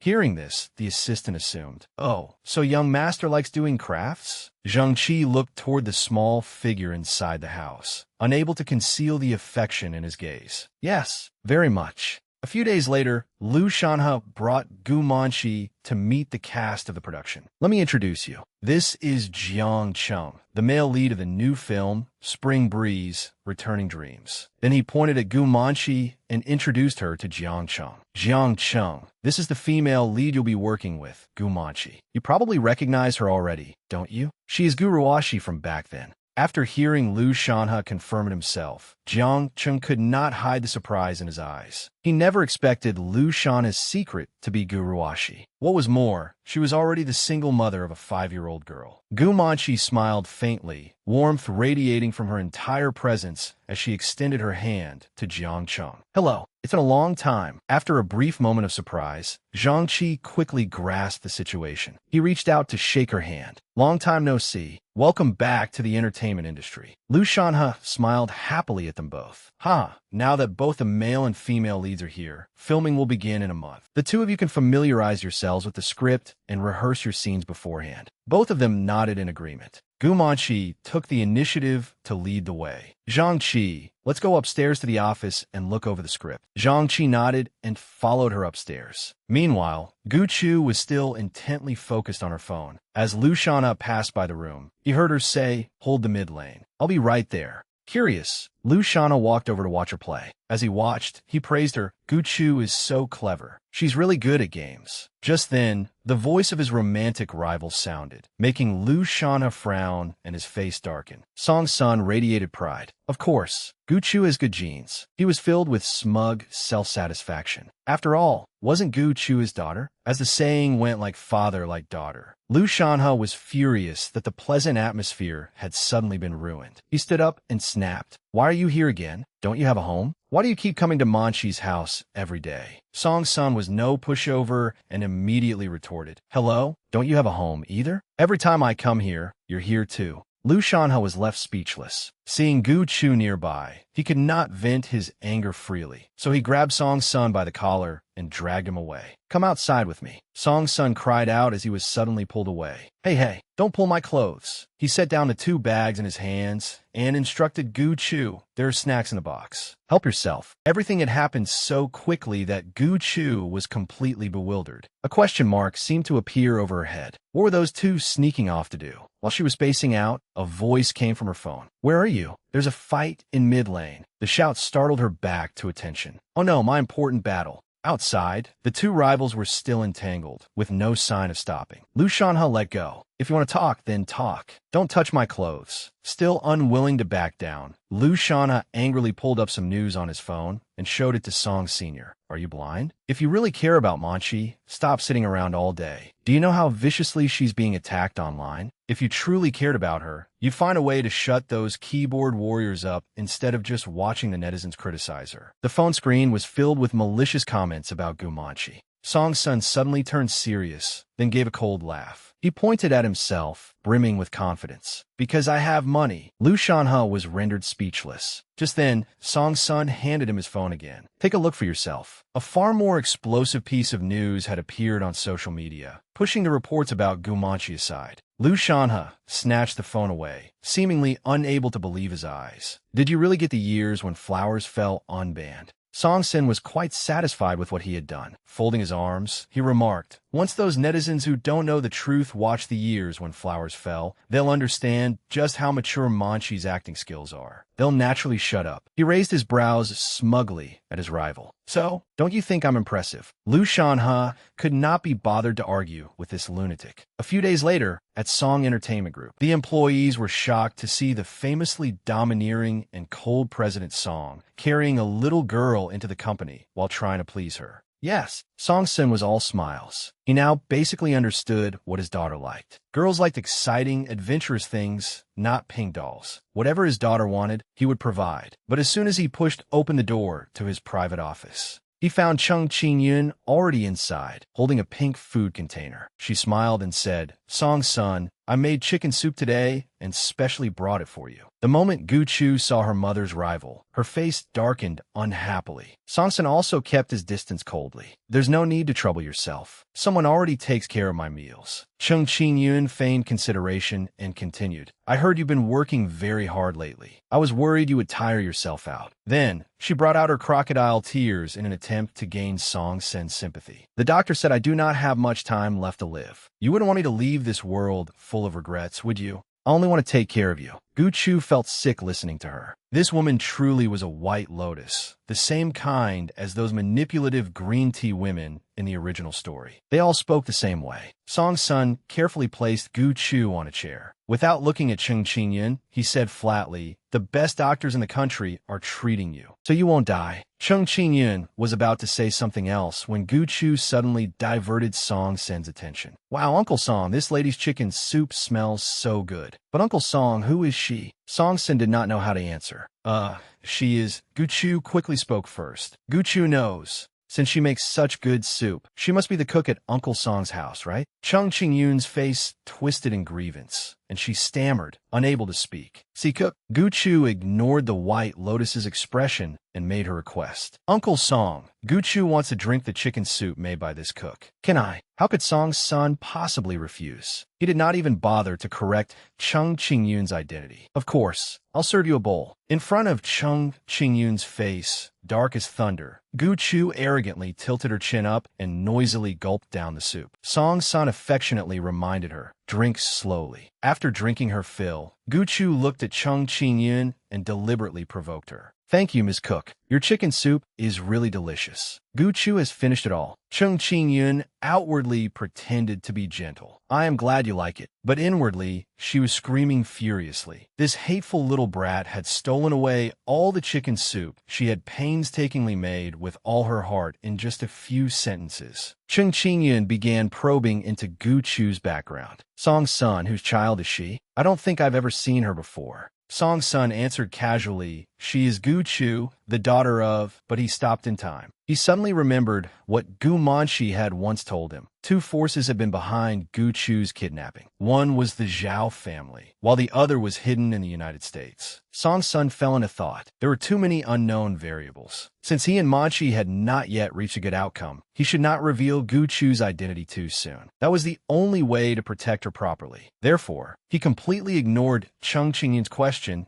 and gave her a vague answer. She's my business partner's daughter. Chung Qingyun was skeptical. My business partner's daughter? Gu Chu's mind was entirely on the robots, and she eagerly asked, Uncle Song, when are we going to see the robots? Song's son wiped the soup from her mouth. In a little while. They're getting things ready, so it should not take long. His excessive concern for Gu Chu immediately made the White Lotus suspicious. Given Song Sen's personality, he would never normally spend time with children. It seemed he did not want to reveal this child's identity. If he wanted to play along, then she would play along to the end. Having settled on a plan, Chung Qingyun approached Gu Chu and began her performance. Hello, Gu Chu. I am Cheng Qingun. You can call me Sister Chung. She began making excuses for herself. I'm Uncle Song's fiancé, not his personal cook. Gu Chu pretended to be surprised. Fiancé. Chung Qingyun assumed Gu Chu was too young to understand the term, so she smiled and explained. A fiancé is the person someone will marry. Uncle Song and I will get married in the future. As she spoke,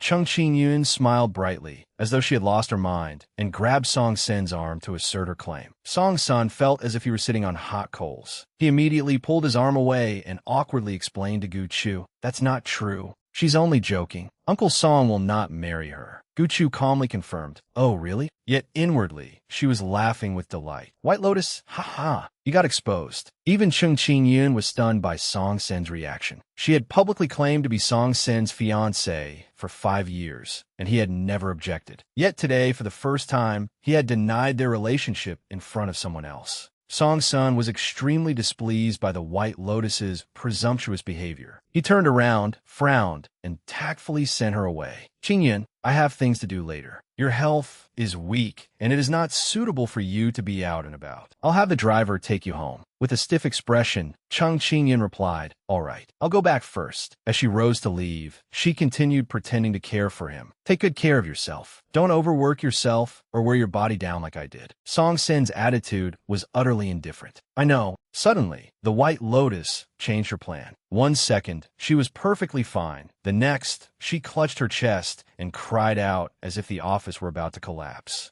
Song's son, my heart hurts so much. Afraid that her old illness had flared up, Song's son rushed over. Are you all right? I'll have my assistant take you to the hospital. But how could Chung Qingyun's poor acting escape Gu Chu's eyes? Gu Chu silenti gu set. What terrible acting. Chung Qingyun put on a pitiful expression and pleaded, Song's son, I'm afraid of injections. Can you stay with me? Just as she thought her plan was guaranteed to succeed, Gu Chu let out a scream even louder than hers, startling everyone. Seeing Gu Chu trembling, Song's son hurried over. Gu Chu, what's wrong? With acting skills that could be called the pinnacle of drama from her previous life, Gu Chu performed, Uncle Song, Gu Chu's stomach hurts so much. Gu Chu might be dying. Boo-hoo. Seeing her face covered in sweat, Song's son panicked. Don't be afraid. I'll take you to a doctor right away. Song's son immediately shouted, Someone, assistant. The assistant hurried in. President Song, what happened? Immediately summon all the doctors from the group's medical department. They must be here within 3 minutes. He looked at Gu Chu's complexion and made a judgment. Her stomachache could be appendicitis, diarrhea, or then he thought of something and deliberately said it loudly enough for Chung Qingyun to hear. She may have food poisoning. The assistant looked from side to side and asked awkwardly, What about Miss Chung? At this moment, Song Sen's attention was entirely on Gu Chu. He replied indifferently, Take her to the Chung family's private hospital. This result threw Chung Qingyun from the initiative into a passive position. She stood frozen. Even when Song's son had nearly reached the door, she still could not believe what she had heard. How could this be? This had clearly been the perfect opportunity to win Song Sen's sympathy. Yet that child had so easily ruined it. Was this child more important to Song San than she was? Clearly, she was the one with a dangerous illness that could kill her at any time. Meanwhile, Gu Chu was still fully immersed in her role, her face flushed, tears welling in her eyes as she groaned weakly. Oh no, it hurts so much. Suddenly, she opened one eye, looked at the White Lotus, smiled, and declared her victory. Chung Qingyun was instantly enraged, gritting her teeth. That child was obviously faking it. She was so young, yet she already knew how to pretend to be sick to gain others' sympathy. What a naturally deceitful child. A bad premonition rose in Chung Qingyun's heart. She clenched her fists and resolved to investigate the child's true identity. If this child dared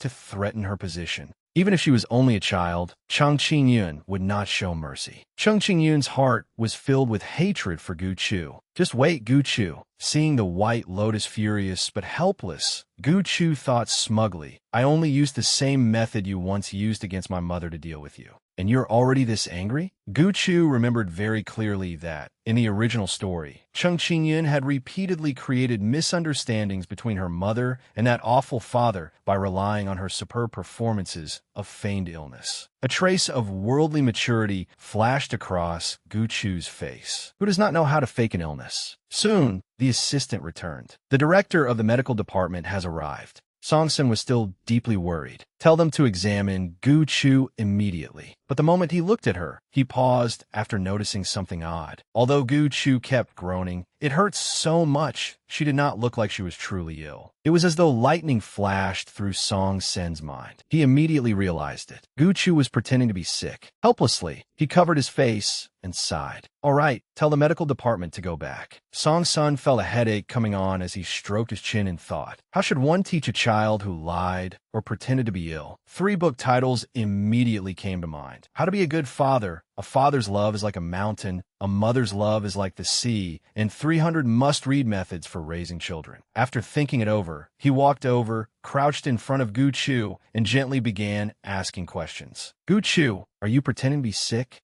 Contrary to Song-sun's expectations, he thought she would deny it, but Gu Chu readily answered, yes. This was also part of her plan. She praised herself inwardly. The highest level of acting is when you think I am acting, but I deliberately let you see that I am acting. Hee. Song-sun gently educated her. Gu Chu, pretending to be sick is something only naughty children do. It will make your mother and Uncle Song worry. Can you tell Uncle Song why you pretended to be sick? Gu Chu's expression darkened slightly as she said innocently, Gu Chu doesn't like Miss Chung. Her eyes are scary, scarier than Snow White's stepmother. She frightened Gu Chu. Song-sun said incredulously, that can't be. Miss Chung is very kind. Besides, it was your first time meeting. She has no reason to target you. Gu Chu continued shaking her head, her voice so certain that anyone listening would believe her. No, what Gu Chu said is true. Wasn't Miss Chung pretending to be sick too? Think about it, Uncle Song. Wasn't she perfectly fine after we came out? She even looked at you with a fierce expression. Her words made Song-sun fall silent and ponder carefully. In his memory, Chang Qingyun had always been obedient and gentle. But Chu Chu did not seem to be lying. What exactly was going on? After a moment, he gently stroked her head and relented. Uncle Song understands. I'll investigate. But from now on, Chu Chu, you mustn't pretend to be sick again, understand? Even if you meet someone you don't like, don't cause trouble for them. Do you understand what I'm saying? Suddenly, she had another idea. She wanted Song-sun to jump into the trap she had set. But I really hate Chang Qingyun. Chu Chu doesn't want her to be Uncle Song's fiancé.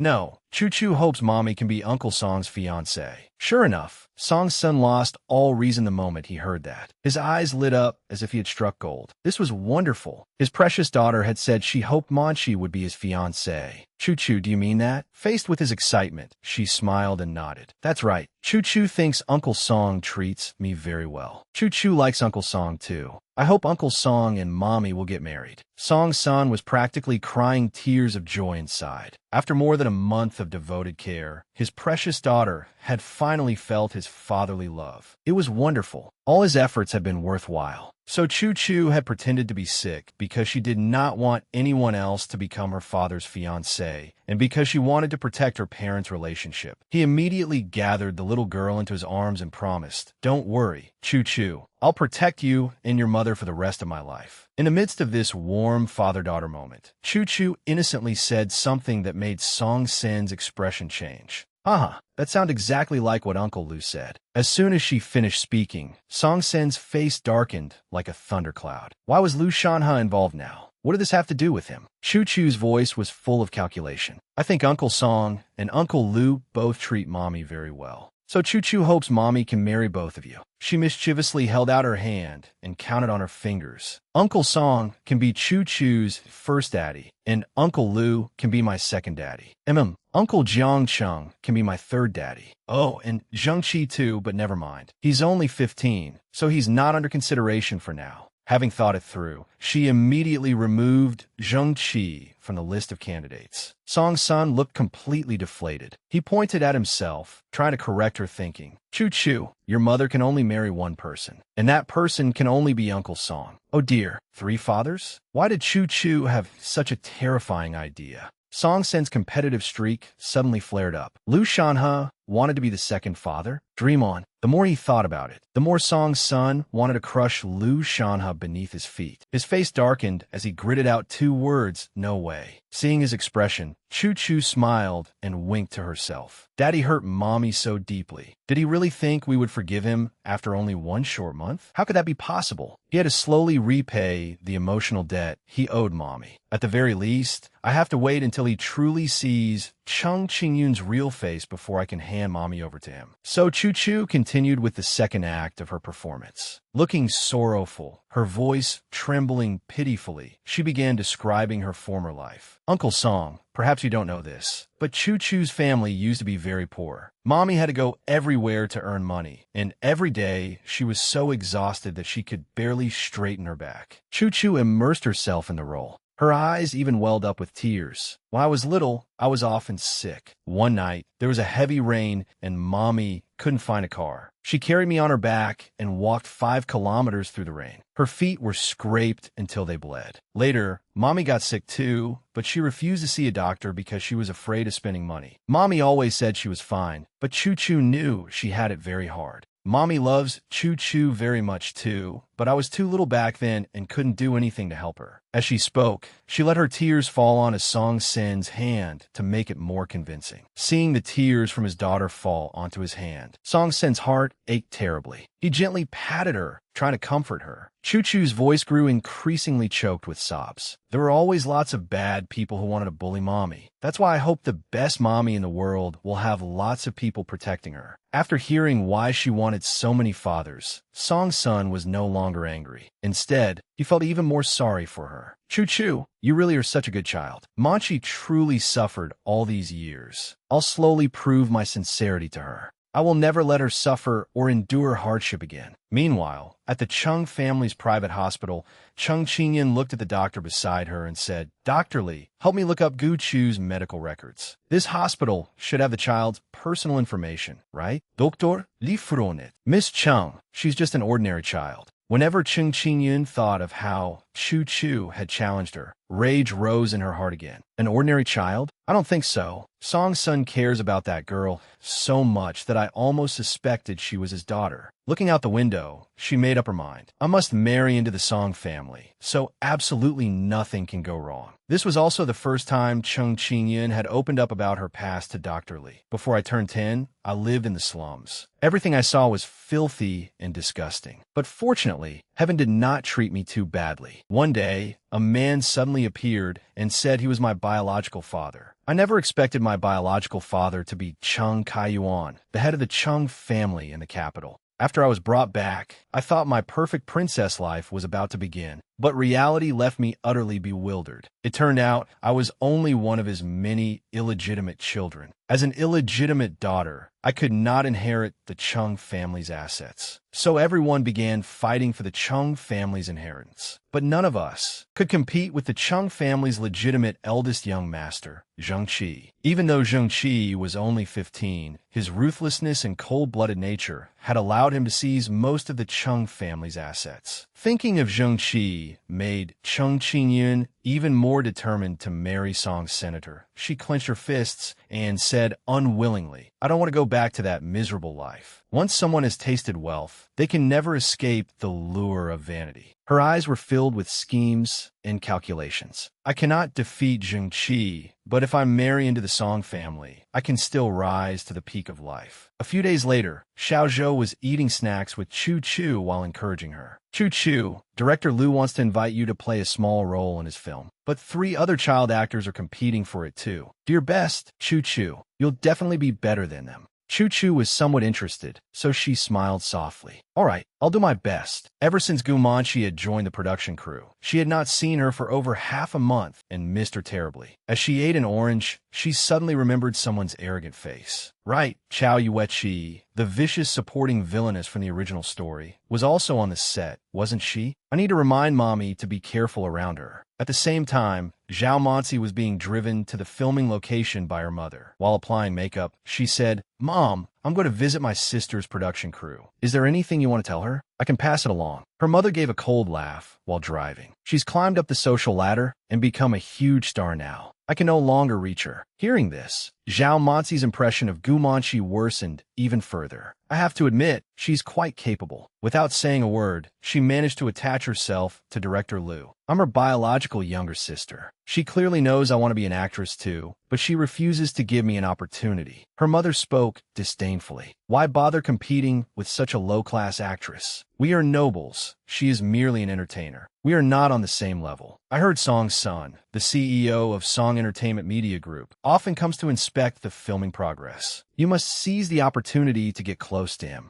Zhao Monsi's face was full of confidence. Don't worry, Mom. I can do it. And when I see my sister, I'll remind her of her place and take down her arrogance a little. Soon, she arrived at the filming base. Looking at the vast filming grounds before her, Zhao Monsi felt lost. Is this Gumanchi's filming location? I wonder where she is. Just as she was spacing out, a cart lost control and came rushing toward her. The people nearby shouted, "Watch out! Move out of the way!" The equipment cart is sliding down. Before Zhao Monsi could react, someone pulled her away. Careful! The person in front of her looked at Zhao Monsi and frowned. Why are you here? I came to find someone. Zhao Monsi's heart fluttered wildly. She was completely captivated by the person who had just saved her. Who is this? He is so handsome. Noticing her injured ankle, the person said to a nearby crew member she sprained her ankle. Please get her an ice pack to treat the injury. Yes, you can go back to work, sir. Leave this to me. Miss, please come with me. Yet, Zhao Monsi kept staring at the back of the person who had saved her. Only after he had gone far away did she finally reveal her love-struck expression and rapidly ask, "What was that man's name? Where's he from? Is he an actor here? Does he have a girlfriend?" The young crew member answered awkwardly. Director Liu instructed us not to reveal too much about the film before its release. I can only tell you that he is an actor in our film whom Director Liu thinks very highly of. So he is a film actor. At that moment, she had completely forgotten that Song's son had been her original target. The person who had just rescued her went straight to the dressing room. When Liu Shanha saw him, he happily said, "You're finally back." It turned out this person was none other than Gumanchi, who was dressed in costume. She slowly removed the wig from her head. Liu Shanha came over and urged, "Manchi, hurry up. You still have another scene. Go change out of this outfit quickly. Your scenes in male attire are finished." She nodded. "All right, I'll go change first." Her disguise made everyone who saw her marvel. Sister Manchi looks so convincing as a man. If I were a girl, I'd definitely fall for her. Just then, the assistant director led Zhao Monsi inside. "Director, this Miss Zhao says she is here to visit her biological older sister, Gumanchi." Zhao Monsi walked over to Liu Shanha with a bright smile. "Hello, Director Liu. I am Zhao Monsi. We meet again." Liu Shanha replied coolly, "Miss Zhao, Manchi is changing clothes. If you want to see her, sit and wait for a moment." Suddenly, he frowned at her and added, "This is an important work area. You may stay here for no more than 5 minutes." Zhao Monsi's mind was still focused on the person who had rescued her. She asked expectantly, "Director Liu, I think there's a male actor in your crew who wears a Zhongshan suit and has slick back hair. He isn't very tall and is a little thin. He just saved me. Could you tell me his name? I want to thank him in person." First, she needed to learn his name. Then she could find out more about him. She began imagining what would happen next. They would slowly get to know each other. Then their relationship would develop further. With such excellent qualities, surely he would like her. The assistant director pondered her description for a long time, but could not figure out whom she meant. A male actor who isn't tall and is rather thin? Is there an actor like that in our crew? Why can't I remember?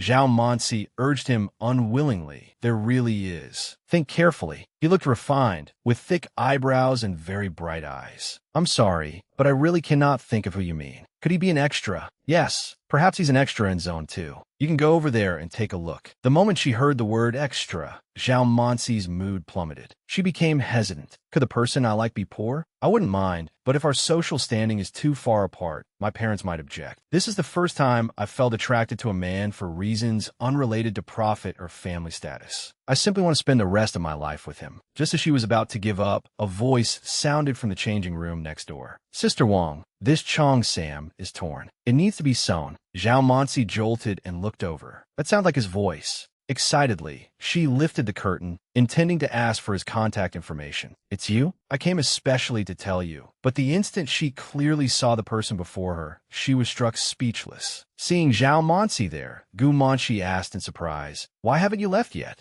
Zhao Mansi looked as if she had swallowed a fly. "Why you are?" The assistant director seemed to realize something and said with an amused expression, "I remember now. Sister Manchi had a scene in male costume today. Miss Zhao, the person you were looking for must have been Sister Manchi. Haha, you two are really fated." His suggestive words made Zhao Mansi so embarrassed that her face turned bright red. She shouted furiously, "Why is it you, Gumanshi? You're too much. Do you know how badly you fooled me?" Zhao Mansi stormed off. "I don't want to see you again." Seeing her fierce expression, everyone hurriedly moved aside to avoid her. Lu Shanha asked in confusion, "What's wrong with her?" Even Gumanshi did not understand what had happened. No idea. She suddenly went crazy. After leaving the filming set, Zhao Mansi could not stop herself from bursting into tears. Sobi, that person was actually Gumanshi? Why did it have to be Gumanshi? This is so awful. Why does she look so handsome in men's clothes? And I actually fell in love with her at first sight when she was dressed as a man. She imagined those people finding out and mocking her. There are people who are so infatuated with handsome men that they fall for their own older sister. The more she imagined it, the harder she cried.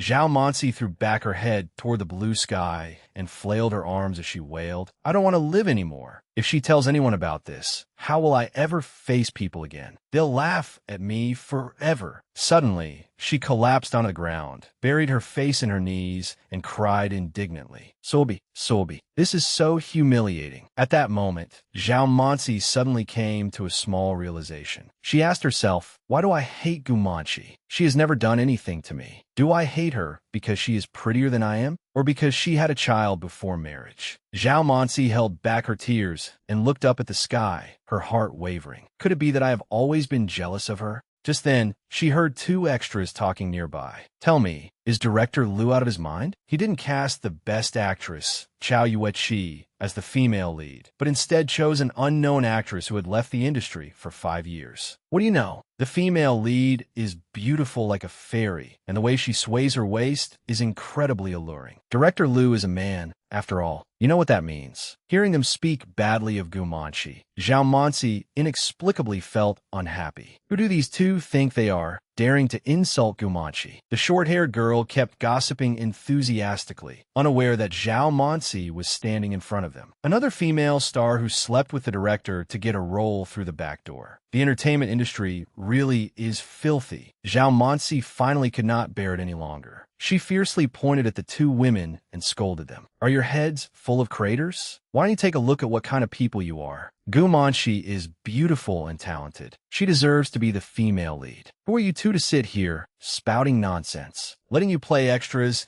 is already giving you far too much credit. With your character, you're only worthy of 2 piles of crap." Having been scolded for no reason, the short-haired girl retorted, "What does this have to do with you? It's my mouth. I'll say whatever I want. And dressed as flamboyantly as you are, you must be here to seduce the director too." Zhao Mansi immediately raised her voice in narcissistic indignation. "I'm this beautiful, so of course I have to dress glamorously. I'm not an actress." As she spoke, she put on a serious expression and glared at them. "But let me tell you this. The owner of this filming base is my friend. I already took pictures of you two." Zhao Mansi's face was dark with anger, making the two women who had been gossiping break out in a cold sweat. "If you continue talking nonsense, I'll send your photos to him immediately. If you still want to work in this industry, shut your mouths and eat your meals properly. Do you understand?" Faced with her imposing manner, the two extras supported each other and fled. "Go hurry." Still fuming, Zhao Mansi put her hands on her hips, watched them leave, and cursed. "Humph, what trash. They have no class and only dare to ruin someone's reputation behind her back."